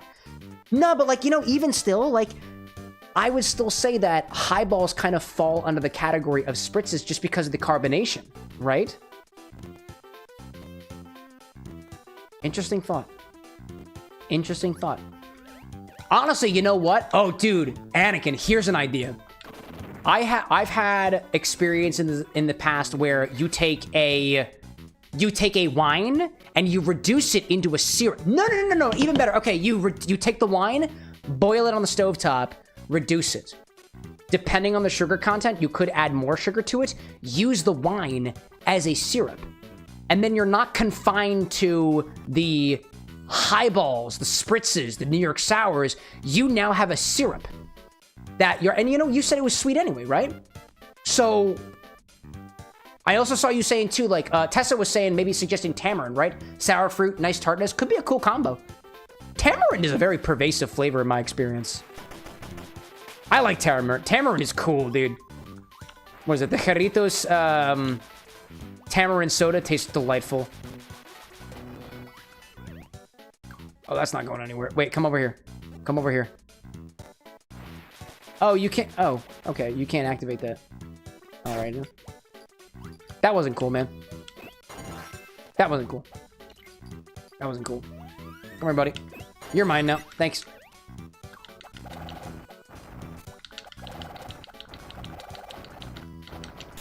Dude, can you not? Oh my god. Wow. All right, well. Oh, no, you know what I can do? I can call one of my bros. I can call one of my bros over. Teamwork makes the dream work. What button do I need to click, though? There we go. My friends are here. My friends are here. Hello there, asshole. Nice. Let's see. Bradley, like, a spritz is just a boneless cocktail. It's certainly got a lot of volume for the amount of ABV in it, so, I mean, like, maybe. Can I get the cocktail boneless? Fills it up with club soda. Fills it up with Prosecco. Fills it up with champagne. That's incredible. Can I get a boneless old fashioned? Yeah, pours in the whiskey, pours in the Demerara, throws some bitters on there. Fucking champagne. Oh my gosh. But like, we added an ingredient, so like, is it really boneless? I don't know, man. Tessa in chat saying that there's a Filipino soup called sinigang that uses tamarind as the base, and it's so good. Oh, dude. Tell me about it. All right, I've been dragging up for too long. Let's take it back to the bar. Tessa, let's do your recipe. Let's do your recipe. Honestly, I've been enjoying the infinite drink, dude. This is not that bad. This is not that bad. All right, so Tessa's drink is called the Alaskan Glacier Martini. Let me do a little bit of linting here. This one calls for using sweet and sour mix. So what I'm gonna do is, Tessa, I'm gonna extrapolate your recipe. So instead of calling for specific sweet and sour, because I don't specifically have sweet and sour mix, I'm just gonna extrapolate 2 ounces of sweet and sour mix to 1 ounce of simple syrup, half an ounce of lime, half an ounce of lemon juice. Because to me, that's like a basic, sweet and sour. So I'll expand that to be those ingredients. Because that's what I'm gonna wind up doing anyway. It just makes it a little bit easier for instruction purposes. We go 1 ounce, or about 30 milliliters of simple syrup, which I think I spelled right. Yep. 0.5 ounces, about 15 milliliters of lemon juice. Do it however works best with what you got. Thank you. Thank you, thank you, thank you. And a splash of lemon lime soda goes up on top of that. Lime juice, lime juice, lime juice, a splash of lemon lime soda. And then top with whipped cream. Garnish with whipped cream. Chilled martini glass. How many ounces do we have in here? We have, we're gonna use the big martini glass for this one. Big martini glass for this one. Let me put that in the freezer real quick. This one's got volume. This one's got volume. Levy, like an Alaskan Glacier Martini sounds fancy. Oh, dude, I expect this to turn out blue and balanced on the sweet and sour. It's gonna be like a gin sour in a way, like a blue gin sour in a way. With the whipped cream. Do not forget the whipped cream. Alaskan Glacier Martini. We like martinis. All right, 2 ounces of the blue curacao. We're gonna use bowls for this guy because that's what I got. What gin do I have on hand? Let's use a fun gin for this. Let me grab a fun gin for this. Let me see what I got. Where's the gin? Something else. Oh, hold up a second. I know exactly what to use. I know exactly what to use. This might take me a second. Hold on. Hold on. I'll take this out.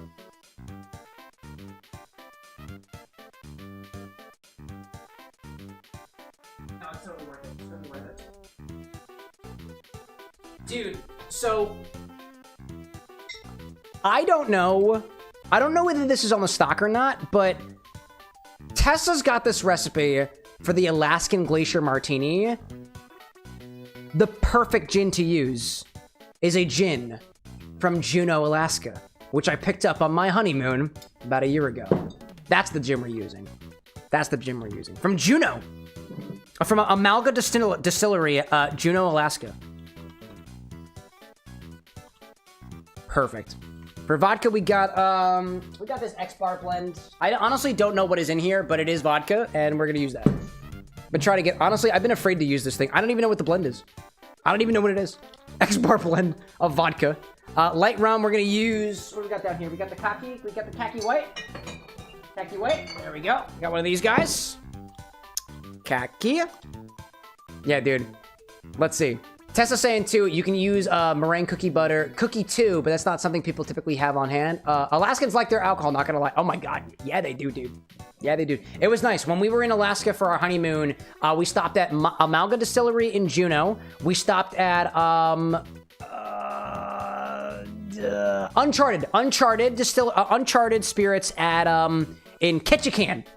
Those were the two distilleries we had the chance to go to. That was awesome, dude. I love that. That trip was so good, dude. Garnish with whipped cream, chill martini glass, sip with cream, shake in a cocktail shaker, shake it with ice, strain in a glass, top of the glacier whipped cream ice cream, shake and strain. There we go. Shake and strain. Okie dokie. Let me know if this looks okay. I should have the recipe up on the screen. All I need to do is grab some, admittedly, I don't have regular whipped cream. I have pumpkin whipped cream, but if I'm being honest, it doesn't really taste like pumpkin, so I'm gonna use that. I'm gonna use that. That's what we'll use for our whipped cream. Let me know if that recipe looks okay. And if it does, then we should have everything that we need. I'll be back in just a hot second. I'm just gonna run a very quick ad break while we're doing this, and then I'll be back in a little bit. Peace. Orange juice downstairs too, so it doesn't go bad. Nasty, nasty orange juice.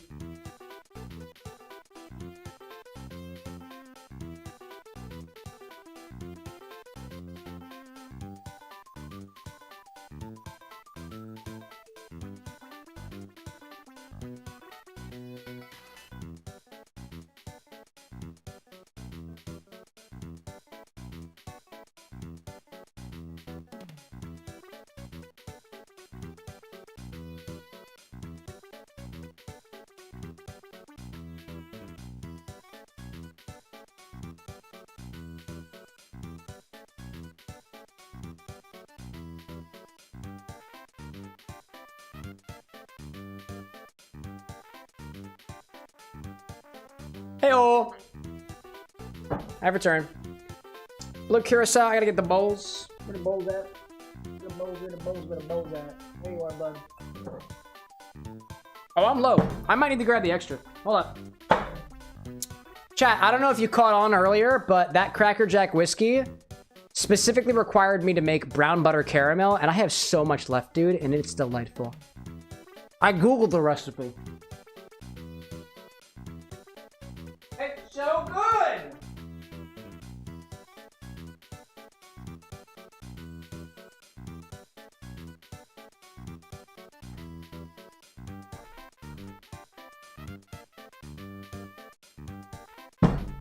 Another bottle of curacao.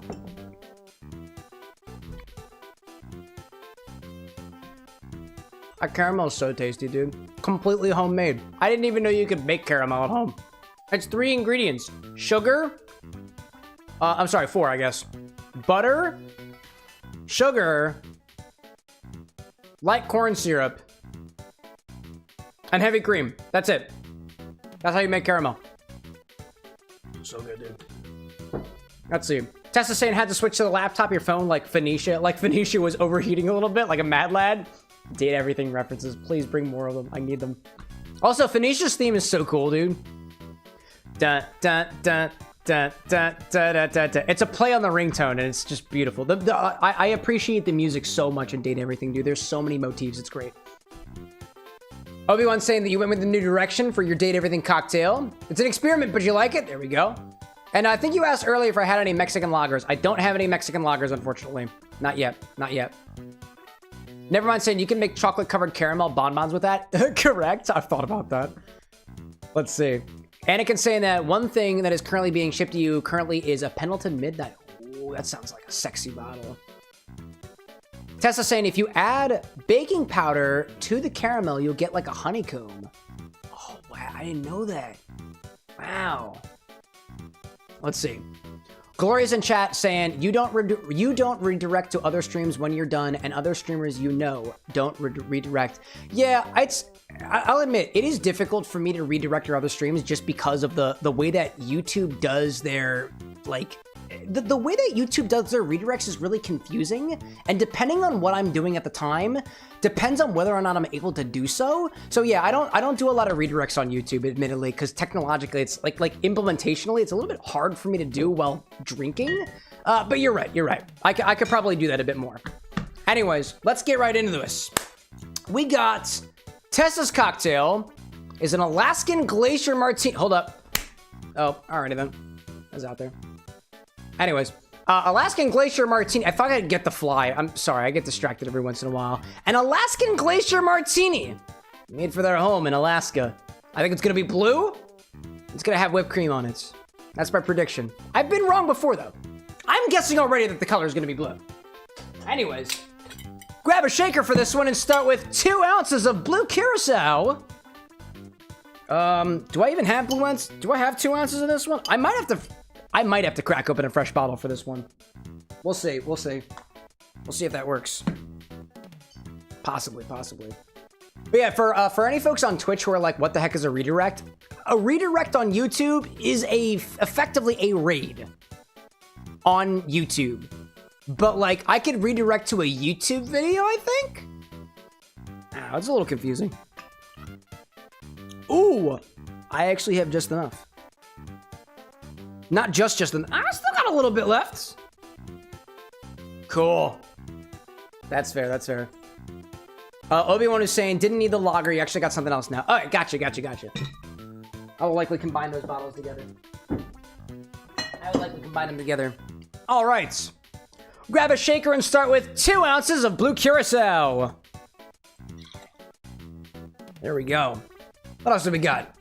Next we need half an ounce of gin.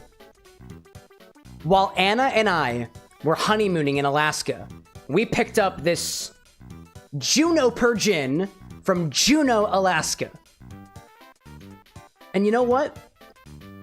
This is perfect for the recipe. It's literally got Alaska in the name.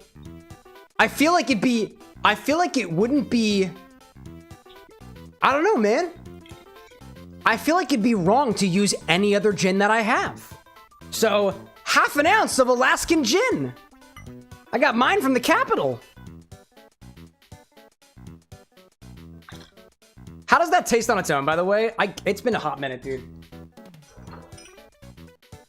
I'm gonna taste this on its own, dude. It's a small little guy, too, you know?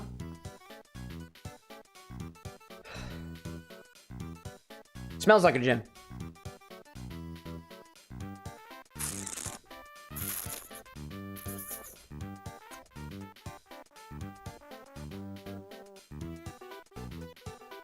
Letting the palate adjust.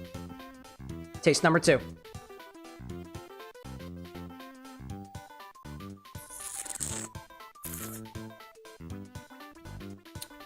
It has a quality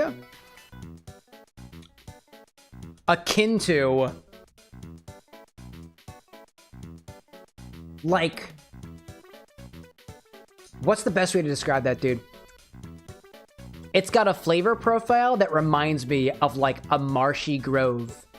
Like when we were in Alaska, we got close to one of the glaciers. A sip of this gin brings me back to that moment. It's got like an air to it that reminds me of, like, you know that there are certain, I don't know what botanical it is. And do they list some botanicals in the back of the bottle? Oh yeah, dude. Oh yeah. Spruce tips, Devil's Club. Plucked from our rainforests, rhubarb from your gardens, foraged herbs from our trails. Dive into our glacier-fed waters and savor nature at its wildest. I couldn't have said it better myself, dude. Wow, that's great. Oh yeah, man. It was fake. It's fake. For this very moment. I actually, like, honestly, I don't think that this gin is on the site. I don't think it's on the website because this is such a small bottle, and as much as I want to give you guys access to all the bottles I have, I don't think I made this one public. I don't think this is on the public stock, dude. I didn't want to give it away. Sorry. Tessa's like, by the way, don't touch Devil's Club, chat, or you're in for a bad time. Yeah. Be a professional and distill it wisely. That's how we do it. A very bad time. There we go. Levy being like, having an Alaskan ingredient in an Alaskan drink is a match made in heaven. Requested from an Alaskan individual, dude. It was meant to be. It was meant to be. Let's see. Ugly Guy, welcome back, dude. All right, let's see. Let's see. What's next here? Vodka. There we go. Half an ounce of vodka. Unfortunately, not from Alaska. Ugly Guy saying, I got a sub. It's so nice to be back. There you go. You got a sub like somebody subscribed to you? Congrats, dude. There we go. Glad to have you back, Ugly God. Half an ounce of vodka. Ironically, not from Alaska. Honestly, I don't even know where this vodka came from. It's just a blend of, I don't even know what. It smells citrusy. All things considered. Yo, Betty, welcome back. Betrayed is back in chat. Oh, Ugly Guy got a gift. Yeah. It's not your first one either because that party hat is yellow. You probably have Obi-Wan to thank for that, by the way. Nah, gosh. Chadwick being like, with such a nice name, why wouldn't Devil's Club be safe? Honestly, I don't remember. I went on a tour when we were in Alaska for the honeymoon. We went on a little bit of there was a tour up the glacier or toward the glacier, around the glacier. I don't know. Devil's Club was on the list of botanicals that you could find, but I don't remember there being anything like bad about it. But I don't know. I have an Alaskan field guide there somewhere. I ate salmonberry when I was up there. Yo, MK Bryce pop rolling into the bar with an X. I see Dave Leeton chat, Bryce in chat. What were you doing? Double dash? There we go, dude. We're Nintendo bros tonight. We're both playing Nintendo games. Welcome in, Bryce. Take a seat. Sit down if you can. If you guys need a drink, we got one right on the ready. Happening right now. Let's see. Next, we need rum. Rum. Half an ounce of light rum. This one is Haitian inspired, but not actually from Haiti. Woman owned, by the way. Kaki rum. Award winning, apparently. Distilled from 100% sugarcane in the Haitian style of rum. Half an ounce of light rum. It's pretty good. I've had this bottle for a while. I got this bottle for free from a giveaway like years ago. I still have it. I still got it. Let's see. Osnerd in chat saying, I love the music. Are you a fan of the Kirby stuff? Does it give you the nostalgies? Because I got the nostalgies. Tessa being like, salmonberries are so fucking good. Dude, I kid you not. So, on our honeymoon, I bought a field guide so that I could begin to... I bought a field guide because I wanted to eat the plants. Anna told me I couldn't. I asked a merchant at the gift shop. I asked our instructor who taught us how to create salmon food. And I consulted the field guide before I picked the salmonberry plant and consumed it. And it was jammy, tasty, and I'm not dead. I think I also brought back salmonberry jam with me, possibly. Anyways, what was we got here? Bryce being like, breathalyzer reward is unavailable. Yeah, not while we're at the bar. That has to be there in the game segment. Some things are not available at the bar because I don't want you guys interrupting my mixology. Anyways, now we need the syrup. Now this part is effectively 2 ounces of 2 ounces of sour mix, but instead of using sour mix, I'm gonna use an ounce of simple syrup, half an ounce of lime juice, and half an ounce of lemon juice. That's my sour mix. That's my mix of sours. Hello there, everybody. Let's see. Bradley, like, Gourmet Race is the most OG Kirby song. You're damn right it is. Tessa being like, there's so many good wild berries up there. Blueberries, crowberries, raspberries, watermelon berries, salmon berries. What the heck is a watermelon berry? I feel like I should be able to know based on the context clues. That's fair. That's fair. I dig it, dude. I think I tried, I foraged for some salmon berries. I also foraged something else, but I don't remember what it was. It might have been a blueberry, maybe. Harold, welcome back, by the way. And I see Betty out there in chat saying, you should play a game on Roblox called Blox Tales. Feel free to make a suggestion, Betty. I typically won't play a game unless somebody uses the command for it. So exclamation point suggest Blox Tales. And if folks share your sentiments, then, you know, majority sometimes rules on this channel. Sometimes. Let's see. So recipe calls for 2 ounces of sour mix. I'm going to use 1 ounce of simple syrup, half an ounce of lemon juice, and half an ounce of lime juice. Do I have 1 ounce of simple? All right, well, evidently I ran out of simple syrup, so I'm going to cheat with a little bit of extra other simple syrup. Bah. That's okay. I'm cutting my simple syrup with a little bit of Demerara syrup. It's not technically simple, but it tastes great, you know? Oznerd with the sub? Oh, thank you, Oz. Appreciate that.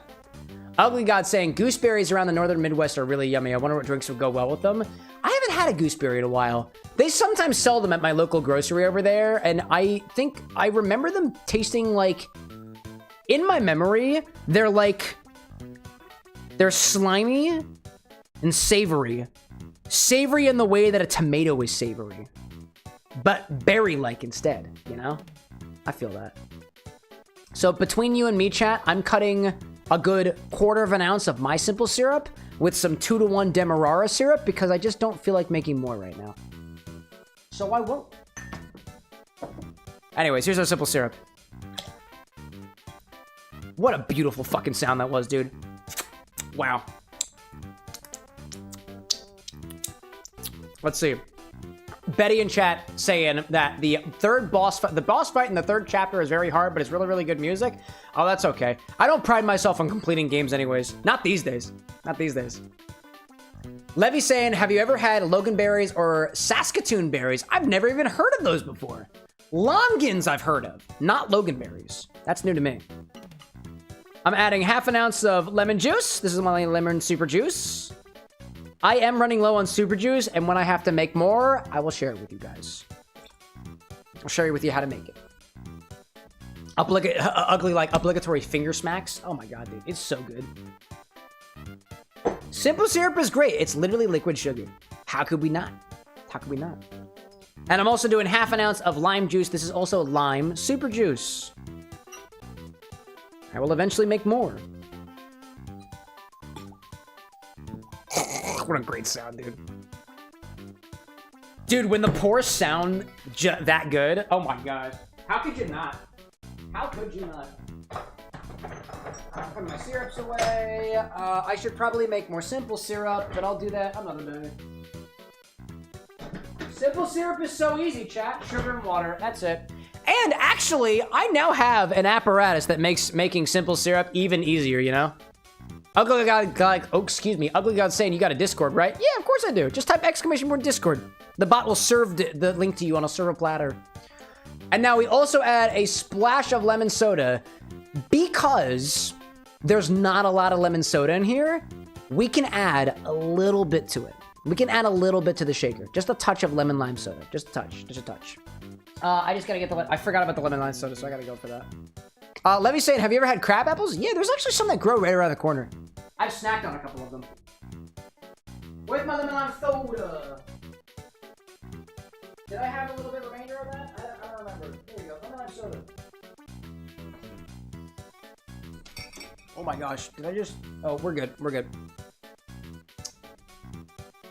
Add a splash of lemon lime soda right to the shaker. Just a splash. Not too much. If you add too much carbonated ingredient to a shaker, the shaker might want to explode. That's not the vibe. It's not the vibe. Tessa saying, I made an apple butter this year using crab apples from your yard. Super tasty. Yeah, dude. I remember seeing, I think it was one of the foraging ladies on TikTok was like, crab apples are underrated. Crab apples are tart and astringent. That's perfect for ciders. It's perfect for jams. Oh, more crab apples, dude. More crab apples. Throw some ice in here and shake it around. That was a fun sound that could have been breakatory. Apples. Yeah, man. I've been meaning to pick some of the crab apples around here. We also have Bradford pears, too, which I've also wanted to forage. They supposedly smell like shit or cum, but, like, they taste okay. I've tasted some. They grow right on the block. Actually, literally, right around the block, there are crab apples, acorns, and Bradford pears. Those are all the forageable plants that are on my block here in Philadelphia. Ooh, got quite a bit in there. Quite a bit in there. A lot of liquid. Tessa saying, too, that it's also perfect for getting moose in your yard and scaring the shit out of you when you let your dogs out in the morning. I imagine those moose can probably kill your dogs, right? Anakin, like, it's never the vibe, to be fair. What, Bradford pears? Fair. Shake it around a bit.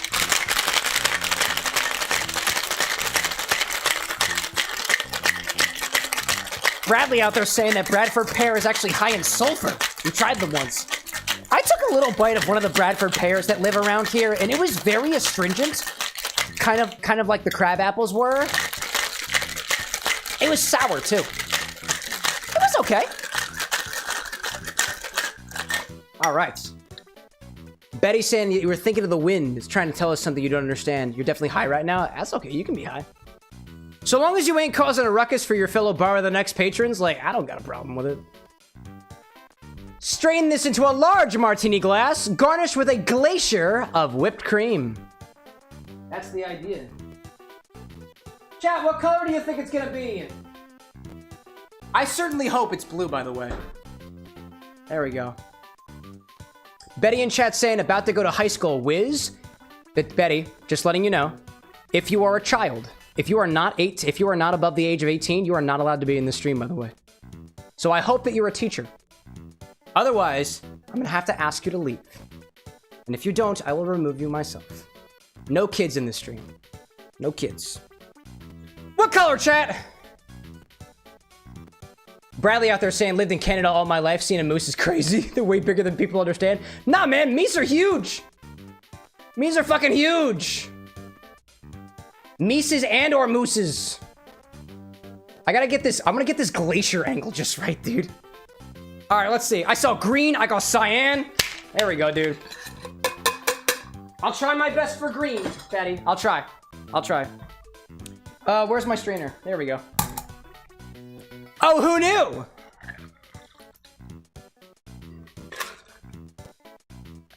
It's blue. Admittedly, there's still more in the shaker. There's a lot of liquid in here, so we've got enough for, I think, 2 cocktails right now. Oh my gosh. Look at that beautiful color. Top it with whipped cream. A little glacier of it.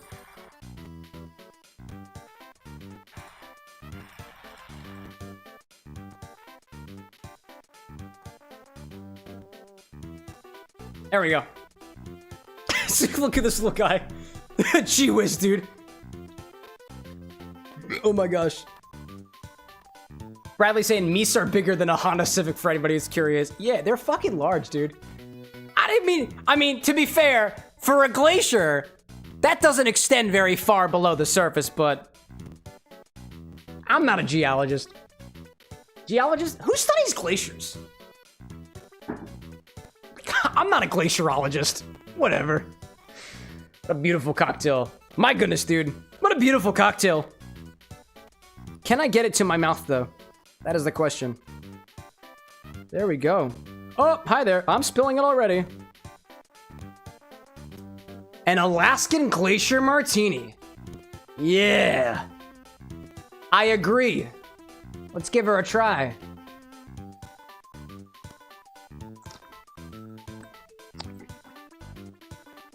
Ooh. Very citrus forward. Very citrus forward. Kind of sweet too.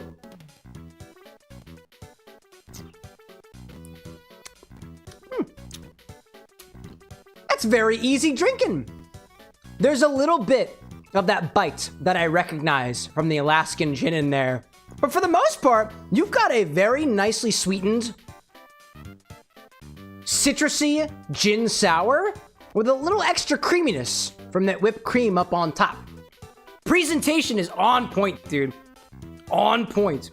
I feel like I wish I could have gotten like a deeper glacier here, but you know, that's all I got. Tessa out there saying, I once had someone straight face ask you who paints the glaciers blue, and I almost cried from their stupidity. Some people believe the world is flat despite overwhelming evidence. Gosh, let's see. Ugly saying, may I draw that keyblade in the back for you to pin up? What do you mean? What do you mean? Pin up like put on a swimsuit? Like, nah, man. Nah. I'll do a lot of weird things for charity, but pinups? I don't know, man. I feel like I'd have to be the one paying you for that. You know? Let's see. Bradley's like, he knew it would be blue because he knows his beverage science, a scholar and a legend. Chat, there's 2 ounces of blue curacao in it. I certainly hope it's blue. Otherwise, there's something wrong with everything I've ever lived for. Everything. Either way, dude. Dude, Tessa. Tessa, would you say that this reminds you of the glaciers of Alaska? Possibly. Sans, welcome in, bruh. Tessa saying, too, that's a dope glass for the drink, too. Yeah, I don't remember where I found these martini glasses that curve, but it makes them a lot easier to handle. I like that. Bradley, like, new tattoo idea. Pin up Keyblade. Uh-oh.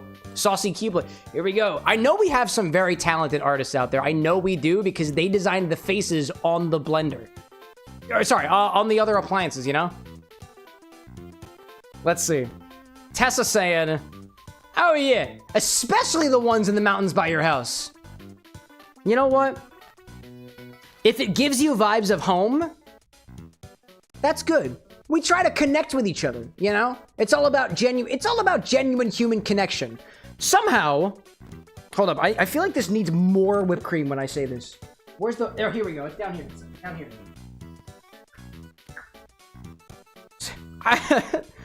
Somehow, we've managed to capture the glaciers of Alaska here in my Philly apartments. Cheers to that. Yeah, man. I dig it. It goes better with more whipped cream, let me tell you. For me, it becomes a more interesting drink the more whipped cream that I add to it, because typically those sort of citrus-forward gin beverages don't have that creamy flavor to it. And like I said, this is technically pumpkin dairy whipped topping. It doesn't taste like pumpkin at all. It just tastes like whipped cream. Tessa, like, whipped cream makes most things better. Agreed. Cheers to that, Tessa. That's good stuff. All right, let me publish that recipe off. We're good to continue with a bit more Kirby and the Amazing Mirror. Sans saying, Cam, can we get the infinity bottles? Oh, Sans, you missed it. You gotta come back next time. It happens once per stream. Once per stream. And if you miss it, you gotta come back on Wednesday. Next stream is on Wednesday. Next infinity bottle is on Wednesday, Sans.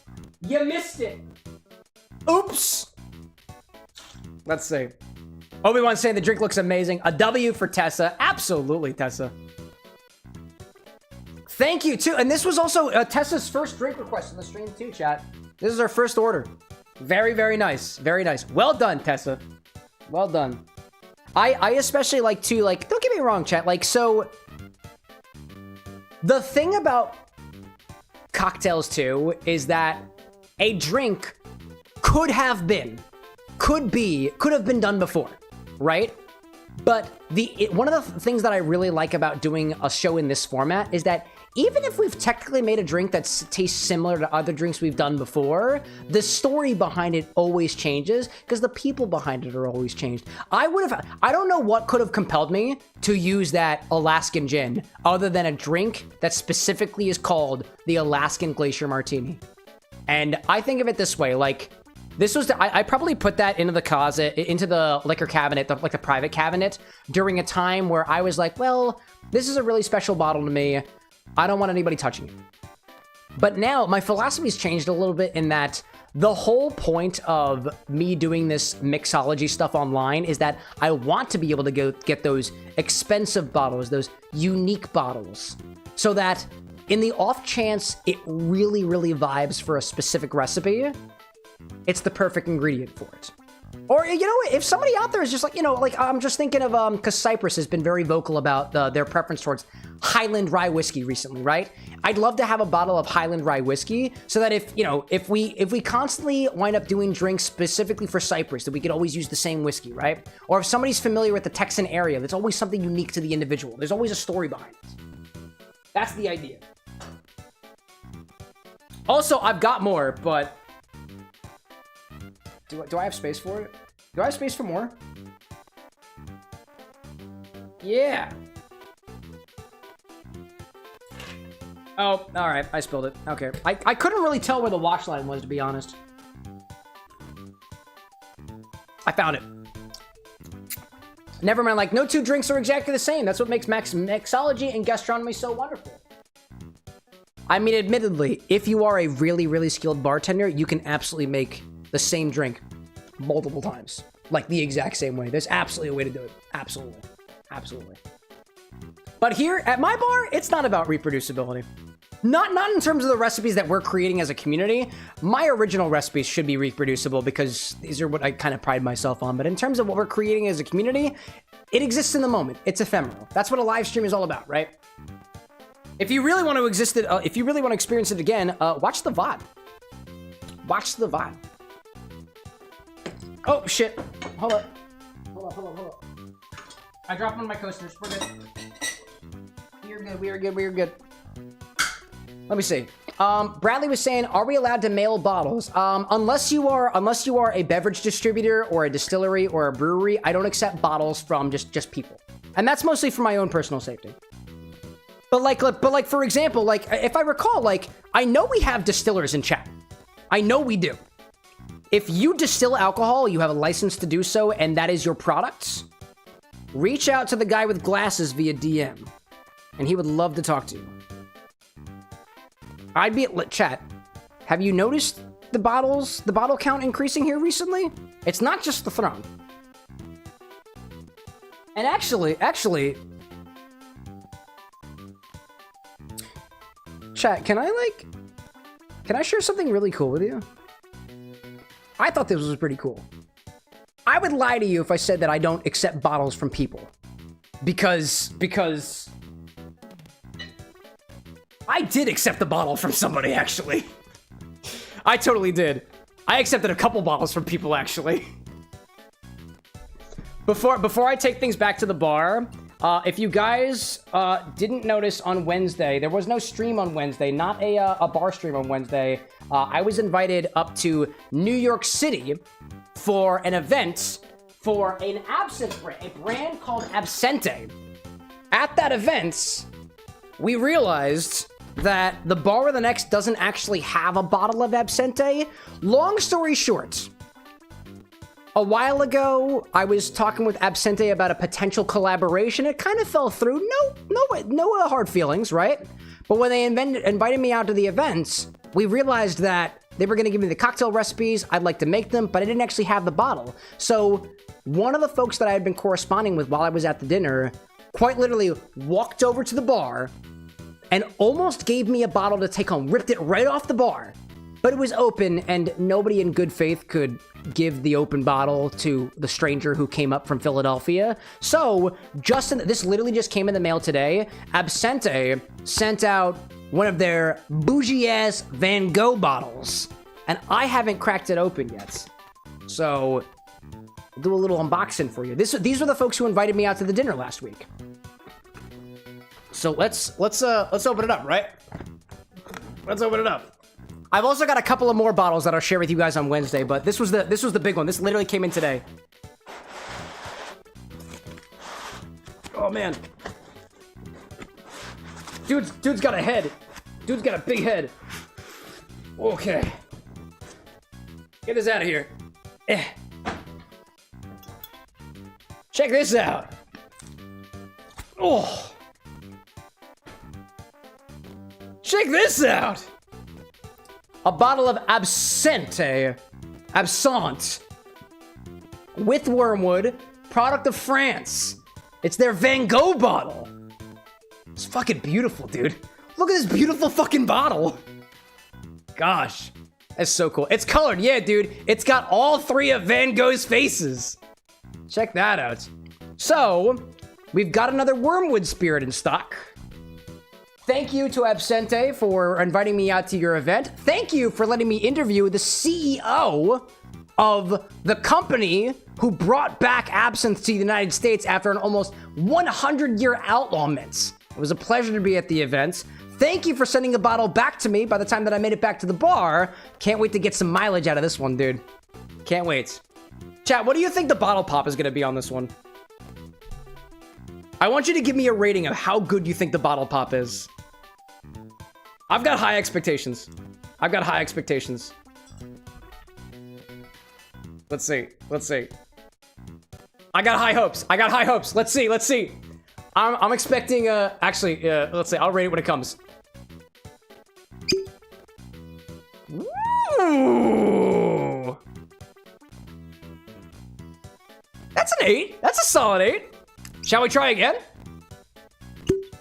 Ooh. Van Gogh really knows how to pop. In any case, yeah, I literally just got this in earlier today. It came in when I thought the UPS guy was gonna walk away with it. So, this is not on the stock yet, but if you want to use absinthe refined in one of your orders, we've got it. We've got it. And in addition to, like, before I left, not only did they give me, they sent the bottle home with me, I got 2 absinthe spoons, one with the dude's face on it, and one with the green fairy. And I also got a little pin, too. That also is, it's a pin that is this absinthe spoon. So, like, it's kind of cool. It was really cool, dude. It's kind of cool being a cocktail influencer. Micro-influencer, sorry. In any case, we got that over there. The Greenwood Fairy one is so cool. It's also fucking gold. I now have 3 absinthe spoons, and 2 of them are from the same people. Anyways, let's bring ourselves back to the game. I thought that was pretty cool, dude. Tessa in chat saying, never had absinthe want to try it just for the gear that goes with it, honestly. So I think the spoons, those specific absinthe spoons, you can get if you buy 2 of the bottles. One of them comes with the Grand Absinthe. I want to say that's the gold one with the green fairy on it. And one of them, I think it's just the regular one. I've seen the Van Gogh in stores before, and I was like, that's a wild-ass bottle. And admittedly, too, like, again, like, they reached out to me a while back and said they wanted to send something over anyway, and it just kind of fizzled out for one reason or another. And then they reached out later and was like, can you come up to New York City? And I was like, yeah, I'd love to. I would love to come up to New York City. I haven't had a chance to go to New York City, and while I was up there, I got to visit one of the bars that have been, for lack of a better term, on my hit list for a while, which was Amor y Amargo, which is an Amaro bar. They gave me a pin. I bought 2 cocktails, or technically there was 1 cocktail, and one of them was a pour of the bartender's favorite Fernet. And I got a picture of the bottle. What was the brand of that bottle? Hey, Sans popping out. Thanks for popping in, bro. What was the bottle? What was the bottle? Let me find what it was. Let me find the... Oh, shoot. I'm dying. Hold up. Get out of here. There we go. What was it? What was it? So, the cocktail I had at Amor y Amargo was their adventure weather, described as being orange blossom, pine needle, and gentian. It combined Zerbens with Fernet Hunter Granites, Tempest Fugit, Quina, Leero, Deor, and mezcal. Tempest Fugit, Quina Leero d'Or, and mezcal. Mezcal, comma, owl, and whale sea smoke. Is that what I got? Yeah, that had the zerbens in it. It was interesting, dude. It had a couple layers of botanical complexity to it. It sipped like a Negroni, but had notes that were anything but. That was kind of cool. And then the bottle that the pour of spirit that the bartender got for me poured. I was legitimately staring at this wall of Fernets and Amaros for a good 40 minutes while sipping on the first cocktail. And afterwards, the bartender's like, hey, we're doing last call. Do you want anything else? And I was like, I'm overwhelmed by your Fernets. And the bartender said, can I get you a pour of one of my favorites? And I was like, please. So he poured me some Fred Yerbis Fernets. Fernet in chestnut barrels. Handcrafted original Italian spirits. Apparently this guy quite literally forages through the fields and forests of Italy to make his spirits. And it was delightful. It was delightful. Oh, that's the wrong button for jumping. It was cool. New York was great. I think I tried a wine for the first time at some random bar that had the word squirrel in the name. Like, there was a bottle in their cooler. And I was like, I want to try that bottle. What is it? I want it in a cocktail. And the bartender was like, it's a white wine. And I was like, oh, but I still kind of want to try it. Can you mix it with something? She's like, I don't know what to mix it with. And I was like, put some gin in there. She's like, you want gin and white wine together? And admittedly, even I was like, I don't know if I want to do this, but I tried it. It wasn't that good. It wasn't that good. I don't remember the name of the wine. I wish I kept track of it, but I didn't. I didn't take a picture of it. Oh, that's too quick. All right, I even need to drop something there. Let's see. Tessa in chat saying, I don't drink often, but I wouldn't mind buying the different types of alcohol just because the bottles look dope as fuck. Yeah, and you know what? Hey, you could always buy them for the bottle, pour them into a plastic bag, and give them to your friends who drink. And then you just keep the bottle. Oh, hi there. I have found myself in a volcanic area. This place is cool. There we go. Let's see. Tessa saying too, using wild ingredients in anything can really make a difference sometimes. Yeah, and you know what? Even using not even just wild ingredients, but region-specific ingredients can sometimes make or break the difference between one drink versus another.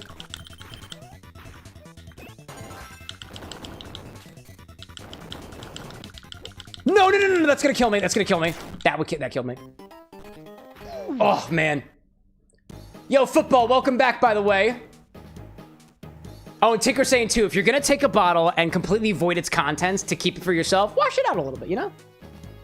Chavik in chat saying, too, a Hugo Spritz with a drier white wine sounds really, really good. Oh, totally. This bar wasn't the kind of bar that had elderflower liqueur on them. Otherwise, that would have been the move. I wish. Admittedly, this was a, in New York, sometimes you find that you have to use the bathroom, right? And when I was there, I had a couple of times where all I needed to do was just take a piss break. And according to a Reddit post, the best way to find a bathroom in New York City is walk into a bar. The Reddit post said that all you gotta do is walk in confidently and just go to the bathroom. I'm not that kind of guy. I'm a little bit anxious, so I walk in, I say, I'd like to have a drink. I say, can I use your bathroom? And then I go to the bathroom and I come back and there's a drink in front of me. That's how it works for me. Oh, this is unfortunate. I don't want my friends. Hello, elephant dog. Oh, hey, not a dog at all, actually. Can I have an apple, please? Oh, okay. No, oh, gee whiz, you're not cool. No, I don't want the... No, it was the warp stuff. What is the difference, dude? Oh, God. I didn't mean to do the warp star, dude. Obi-Wan in chat saying, I sent the recipe to you along with my inspiration for the board member chat, Cam. Hope we can play Date Everything soon because I'm so curious about the creation. We don't... By the way, chat, we don't have to be playing a game to do a drink that you've created inspired by the game. The first Date Everything drink that we did on this channel was during the Sonic series, by the way. I need a straw for this. It's very, like, dude, this is very citrus forward. But that citrus and cream, you'd think that I'd be able to describe that more as like what's the term? Like an orange creamsicle? It's really not. Tessa in chat saying that your aunt's favorite wine was called, quote, The Other. It was a red wine. Can't remember what type, though. She, too, like you, can't have grapes anymore, so she misses it quite a lot. Oh, that's fair. That's fair. Yeah. Obi-Wan asking you should leak a teaser or keep it a surprise. I mean, hey, if you're... I assume you know I have it in stock. So, if you're sure I've got it, then you don't need to tell me. Football out there saying, can you tell any drink which you made at home for good muscle building and skin? If it's got alcohol in it, don't take it for physical fitness. If it's got alcohol in it. Ultimately, if you're trying to look for something to bulk up muscle, like get a protein powder, right? If you want a protein powder that tastes good, like I like chocolate, I like vanilla, right? There are different protein powders on the market. Typically speaking, generally speaking, and I'm not a doctor, you would have to consult with your doctor or nutritionist, right? If you're putting booze in your protein shakes to gain muscle, you're offsetting the gains of the protein and your workout by putting poison in your body. So, like, just don't do it. Not unless it's for the memes, right? I have an original drink that uses a protein shake, and it was for the inspiration of the drink. I don't work out with it. Let's see. I see Chadwick out there saying that they're curious about the drink, so just, like, leak it, bro. Give out your secrets, dude. Give out your secrets. Oh, if I had the wheelie, that would have been better. Oh, Obi-Wan saying umeshu. Cam has several. Ooh, which one are the umeshus, dude? You don't have to tell me that. Dude, those umeshus are cool. I think we had the chance to try, I had the chance to try the honey one. I think it was the honey one. That was tasty. That was savory, dude. That was savory in a way that I wasn't expecting. Oh, everyone's like, you can see the recipe, Cam. I sent it to you. Yeah, I'll check it when I'm sober. Oh, sorry, my straw is leaking, so I will not be using that. All right, I want to get back to the volcano area. I'm gonna get back to the volcano area. There we go. I gotta go over here. Hey, bud. I go over here. I see one of my green friends here. One of the things that always intrigued me about this game is the fact that there are other Kirbys that can, like, travel around on their own. That's cool. That gave me this illusion that there were other people playing this game when I was a kid. Obi-Wan says, Cam, I assume you'll see it tomorrow after some good rest. Oh, yeah, absolutely. I always get good rest after stream. Yes. I have definitely never woken up with a headache after stream because I drank too much because the drinks were that good. Never happens. Never happens. Never happens. And I definitely didn't wake up with a hangover after Wednesday's stream. Definitely didn't do that. Nope, not at all. Not at all. Wouldn't put it past me. Nope. Cameron's all about mindful drinking, chat. Don't you know? He's infallible. Not. I'm human. Somebody on stream asked me, I think it was last week, they were like, have you ever blacked out? And I was like, last time I blacked out was the Philly Cocktail. No, actually, it wasn't even the Philly Cocktail Festival. Did I black out in New York? No. But I did drunkenly get my way back to my grandfather's house. It was one train, one bus, and a failed Uber ride, and a trip to the fried chicken store later. But we did it. We did it, chat. We made our way home. We did it. Don't touch. Thank you. Alan Don, welcome in, dude. Good to see you. Obi-Wan saying, I'm excited. Umeshu is really a great liqueur. It's cool, dude. It's cool. I wanted to work with... I grabbed... So the umeshus I've got in stock, the shiso, the honey, and the extra aged one were umeshu bottles that my parents picked up for me in Japan when they were up there for a concert that my father was doing. That was cool. That was cool. Admittedly, I asked them if they could bring like awamori and shochus back with them, but evidently my text message didn't go through, and I was a little sour about that for a while, but I'm over it. I'll go to Japan myself one day. I will. I will. Hey, buddy. But so, yeah. And then the regular umeshu, I guess the choya, like, regular choya umeshu is... I just bought that from Fine Wine. I bought it for the, Oh, really? Oh, really? I could use some food. I bought it for the Fruits Basket cocktail during the charity event, but I didn't wind up using it. Alan down in chat saying that Frangelico is hands down your favorite liqueur. Ooh, hazelnut. There we go. Honestly, you know what, chat? Oddly enough, chat, I'll admit it. I've never had Frangelico. Not a single drink I've ever had has had Frangelico in it. I've never tasted it before.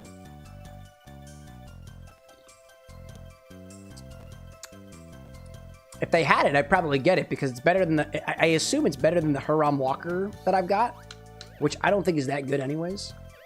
I'm not the biggest fan of hazelnut, chat. Like, Nutella just doesn't do it for me.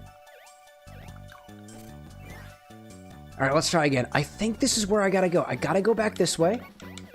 I need to... You know what? I want the wheelie. I want the wheelie because I think there's an area that I can get to if I had spin ability. Get out of the way, everybody. I'm going fast. Alan out there saying that plum sake is your favorite alongside nigori. That's true. That's true. Wait, Alan, was it you who was asking me about the nigori sake having it in stock? Because I saw it in the store the other day, and for some reason, I couldn't remember who it was that asked about it. So, I didn't pick it up. I didn't pick it up. It was you, right? I couldn't remember who it was. I didn't wind up grabbing it. They sell them at the local grocery store. So, one of these days. Chapek saying that Frangelico in espresso martinis and other cocktails as a sweet liqueur is really good. Oh, that's totally fair. Hey, you know what? Anything that has complementary components to coffee or chocolate in an espresso martini does great. Oh, and banana. But I'm biased. I like a banana. I like me a banana. Over here. Get over here. There we go. There we go. Tessa, like, if it didn't raise my sugars so high, I would absolutely smash a jar of Nutella. Everything in moderation, so they say. Including moderation sometimes. I guess it's a different story than if it would kill you, you know? One of the things that I don't say too often on the channel, because I'm usually a bit of a critic when it comes to, like, artificial flavors or artificial sweeteners and stuff like that, is that for people out there who are not able to have, like, natural sugars, like people who may have some sort of diabetes or something like that, like, artificial sweeteners are, like, amazing, dude. It's amazing. A sugar that doesn't raise your glucose level? Amazing. You can have sweet drinks just like the rest of us can.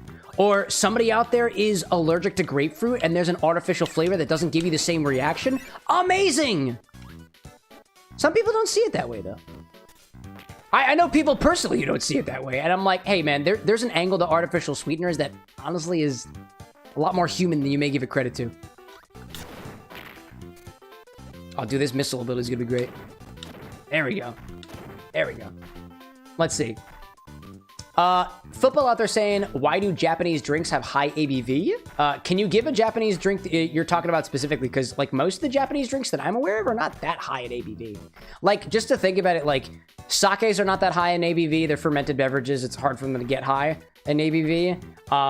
Shochus come in two different categories, typically one in higher proofs, some in one category in lower proofs. So, I'm curious what you mean by that, Football. Chavik out there saying, haven't tried banana in a coffee cocktail, sounds good. I'm biased towards banana. And I don't mean like the artificial banana stuff. I mean like funky, fresh banana, dude. This guy feels important. This guy feels important. I feel like I need this guy. So we're going. Anakin out there saying, almost forgot, but you did buy this one strawberry liqueur this weekend. Liqueur, so expect you to possibly request Wednesday's stream. Is it a liquor? Like is it a sweetened liqueur, or is it a liquor like it's distilled from strawberries, or like a strawberry tequila or something like that? Also, only because it's possible, is it tequila rose cream liqueur? Anyways, Tessa, like, you've got Wi-Fi, you don't need the hotspot on your phone. There we go, dude. There we go. Hey, what's up, Green Bro? Let's see. Anakin says yes. Cool. Could you be more specific of what you mean by yes? I got back here again. Can't run into that. Can't run into this guy, but I can go this way. If I had the burning, I'd be okay here. Oh, I need the burning. Yep, you're mine now. I'm going back up here. Oh, I didn't need that. What the? Cam, come on, bro. You didn't need that. Yeah. Oh, I didn't do it. What else do I see out there? Alandon saying, almost blew up my phone from using it as a hotspot. Lived without Wi-Fi for months. Oh, that'll do it, dude. It gets your phone real hot. I know that from experience, especially living the streamer life. Football was saying, artificial sweeteners are more sweet than sugar, more healthy than sugar in 955. Now, I can't speak on health, right? But sugar can be bad for you. Artificial sweeteners can be bad for you. But a lot of the artificial sweeteners are, by definition, more sugar. Like, they are sweeter on the palate than other sugars. And they serve different effects too, right? Like one of the sweeteners that you can buy at some grocery stores is erythritol. It's derived from monk fruit. I don't think it's an artificial sweetener, but it is noticeably more sweeter than glucose, noticeably more sweeter than sucrose, and it's non-calorific. It's a non-calorific sweetener. And if I kept the burning, I'd be better off of it. Better off? But might be the wrong word for it. Oh, hi there. I've even thought about it too, like in the realm of, and we got to explore this a little bit during the potion stream, whether or not a non-calorific sweetener can be balanced with a conventional acid like lime juice or lemon juice. Because like, I don't know if it's more the perceived sweetness or there's more going on, right? I don't know. I haven't had a lot of experience with like artificial or non-calorific sweeteners in drinks, but there is absolutely a realm where it is relevant and possibly even required for certain people. Drinks for all, chat. Drinks for all. Hey, Retro, welcome back. This is Kirby and the Amazing Mirror. Alan Don saying too, the word to the wise, anything in overconsumption is bad. True. True. Tessa out there saying that some of the artificial stuff can be sweetener for sure. Biggest thing is they don't raise your blood sugar, which is important for diabetics. Exactly. Right, like for example, like I grew up in a family where artificial sweeteners was a big no-no. Nobody in my family has diabetes. So we didn't have to think about like potentially like we didn't necessarily have to think about like the repercussions of consuming the things that are non-artificial that our body processes into sucrose. Or glucose, sorry. That was unfortunate. Hold up, chat. I gotta call my ladies. Kiss me. Kiss me. Kiss me. Thank you. Thank you. Kiss me. Kiss me. Thank you so much for kissing me. We appreciate that. All right, all the bros are here. All the homies are here. All the homies in chat kiss each other. Kiss your homies goodnight. That's how it goes. That's how it goes. Nevermind in chat saying that you tasted the homemade soda that you made using yeast, using the infinity syrup. The lemon oil flavor really added a pleasant bitterness to the whole thing. Ain't too sweet either. Ooh, with a yeast too.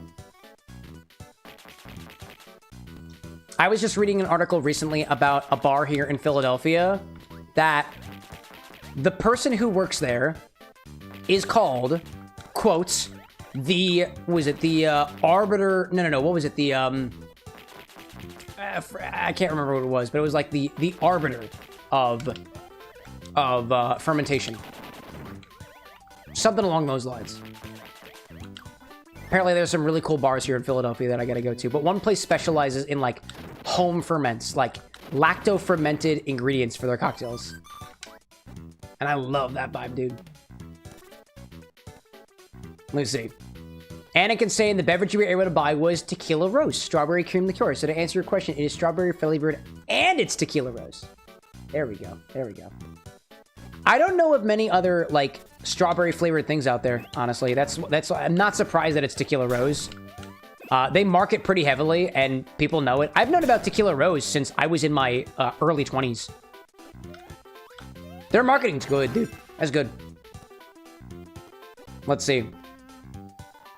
I see Alan on in chat saying that your family's got diabetes running in us, so to be careful. Same with heart failure. Yeah, there you go, there you go. Alan also says, too, that you finally got down to 300, which stuck at 308 for months. Can't say I understand what we're talking about, but... Totally, dude. Totally. And that's the goal, right? Like, the goal is, chat, to be able to live without dying. That's the idea. And some people really like to live with a little bit of sweetness in the body. That's great. I wouldn't take it away from them. There we go. Get that up there, and then I should be able to... Sneak in! Sneak in! Sneak in! There we go. Smack him. Smack him good. From here, I gotta go this way. Oh my god. Hello there. Little chat. There we go. Hello. Boxing. Oh, Tinker was talking about... Oh, pounds. Oh, weight loss. There we go. There we go. Hey, congrats, dude! Congratulations! That's a milestone, bro.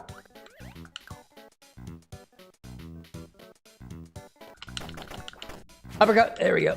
There we go. Ooh, that thing looked up there. No, how am I supposed to get up there?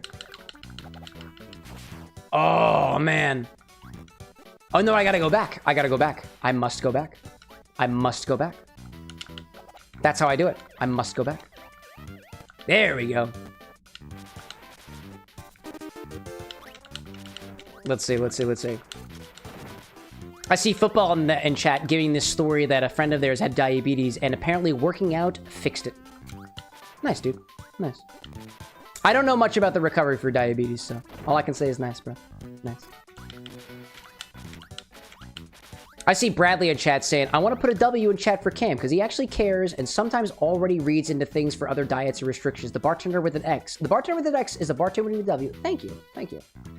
Thank you very much. I think of it this way, chat. My goal is to make drinks for everyone. I have my own preferences. There is no way that I'm going to become a good mixologist if I can't consider the needs of the guests who could hypothetically make their way to my bar one day. Are you diabetic? Great. I got to have an answer for that. Are you allergic to a certain fruit? I feel like I have to have an answer for that. I want to have an answer for that. I want to have an answer for that. That's the idea. That is the idea. Oh, shit, dog! Is your Kirby dying? Gotta have an answer for that. I appreciate it, Bradley. I really do. I think, too, that, like, one of the things that I'm not restricted by is that other bars out there got, like, I don't know. I don't know how to articulate this best, but I don't work under the same restrictions as other bars do. Bars who actually serve patrons. So, I got plenty of room to learn, dude. Plenty of room to learn. That's what it's all about. Let's see. I see chat giving some support over to Alan for the continuing weight loss journey out there. Yeah, dude, weight loss is not...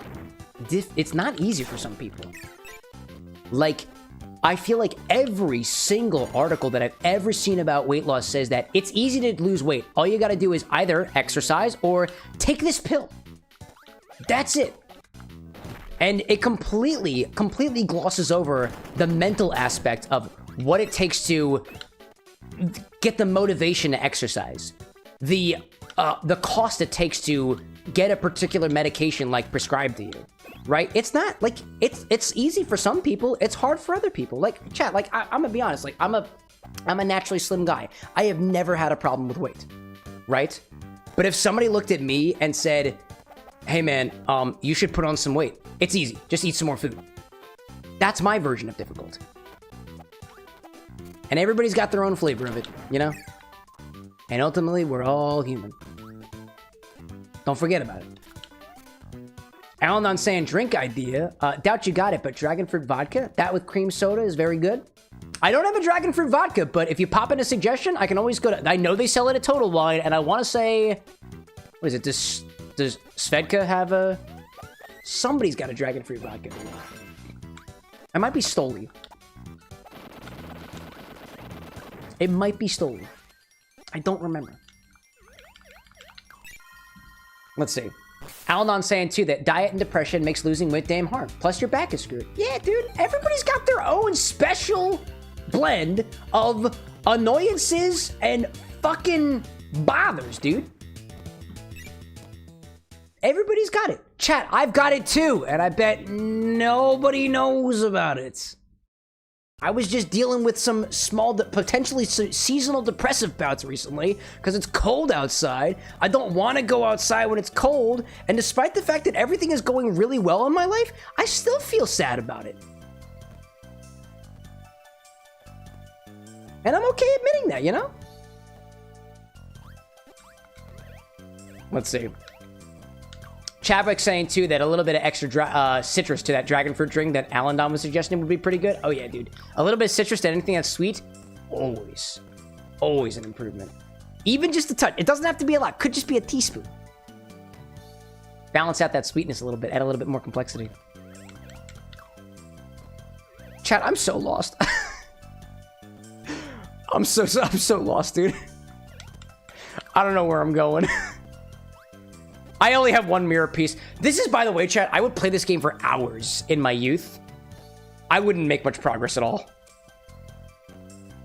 Gosh. Let's see. Tessa was saying a tip for seasonal depression. By the way, I just want to make sure it's known. I'm not diagnosed with depression or anything like that. This was a, I was having a conversation with Anna the other day, and it was a maybe thought, right? But to Tessa point, a tip for seasonal depression that help your family is going to a greenhouse. Smell the dirt, the warmth. Especially if you go midday. Can help drastically. No, I feel that. Your environment has a huge effect on how you feel, chat. And as the guy who mostly stays indoors to edit the videos and mix the cocktails and otherwise, it's a little depressive sometimes. Let's see. What do I see out there?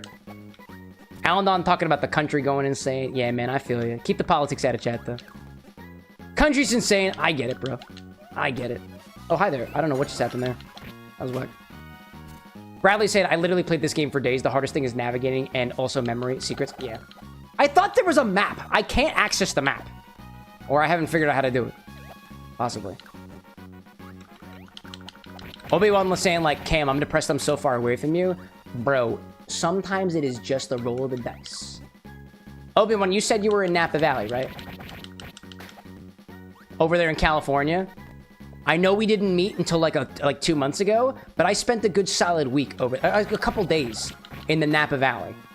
I got to try the wine. I got to go to actually I have 3 bottles from Napa Valley Distillery.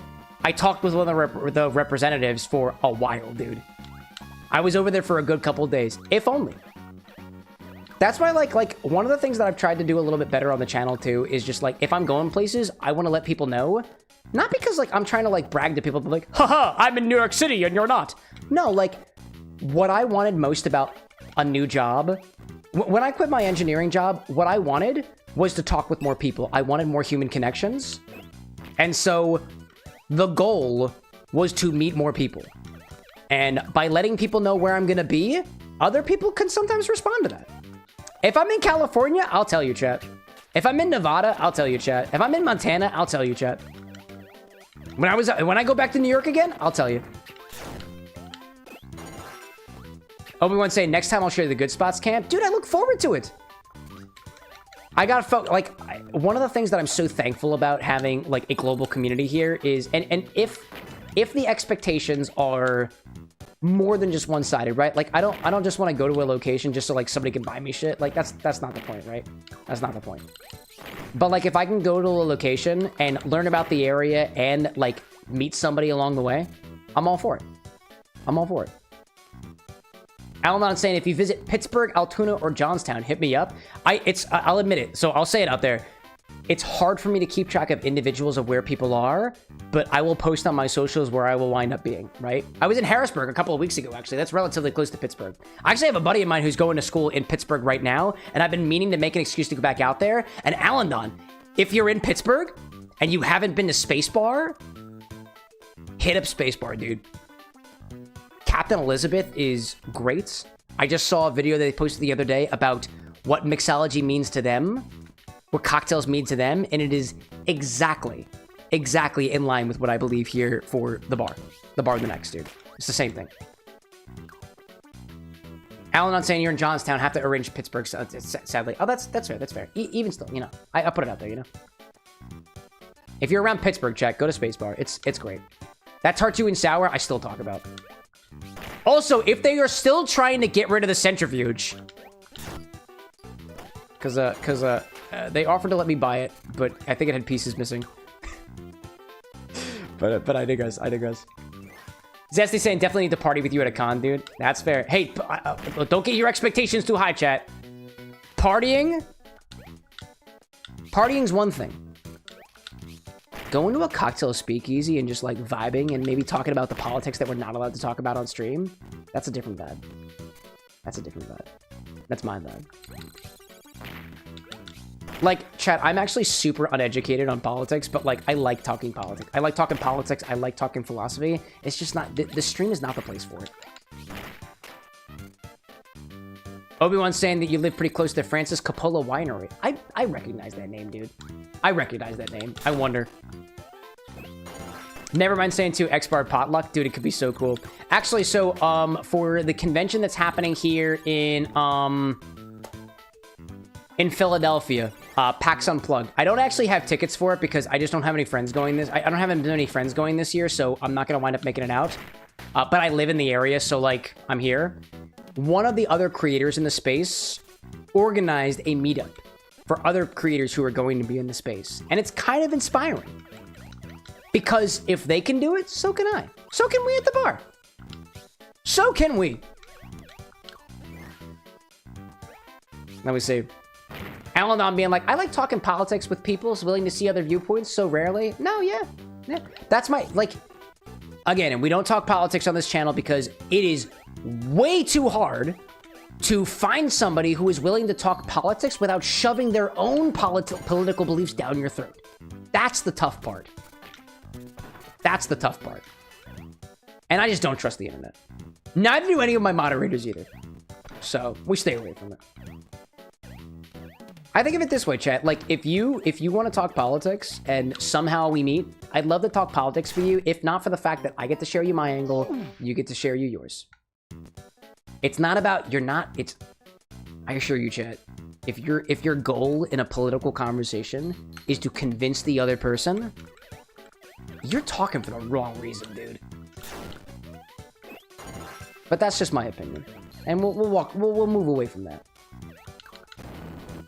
Let's see, what else we got in chat? Just like, the sexual orientation of insects shouldn't have a place on stream. Polytics, there we go. Poly as in many, ticks as in insects. There we go. See, my point exactly, Zesty. My man. Let's see, Alanon saying, the Sleepy Tea is doing its job, gotta head out. Hey, thanks for popping in, dude. Thank you for popping in. It's always a pleasure to have you. Obi-Wan, like, I want to sip a fine cocktail and talk about philosophy with Cam. I'd be happy. Dude, I'd love for it. I like talking philosophy. If there's anything that I like doing between the politics, religion, and philosophy spaces, I tend to talk philosophy on the stream, right? Because if somebody's like, hey, man, life does matter, and we're not all just a speck in the universe. I can be like, cool, man. Agree to disagree. And if they get angry and start saying, you know, like, Jesus loves you, man, like, bow down to God, I can just be like, all right, cool. Try again next stream. Gosh. Tessa, like, Alaska's the biggest state, but the amount of people is only at 780,000 people. The hard thing with doing... Oh, yeah, dude. I remember when we were in Alaska, one of the things that we learned while we were up there was that Alaska's so big and there's so little people that there are some jobs who are willing to pay people to come out to Alaska just to work for a season, dude. Just to work for a season. And I think that's awesome. Better battery on my cell phone. I want to say that this game came out around the time that cell phones were becoming a little bit more prevalent. That's why it featured a cell phone. Yeah! There we go. Bradley, like, I'd love to talk about philosophy. I would die for a conversation about personal meaning and mortality. Dark topic. Dude, that's rough. That's tough. Personal meaning. Dude, chat, I didn't have a meaning in my life for a while. Shit. I didn't have a meaning in my life for a while, dude. I guess personal meaning for the longest time was, I think I just need to work. I've got purpose now, dude. And honestly, my purpose is summed up in one phrase, and it came from a video game, and I don't need any more than that. Time to mix drinks and change lives. I want to work as a mixologist and mix drinks. And I want to change lives as I do it. Those are the two things. I found so much meaning in that. Some people are a hell of a lot more profound. But for at least my mid to late 20s, where I still experience a little bit of my teen angst that I had left over from my teens, that was not resolved in college, I'm cool with it. Let's see.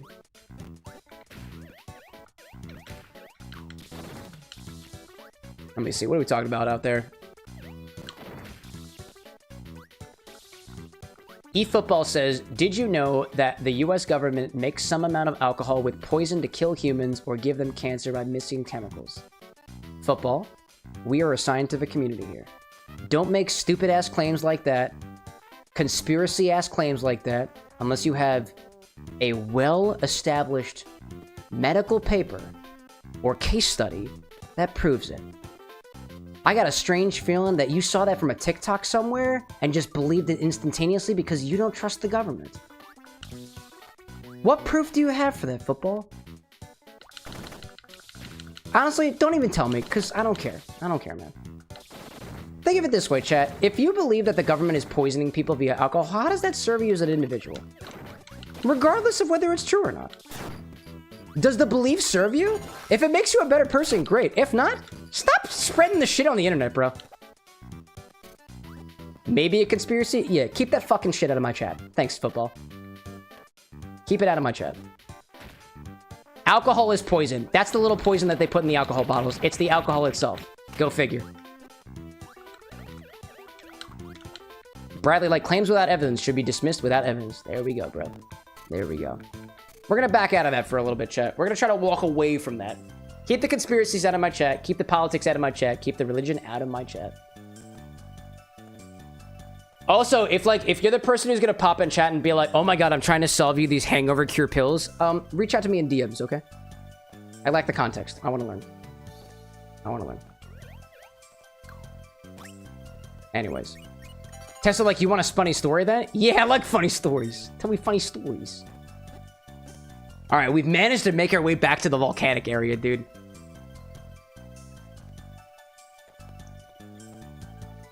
Let's see. Obi-Wan's like, you tried bar chemistry pills? No, man. I actually, honestly, I got a lot of respect for, I do not remember his name. I don't think it's Wu-Tang, but it sounds similar, and I'm sorry if I'm mispronouncing it, right? But, I've seen a lot of, he pushes a lot of those, like, hangover pills, dude. I've seen stuff, like, I've read case studies on, like, the process. I've seen content that specifically talks about, like, things that help the hangover. I don't believe it. And if I don't believe it, like, even if it is a placebo, it's not gonna work. No, Bradley, like, Wu Talk, that was the guy's name, is a scammer. I don't know, it just gives it, I don't even know if he's a scammer. Like, I don't know him personally. I don't know the product personally. I've never tried it myself. I'd try it for free, right? But, like, I try to take things at face value as possibly as I can. But in my opinion, and again, it's just an opinion, right? The best way to, like, get off a hangover, drink water, eat food, time. That's it. You know? Let's see. Chadwick out there saying, I saw a bunch of their hangover stuff, but it just feels a bit too good to be true. No, it is. And I mean, there's a phrase that says that if it sounds too good to be true, it probably is. But I don't know. To Obi-Wan's question of why do you say he's a scammer? I never tried it, but it seems reliable for sure. Yeah, like, don't get me wrong. I don't know if it's a scam. I wouldn't call anything a scam unless I was actually scammed by it, right? Wu Talk is a funny guy. I like his content. He seems like he knows what he's talking about. But, like, I don't fundamentally believe that there is a hangover cure or a product out there that helps you prevent the hangover ahead of time. I don't know. I just fundamentally don't do it, you know? Football asking, can birth control pills be taken with alcohol? Ask a doctor. I'm not a doctor. Football, by the way, you're giving me a really odd vibe. The conspiracy, the potential baseless statements, and asking about mixing drugs with alcohol. Cut it out, or I'm timing you out. Thank you for your understanding. I assume you know how to use Google search. Use Google. Or ask your doctor. Anyways. Tessa out there saying, apparently Tasmanian farmers thought they were dealing with aliens because they kept finding crop circles. Turns out it was all wallabies getting high from poppies and jumping in circles and creating patterns.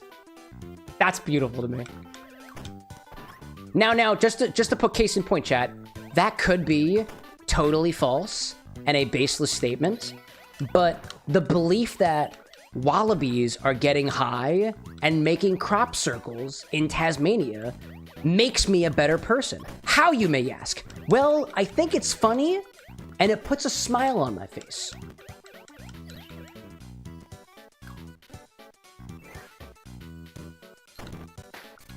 Now, if Alan's like, they actually have reports on that one. Dude, I believe it, dude.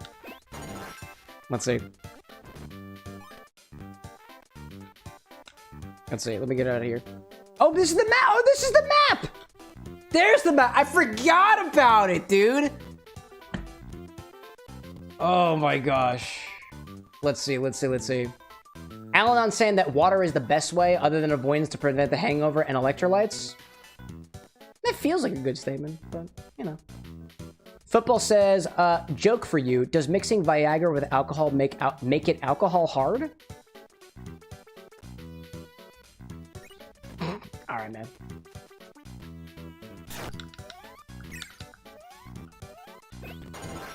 Zesty saying that is the wallaby way. The wallabies are getting high and they're bouncing around. Tessa out there saying it's one of those things that if it's fake, it's still funny, and if it's real, it's even funnier. Exactly. Again, chat, and not a doctor, but laughter is a pretty damn good medicine. Is it the best? I don't know, man. I don't know. But Bradley saying too, big love for bar chemistry, but I don't really appreciate him giving the cure-all, especially because it can be harmful. The way that I think about it is this, chat. And maybe this is a little bit more like, it's less related to what he's trying to sell, but it's more about like what it means to me to be a content creator than otherwise.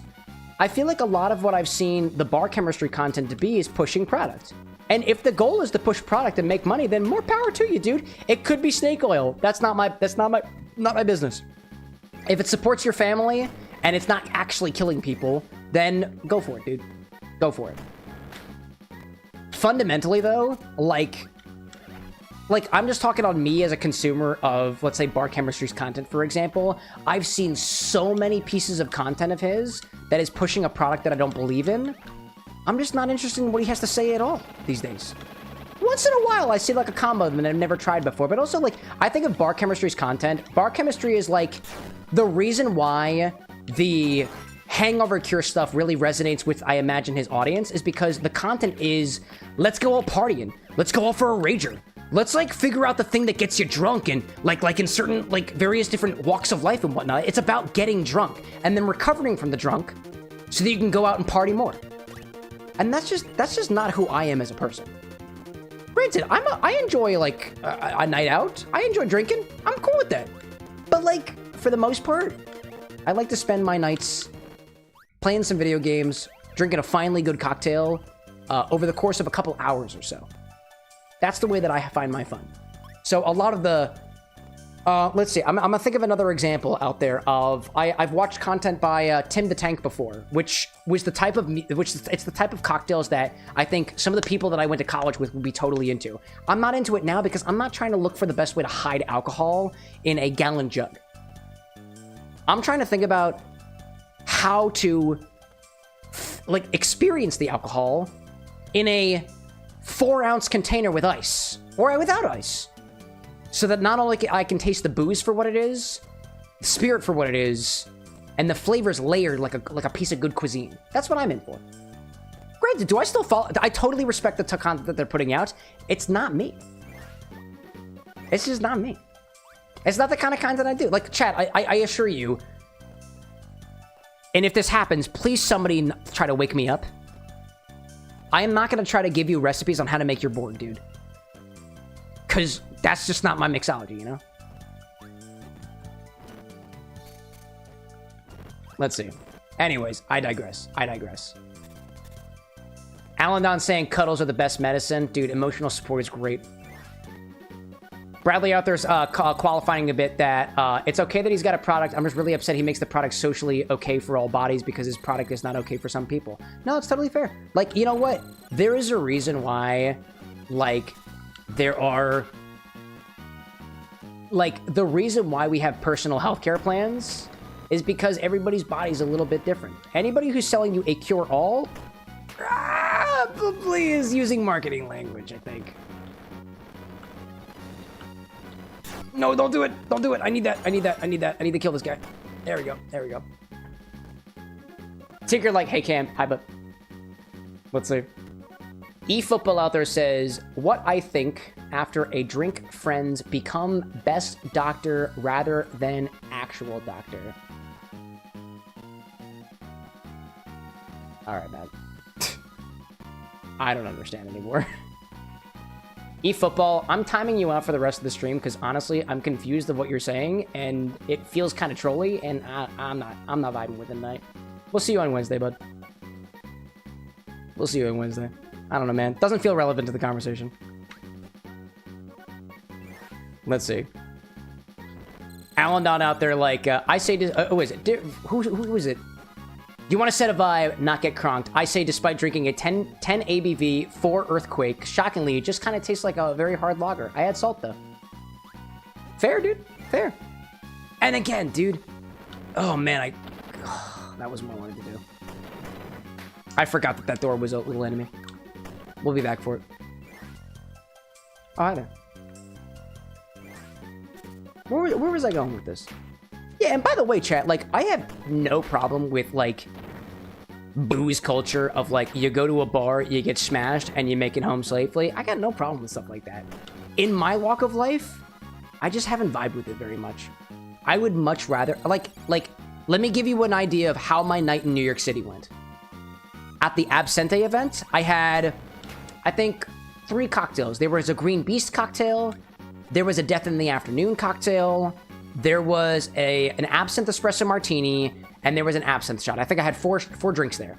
Before I got there, to calm my nerves a little bit, I grabbed a Guinness from a local pub, which was great. Totally prepared me for the night thereafter.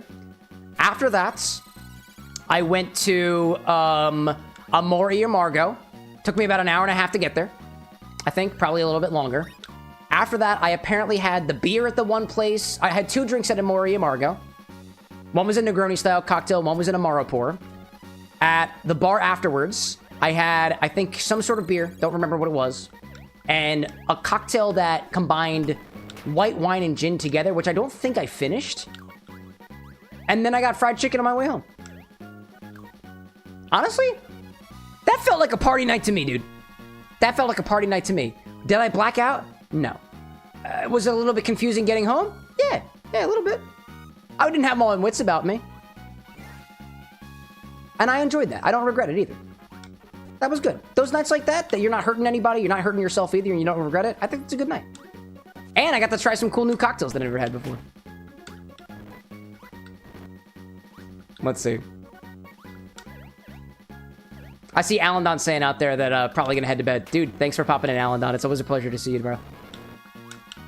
Zesty out there saying that your favorite thing to do while having some drinks is to play a game of Cards Against Humanity with friends, or just have everyone show just the funny vid on TV. The drink is to heighten the enjoyment of the people that you have with you're spending the moment with. Honestly, man, that idea of pulling out a game of Cards Against Humanity after a drink or so brings back a vibe that I haven't experienced since high school, dude. I played so much Cards Against Humanity that it just became a bother. I didn't like playing the game because I knew every single one of the cards. Oh, hi there, bud. Hello there, kissy faces. Oh, give me the star. There we go. I need that one. Yeah, Bradley, like, it's okay to buzz. Just be safe and thoughtful. Yeah, man. If you're getting drunk and, like, hitting people, not cool, man. If you're getting drunk and hitting on people, respect boundaries. That's the idea. Zesty, like, you have almost all of the expansion packs. Definitely have to play sometime. Obi-Wan's saying you gotta get all the booster packs. Zesty, like, did you open up the bigger, blacker box for the extra card? If you know, you know. If you know, you know. Tessa says, you have to play Hues and Cues. I'm pausing the game for a second. Chat, do you know what Tessa just said?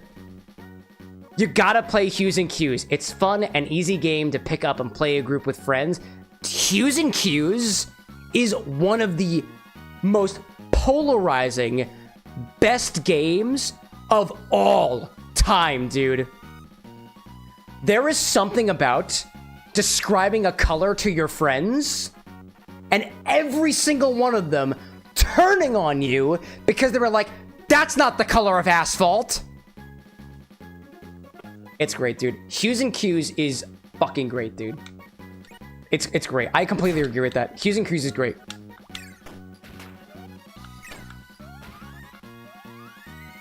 Hues and Cues is awesome. It's great. So the idea of Hues and Cues, chat, is like, I tell you that we're looking at a board of colors, and I tell you that the color I'm thinking of is,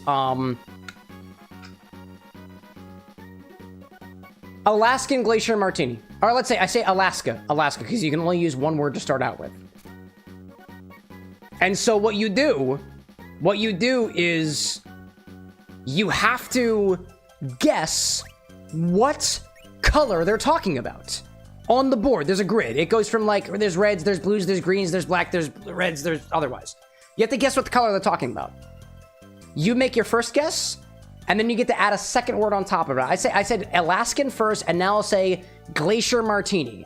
And you might gravitate towards a color that is a dark hue, like this Glacier Martini, this Alaskan Glacier Martini.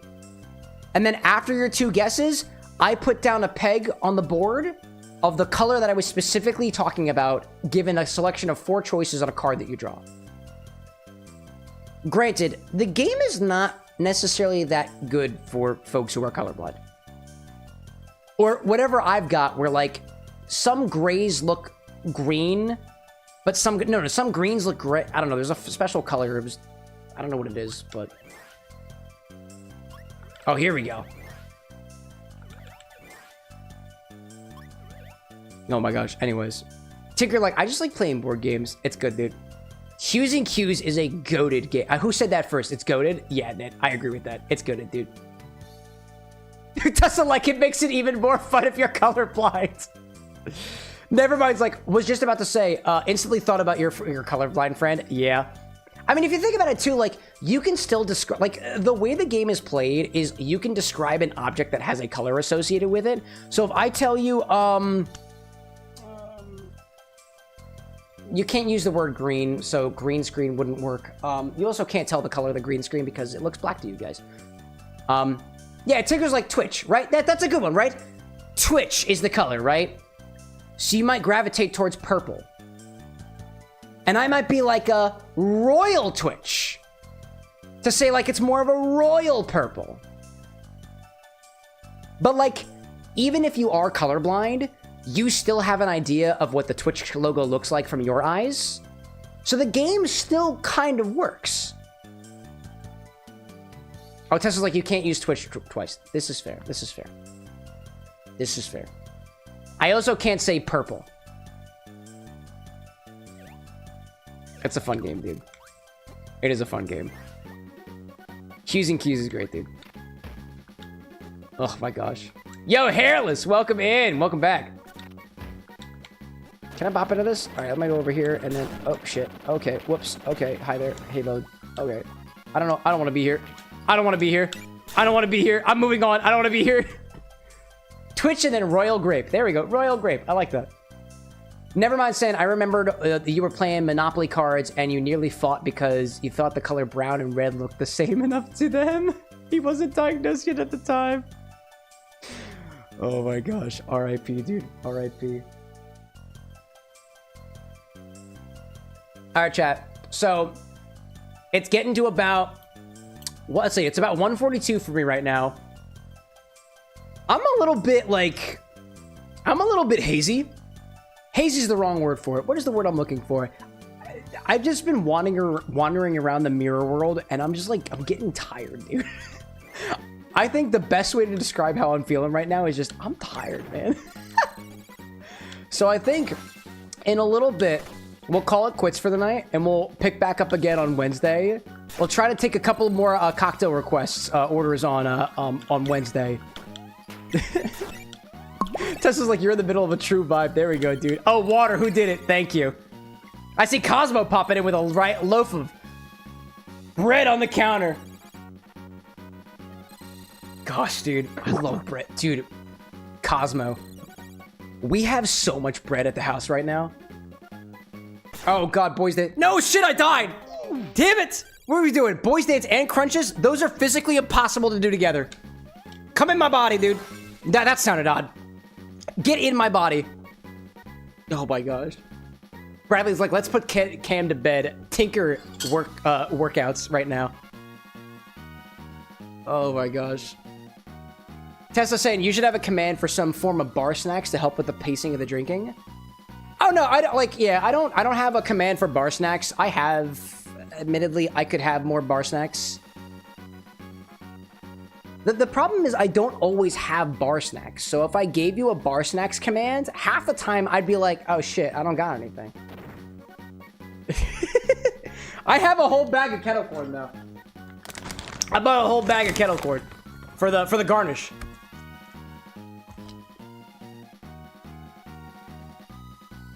Oh, Zesty, you're too kind, man. You're too kind. No, but like trail mix is good. It's good. It's a solid idea. This Kettlecorn is so good, dude. It's so good. Obi-Wan's like, I'll have to tell Anna that she needs to keep you stocked with snacks. Actually, chat, she kind of does. Aside from the Kettlecorn that I have right here, most of the snacks that I have here are because of Anna. There's actually trail mix on my desk that she picked up from the conference that she went to a couple of weeks ago. She got it from me, dude. I have it. It's just not within arm's length. And that trail mix is good, dude. It's salty. That's the way I like it. Nice salty trail mix. Obi-Wan, true. Like, she made the naan, which was also goated. It was. Hey, I see the gaming tactician popping in, dude. I hope you're doing well out there, bro. Good vibes in your direction. Thank you for the sub. How many Ys is that? 5? Wow. Whack. Breathalyzer at a time like this? Oh, wait. Oh, wait. The breathalyzer command worked. Oh, shit. It worked. Chat, is it me or is that the only time you've seen the breathalyzer command actually put a message in chat? I don't know. Yeah, chat, what are your guesses? How drunk am I right now? I don't feel that drunk. Zesty saying, I did get a recipe for that bread, but it was a non-starter. There we go, bro. Hold up, hold up, one blow. And then another one.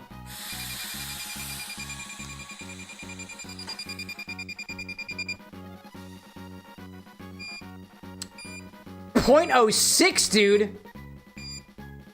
That's higher than I thought it was. That is higher than I thought it was. Alrighty then. Hey, I mean, to be honest, chat, that Kettlecorn Old Fashioned was 3 whole ounces. Gaming like that martini looks pretty amazing, by the way. It is very blue and very citrus forward, too. And it uses some Alaskan ingredients that I had just kind of laying around from that honeymoon I took a while back. All right, this is a new area. I remember this area specifically when I was in my youth. Oh shit. Never mind, like the glacier be hitting. Bruh. When the glacier's hitting.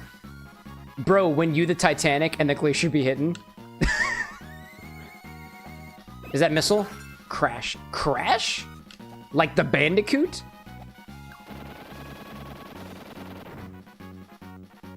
What could the crash possibly be? I don't like how close you are to... Oh, hi there. Goodbye. Oh, okay. I want that. This is mine now. Tessa, like, you should put a little boat charm in the drink if you have one.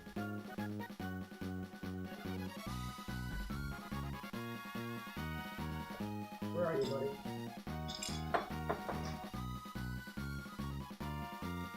So like, I don't have a boat charm, but like, what about a little steering wheel? What about a little like boat wheel? That's the closest I got to a boat charm. This was I used this last during the Dream Daddy stream. That was a while back. There we go. I gotta attach this somehow. Here, you know what? Will it stay? Will it stay? Dude, it totally stay. Bro, do you see this? Do you see this? Chat, I don't know if you can see this. Hold up. Do you see this? I gotta bring the cocktail angle over. Can you see it? Can you see it? No, you can't see it. Oh, you can't see it. No, yeah, you can. Look, it's floating. Hold up. Let me detach the cocktail angle. Here, hold up. I'm bringing you guys up. It's up. Did you just go upside down? That was whack. Hold up. Hold up. I gotta push you back the other direction. There we go. There we go. It's floating!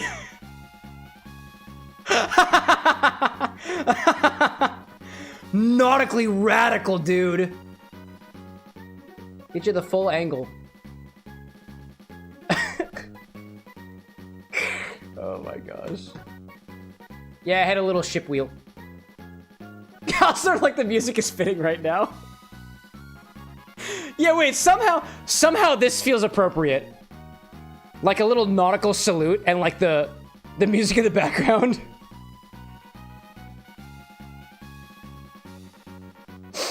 Oh my gosh. Oh my goodness gracious. So I got a little ship wheel. It apparently works. Sometimes it works, you know? Never mind given the lyrics of the song. What was it? Near, far, where? Near, far, wherever you are.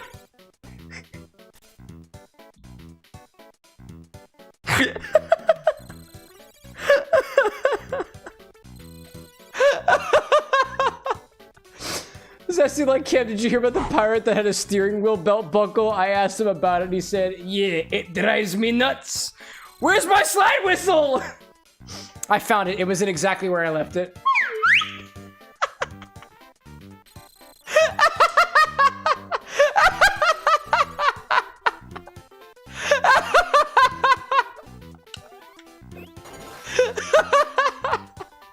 Oh my gosh. Chad, I need a drink. Oh, look.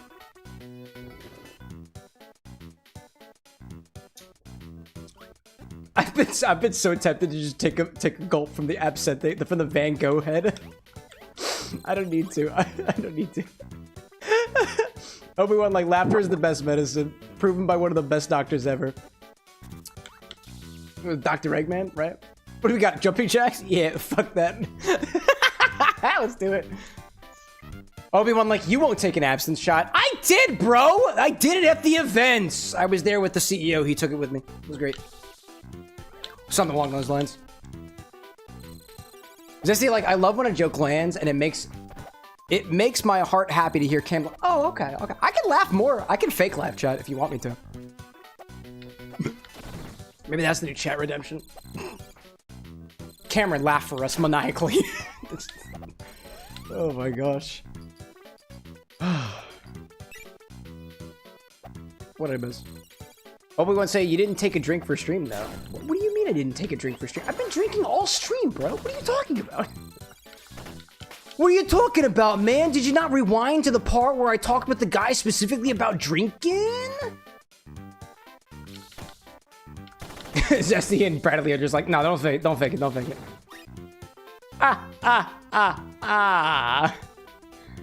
That joke was so funny. My diaphragm is it's doing something. It's doing something. My diaphragm is doing something, and it not feel good. Oh gosh. Cosmo, like, I have delivered bread. I go back to the void now. Giovanni, get some therapy. No, why don't you get some therapy? Who are you to tell me to get some therapy? Why don't you get some therapy? Get some cosmic therapy up in there. I'm sure you got some cosmic doctors. Bradley's like, one. I'm not the count. I will not the count. Chat, if you have trouble counting, I can't help you.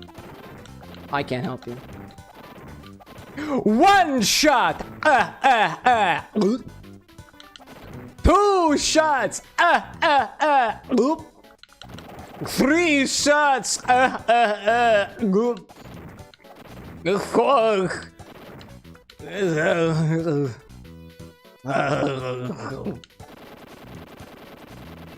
That's my impression of the count taking tequila shots.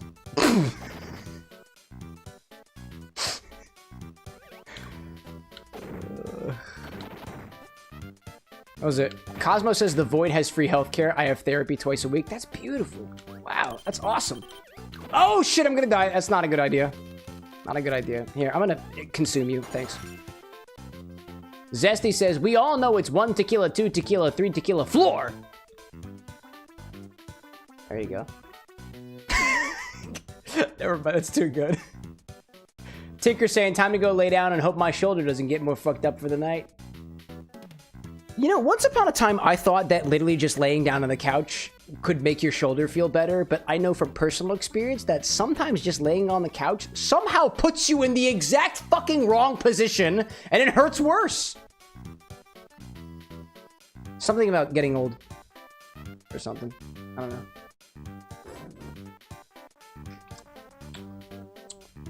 Chavik out there saying, I try to count drinks, but I lose count at 5. I don't know if that's the biggest number, but I can't get past it. Now, do you know that you were actually stopping the consumption of drinks? Or do you just forget that there's a number past 5 and you keep going? Because I'll admit, chat, like, one of the reasons why, like, I think I drank as much as I did while I was in New York was that when I drink, I tend to want to drink more. And that is a destructive cycle. Like, I know who I am, chat. When I drink, I want to drink more. If not for the fact that at least during these streams, like, I can keep track of time, it'd be worse in the mornings, you know? Sometimes. Oh, shit. Chad's like, there's a number bigger than 5? I hate to break it to you. But, you know. They say that experience is sometimes the greatest teacher. And I have experienced in the number past 5. Dare I say, I've experienced infinity. And the concept thereof is like a little higher than 5. Just a little bit. Just a little. Cosmo out there saying that you prefer the fluffy floor finder. That way you're not passed out on hardwood, but in soft plush carpet. Solid. Solid idea, you know? I see that out there. Let's see. Obi-Wan say, you've experienced infinity, what, 80 times now? Yeah, I did. I did.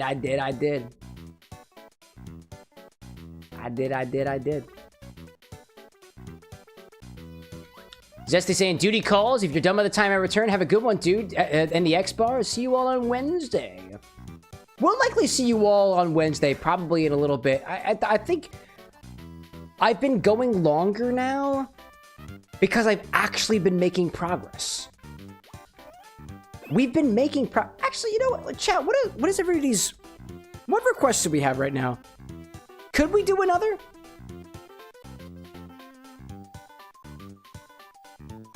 Could we do another? Nah, it doesn't look like there's any, like, simple requests right now. Actually, hold on. All right, who's out there? I got a request from CJ, Lillian, Bento, Rosewitch, and Big Callan. If any of you guys are out there, let me know. Tinker's like, a gin and tonic. Gin and tonic. Easy. Cosmo, like, Giovanni, why did you put Grey Goose in the spaghetti? It's called penne vodka. What do you mean? It's penne vodka. Obi-Wan saying, I'm tempted to make your own infinity bottle now. To start, it'll just be a shot of each liquor you get. Dude, valid. Osnard with the biddies. I appreciate that. I just want to see the measurements, Sir Bartender. For what? For what? More details. I require more details. Require more details. Bradley saying, I hope Wednesday is as fun as today was. This has been much fun today. Thank you very much. Thank you. Thank you so goddamn much. You're welcome. May goddamn it for you. Annihilator says alcohol levels. I want to see the measurement. Oh, for the breathalyzer? Oh, you gotta pay for that. Last measurement was 0.06. Oh my gosh. Osner like 5 gifted for a shot of absinthe. Oh no, sir. I'm sorry. You misunderstand. I don't take shots for money. I don't take shots for money. Oh, I do see that Obi-Wan literally just requested a shot of Van Gogh absinthe. Cosmo, though. Cosmo's building something. Wait, Cosmo! It's the construction worker special! Right? Right? That's the 2 parts blue Powerade and 2 parts energy drink. You gotta pick an energy drink, though. Dude, actually, Cosmo, since you've been here last, I have a number of more energy drinks than I did previously. Actually, did I get that Monster? No, I got the Monster Energy Variety Pack, dude. I got the Monster Energy Variety Pack. Green Monster? Oh my god, dude. And 1 part vodka. I'll at least give it a taste, dude. What do we got? Do I have the green? Oh, I don't have the... Hold on, let me see if I got it.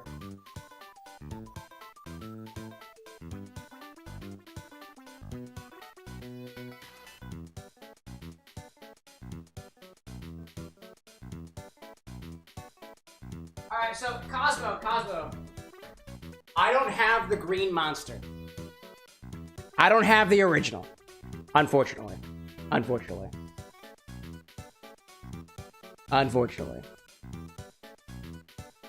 Let's see. Oh, Osner was saying, I did pay for the redemption, but that's okay. Oh, wait, did you wait, when did that happen?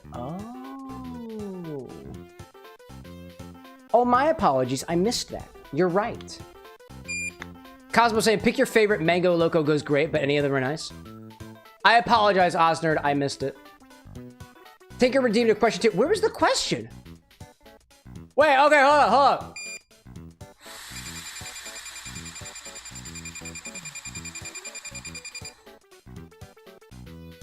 The random question is, what do you think about marriage and kids? I am married and I want kids. 0.05, 0.049. There we go. I apologize, I missed that. Admittedly, my redemption queues are fucked up. I don't know what's up with it. Let's see. I see the Apple in chat with a bunch of ellipses. Don't spam my chat or I'll be coming on you, Apple. That is a threat and a promise. I also see that you're on YouTube Vertical, so my assumption is that you're some unhinged motherfucker who just scrolled in from God knows where. It happens, you know? Let's see. Osner, Cosmo. Cam prepares to enter the world of blue-collar coping skills. It's possible. Apple, bro. Apple, I'm just gonna give you one warning, man. Speak in sentences, or I'm just gonna kick you. Help you. Alright, cool, man. Get out of here, dude. Better luck next week. I don't get it, dude. I don't get it. Cosmo! I also don't have blue Powerade. Does blue Gatorade work? I got blue Gatorade. Do I have blue Gatorade? I definitely have blue Gatorade. And you said mango's good, right? Mango's good? We're gonna do that one. Sure, it works this time. Maybe this time. Osner's like, Gatorade isn't Powerade. I mean, no, you're right. It's not. It's what I gotta work with what I have, bro. I gotta work with what I have. That's all I can do. All right, chat. We're gonna do one more drink request. Only because I cannot even remember the last time I had the pleasure of interacting with Cosmo and the construction worker special. This is a long time coming. It requires hydration, energy, and the willpower to make it through the day. I've got that. Let me bring us over to here. I have to do the things. We're at the bar formally now. This is the request, chat. This is the request. Tessa's like, too bad Tony the Toolbox isn't here. Tessa, by the way, have you listened to Tony the Toolbox's theme? Also, did you know that Tony the Toolbox is voiced by Roger Craig Smith, the voice of Sonic the Hedgehog? I discovered that recently. Anyways, the construction worker special. This has been a long time coming, by the way. This has been a long time coming. Let me just link this recipe a little bit. Osner would say, can I just say that I appreciate the music in the background with all of this? It's a specific type of energy, and I want nothing more. I want nothing more. Empty, there we go. There we go. So it is 2 parts. I'm gonna say blue sports drink, cool blue Gatorade, and then 2 parts energy drink, right? We're using Mango Loco Monster because it's the best. And then 1 part vodka. We're using the Grey Goose on this one. Why the hell not? Life is meaningful only when you make it that way. Method, we're gonna build this right in the glass. Cosmo, do I have to shake this? No, we're not shaking a carbonated beverage. Never mind. We're building this right in the glass. Build over ice. There we go. Let me know if that recipe looks correct to you. Let's see. What did I miss? What did I miss? Cosmo, like my first time here, I made Cam drink the brain melter. I remember it, dude. I remember it. Sounds amazing. Great! That's what we're doing. That is what we're doing. All right, let me go grab the blue power, the blue Gatorade, because that's what I got.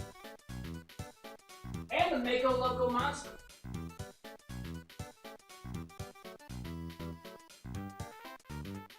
Oh, wait a minute. Wait. Cosmo, I have exciting news. I have original Monster Energy. It's just in a container that wouldn't make it seem like it was obvious. This or mango?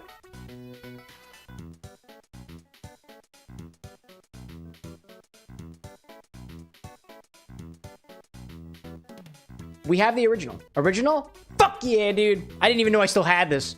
That's awesome. That's awesome, man.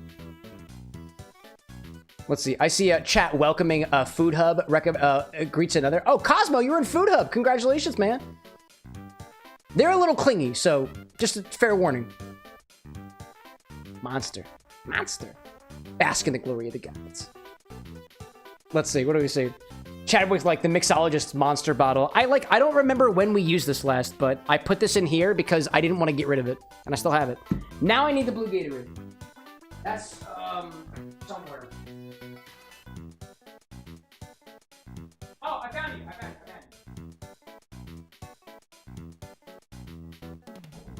Cool blue Gatorade and vodka.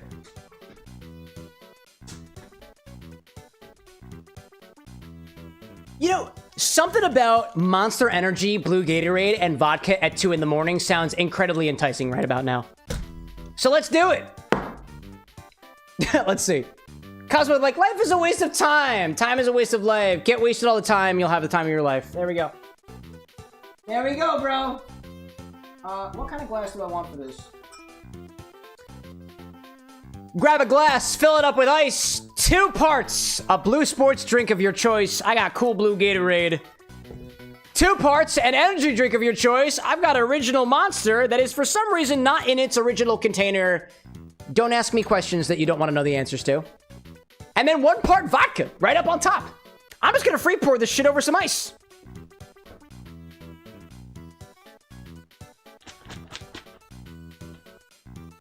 What do I see? I don't know what's happening in chat right now. I'm here for it, man. I am here for it. All right. Let's pour this right in the glass. 2 parts of blue sports drink. I got cool blue Gatorade.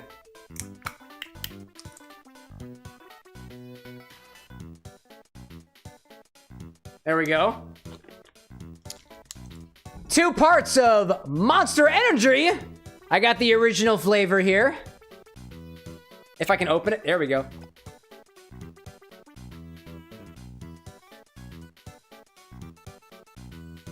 top it with vodka.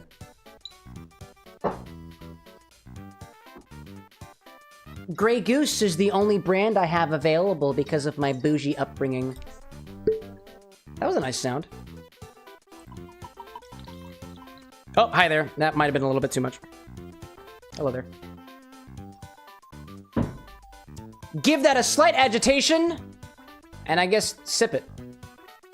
Cosmo's like, Grey Goose is perfect.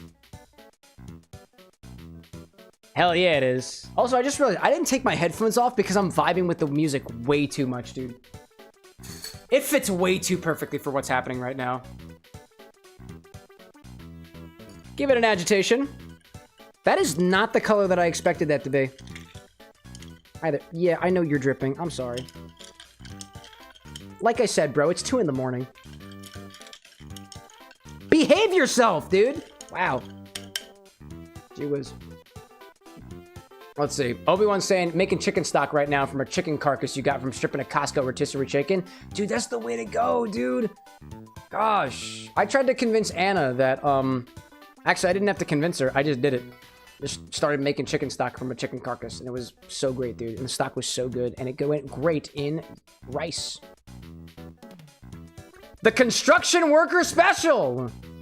Cosmo, I feel like I remember a time when you requested this for the first time. I didn't have the energy. I didn't have the Powerade. I didn't have the sports. I didn't have the energy.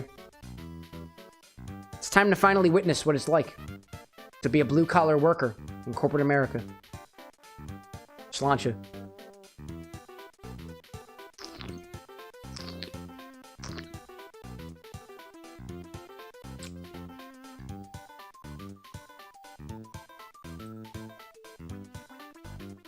That just kind of tastes like Monster Energy with like a hint of blue raspberry to it.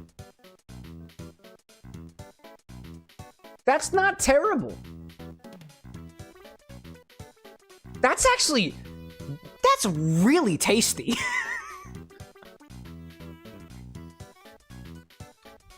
That's got that fruity sweetness with a mild carbonation, a slight little salinity from the Gatorade that I used. That's a pick-me-up, dude. Now, I can't officially say that the best course of action for a productive work day is vodka, energy drink, and electrolytes in the morning. But like I said, it is 2 in the morning. And it tastes pretty good. Cosmo says, welcome to my domain, child of the void. Bask in the glory of back-breaking labor. Is that an invitation for me to crack my back? Because, like, I will, dude. Check this shit.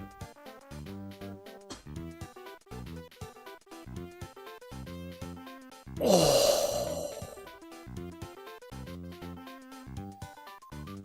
Oh. Yeah, I needed that. Cosmo, thank you. For multiple reasons. Cheers. You guys probably didn't hear that, and that's probably for the best, you know? Never mind, I'm like currently working out right now, Cam. Let me have a sip. Weren't we just talking before about not combining your workout routines with vodka?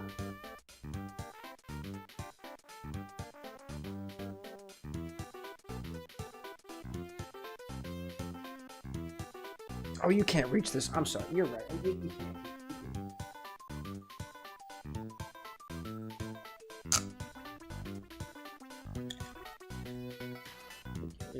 Here we go. It's just...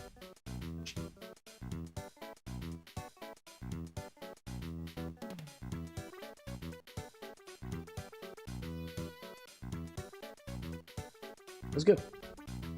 Cosmo, like, have I truly become just a mythical being of this community? Hey, man, you can be whatever you want to be. Obi-Wan, get your mouth off of Nevermind Strut. Jesus Christ, man. Jeez. Hacker, seriously?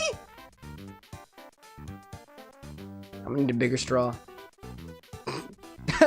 Black Kate in chat like tastes like a lava lamp. Is that what Monster Energy tastes like? Bro. Dude, Cosmo, I kid you not. I've been meaning to try this for so long, dude. Everybody is sipping on it right now. That's how it be, dude. That's how it be. Oh my gosh. Appreciate it, Cosmo. Absolutely unhinged. Gosh. And a totally other topic. Obi-Wan's like, I love making homemade Alfredo sauce. Homemade Alfredo, that's such a great idea. What a great idea, Obi. Where did you get that from? I love the idea that Obi-Wan was just like, oh my god, homemade Alfredo. This is not just the construction worker special. This is idea juice. Take a sip from the beautiful libation that is the blue collar, construction worker special, the blue collar special, and see what ideas you come up with. It could be Alfredo. It could be a game idea. It could be a complete change of career. That's just how it goes. That's just how it goes. It's a muse in a glass. Absolutely divine. Absolutely divine. Firewolf out there like, I've only ever had energy drinks twice in your life. Wasn't in a mental state to actually taste them either time, but your heart rate at the time told you that you'd made a mistake. Honestly, chat, like, I don't drink energy drinks. I've thought about it, actually. I have thought about consuming energy drinks, like, instead of coffee, because I actually don't have any coffee right now. I haven't been making it. I've thought about sneaking into the bar stash and using the Monster Energy that I have there, but I couldn't bring myself to do it because that's not for me to play around with, chat. That's for you guys to play around with. It's for drink requests. It's not for me. Fire Slasher, welcome in. What am I drinking? The Construction Worker Special. If you want the recipe, feel free to type !sips in chat, or if you're on the vertical side, tap your screen. It should be on the screen right now. It's a request from one of our viewers. Actually, who's sitting right next to you. Drew, welcome back. You woke up. Congratulations. Obi-Wan talking about the Celsius drink out there. Not bad, but tea and coffee is better. Oh, for the Celsius? I think I've had a single Celsius before, and I can agree with that sentiment. Hacker, like, you want to sip from mine? It's a fire and brimstone. What's in the fire and brimstone? Teach me. Teach me. I want to know, can you drink me? Yeah. I know what I said. Fire Slasher saying you're playing Kirby? Kirby in the Amazing Mirror. Or does that close too fast? It does close too fast. Okay, hold up. We gotta wait. No, we gotta wait. There we go. Get on in there. Yeah. That's what we wanted to do. What are we talking about in chat? People are talking about dried chicken? Oh, dude. Chicken is good. Chicken's good. Tessa's talking about super dried chicken or pork that's been finely shredded, grated over rice. Oh, yeah, dude. There is actually a container, and this might be mildly discussion to some viewers out there, so you've been warned. I have leftovers of chicken and rice that has probably been in my fridge for a good 2 weeks. It's still good, and it tastes great. I was eating some just this morning. And you know what? Before I go to bed, I might eat some more. Because between you and me, chat, that chicken and rice that I made a while ago from a rotisserie chicken from the local grocery store that I did wind up putting in water to make a stock out of. Where was I going with that? Oh, yeah, no, I've eaten it after stream quite a few times, actually. There we go. Zesty saying that your favorite energy drink brands are Gorilla, Mind, G Fuel, and Raze. Always looking for more brands to try. I guess Monster's an option. Jay, like, chicken stock infused cocktail when?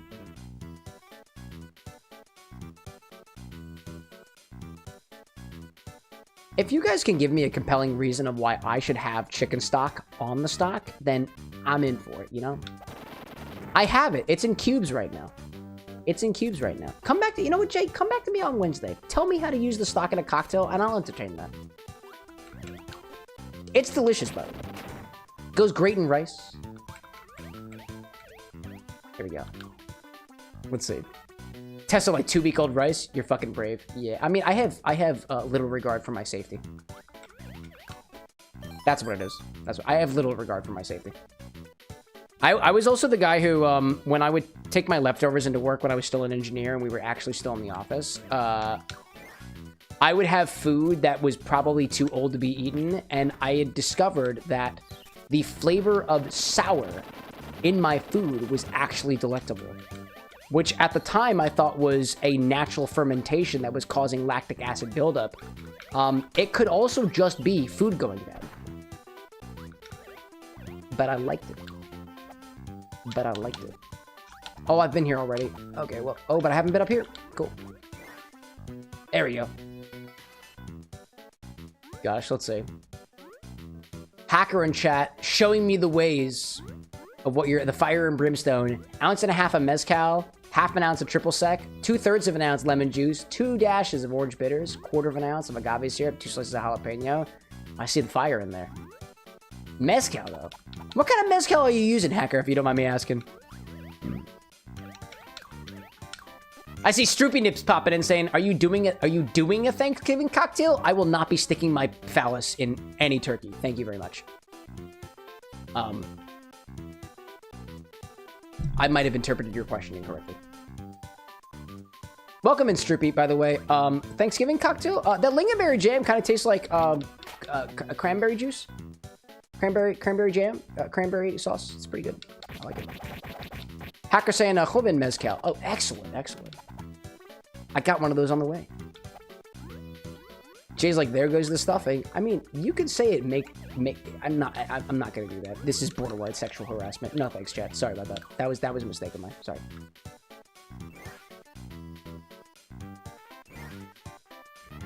Anyways, Thanksgiving cocktail. Somebody reached out to me about doing potentially like a Thanksgiving cocktail collab, but nobody followed up. So I told them I could get a turkey, I could get turkey fat, I could get cranberry sauce, but nothing, you know? Tessa says, I'm giving you heart palpitations specifically with food that has gone on. Yeah. Trust me, I know. I am aware of the dangers that I put myself through. I'm still alive, though. And I think I've gained an appreciation for lacto-fermented beverages because of it.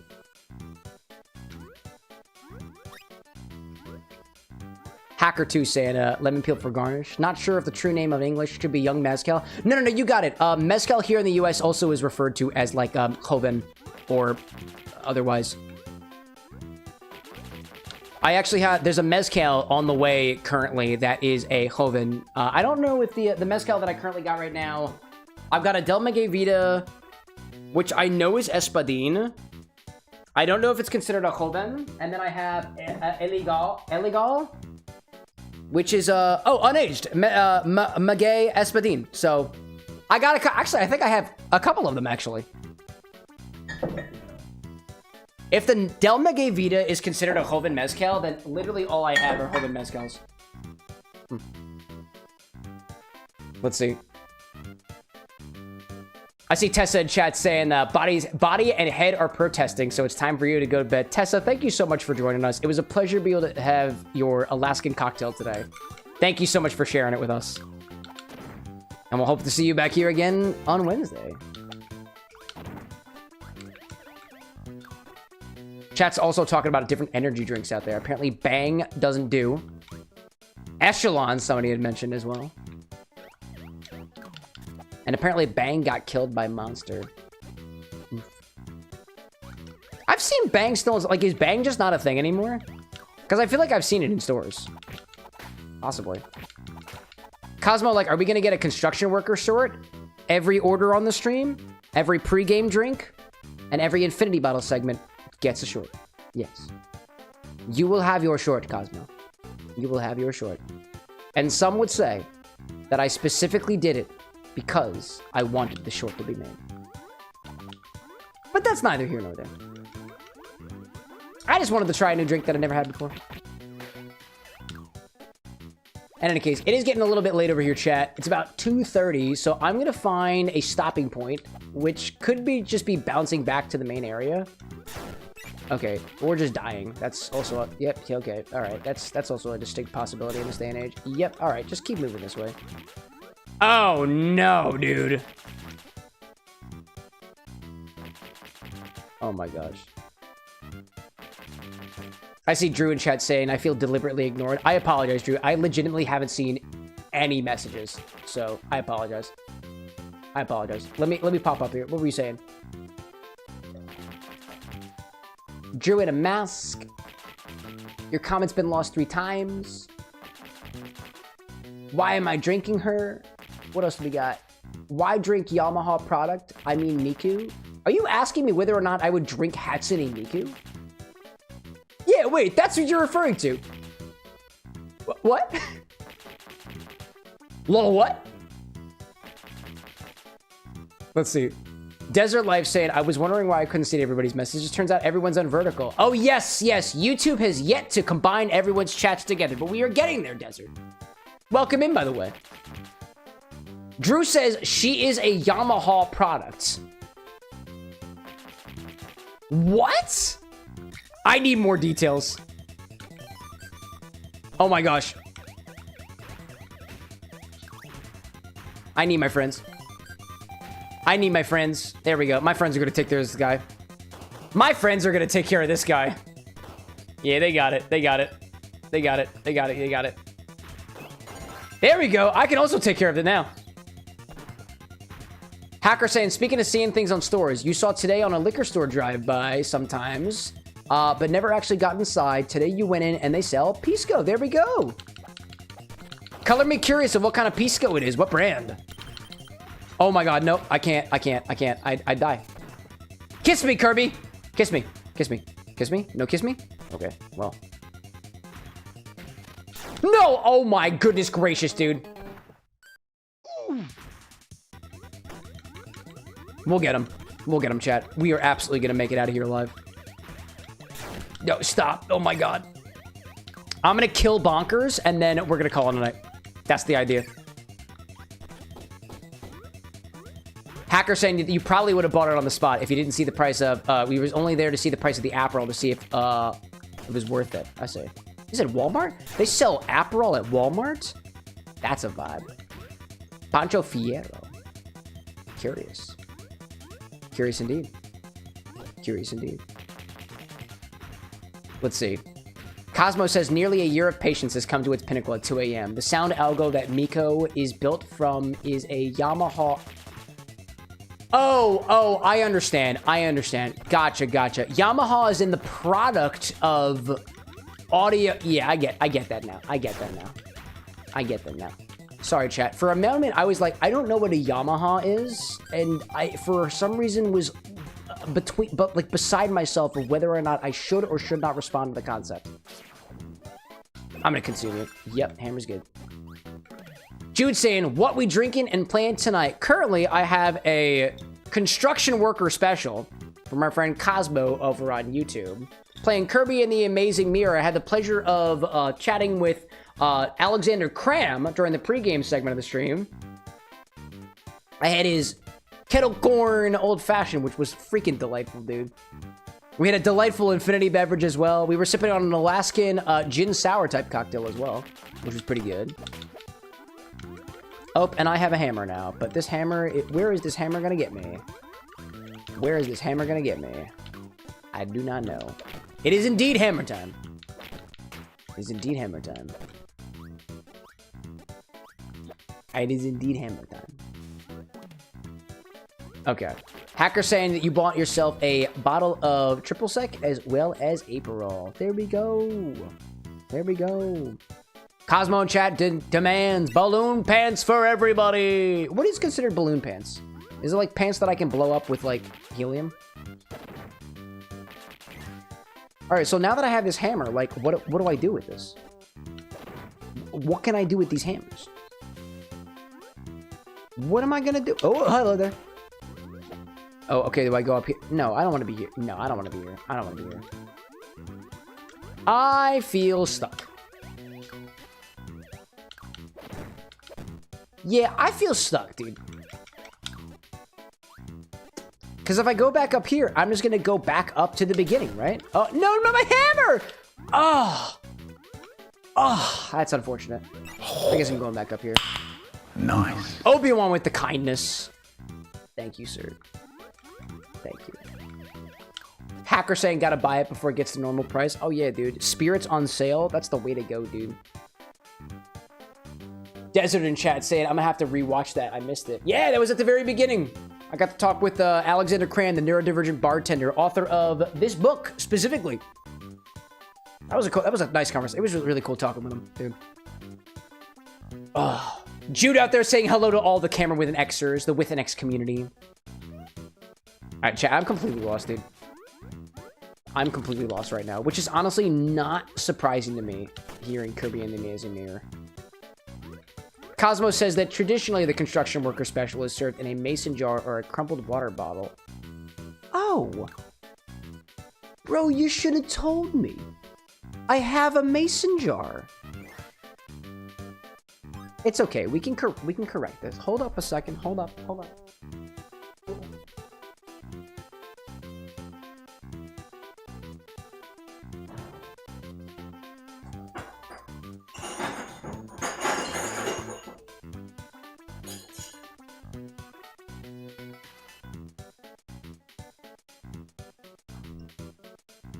Stop everything, chat. I chose the wrong glassware. Oh, really? Lucky for you, I've got a solution for that. Haha! Now it's in a mason jar.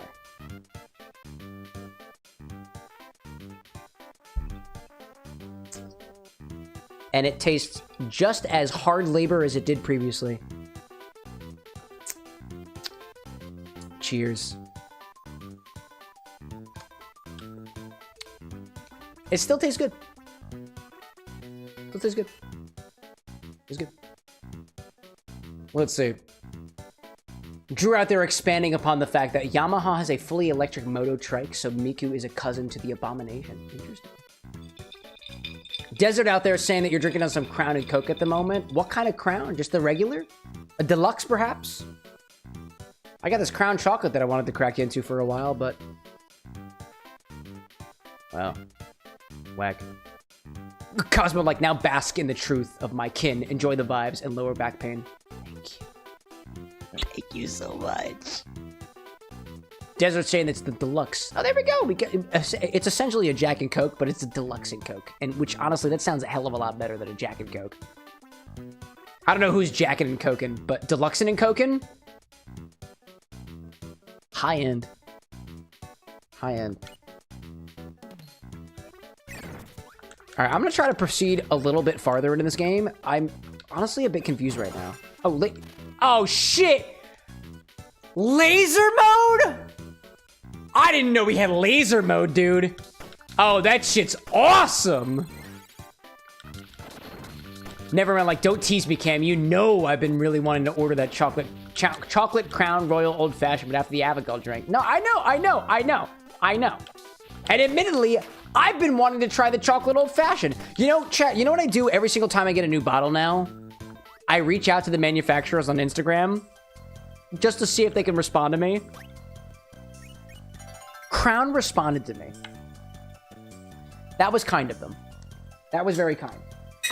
Of all the brands that I reach out to, Crown was just like, yeah, here's some info about the product. I was like, oh my God, thank you. It was very kind of them. All right, so this gets me back here.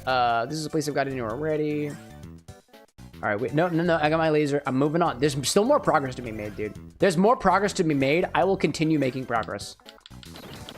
This is directly what I wasn't able to accomplish as a child. And don't you know that the entire existence of my adult life is to make up for the things that I couldn't accomplish as a kid? Obviously. Duh.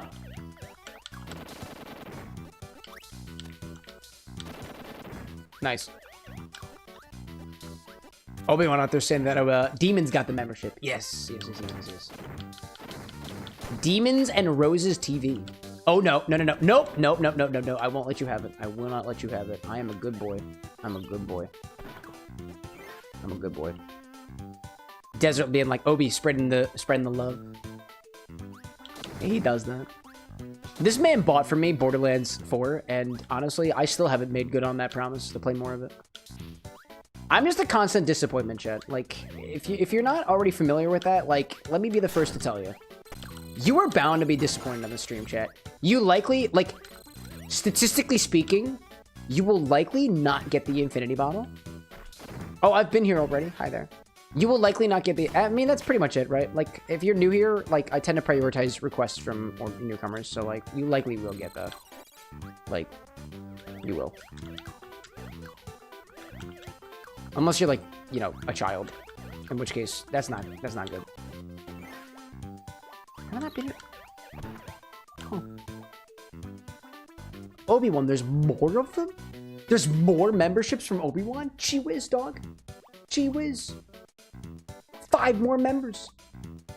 Who's it going to?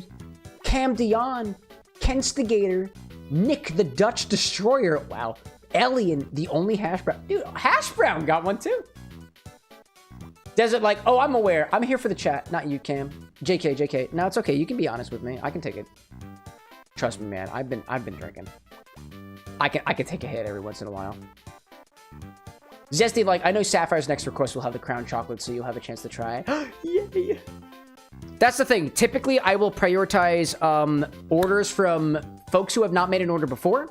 I'll prioritize bottles that have not been opened. And there's probably other criterion in there, too. I just can't remember off the top of my head. And excuse me, can you guess why?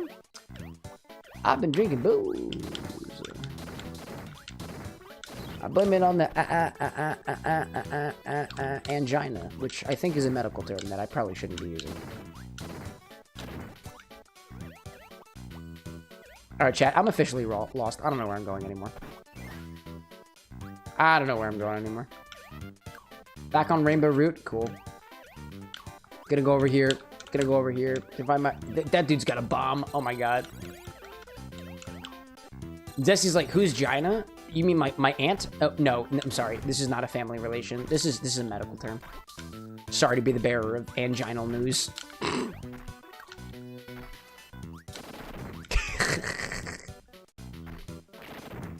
Cosmo's like, Cam is just making excuses because he knows his OG chat will just redeem Malort and Everclear. Cosmo, you realize they redeemed Everclear last week, right? Like, the last stream that it made available, it was Everclear. Like, it's not the previous chat who would do it. It's the current chat. oh, they're already aware. All right, okay. Well, so long as everybody's aware, right? Obi-Wan says, in all caps, he's got a bomb, everyone on the ground. Whack.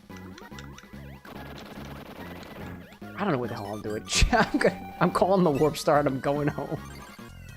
I'm so lost right now, chat. I don't think I am capable of making progress in Kirby and the Amazing Mirror in the state that I am right now. So I'm gonna bring things to the end screen. I'm done, man. I'm going to bed. Oh my gosh. Chat, this isn't one of those streams where I'm like, I'm done because I'm like fed up. I'm like, this is one of those streams I'm done because the vibes are high and I have absolutely zero capability to keep myself moving forward with the game or even cohesively monitoring the chat. So thank you everybody so much for this awesome night. This has been a really awesome stream. To everybody who joined me in the very beginning of the stream, I was joined by Alexander Cramm to talk to him about his life as a chef, his bartending career, his mixology career, his new book, The Neurodivergent Bartender, which he sent to me. We shared a Kettlecorn Old Fashioned using this Cracker Jack whiskey recipe that he gave me the details of. The details of how to make the Cracker Jack Old Fashioned, the Kettlecorn Old Fashioned, as well as the Cracker Jack whiskey is in the description of the YouTube video. It is also on in the Discord server as well. There will be shorts for that video. There'll be shorts of the different cocktails that we made during the stream. The infinity bottle opened up and we added some Japanese whiskey to it for the first time.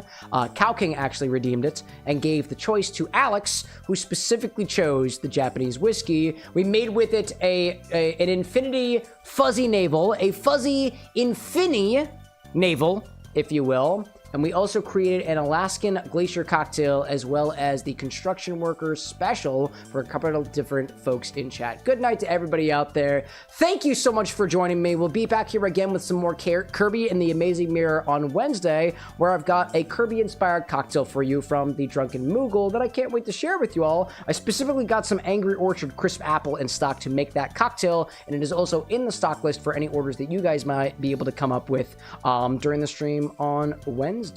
I've also got, when we get into the stream too, there's also a couple of new bottle editions here at the bar, and one of the things that I've been doing a little bit more of is anytime we get new editions here, I will start the stream with the new editions that we've got, including that Absente bottle, a couple other bottles that I've got currently sitting on the desk over there. They're already up on the stock, so if you're working on a cocktail recipe, the stock is already updated for that, and I look forward to seeing what your order is on Wednesday. So I see Jess popping in at the very, very end. Too late for it to return? No, of course not. We'll be back again on Wednesday. To everybody who joined me here at the very, very late, let's see. To Cosmo and Drew and Zesty and Nevermind, Obi-Wan, Chadwick, Desert, and Jess as well. Thanks everybody so much for joining me. I'll see you again on Wednesday. If I didn't say that at least 3 times already, I honestly don't remember how many times I say it, but I know I didn't say this part, which is, if the moon is shining, have a great rest of your night. The sun is shining, have a great rest of your day.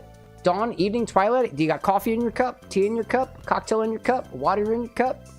What's in your cup? Is it blood? That's fucked up. I guess, maybe. I don't know. I lack context. Anyways, good night, everybody.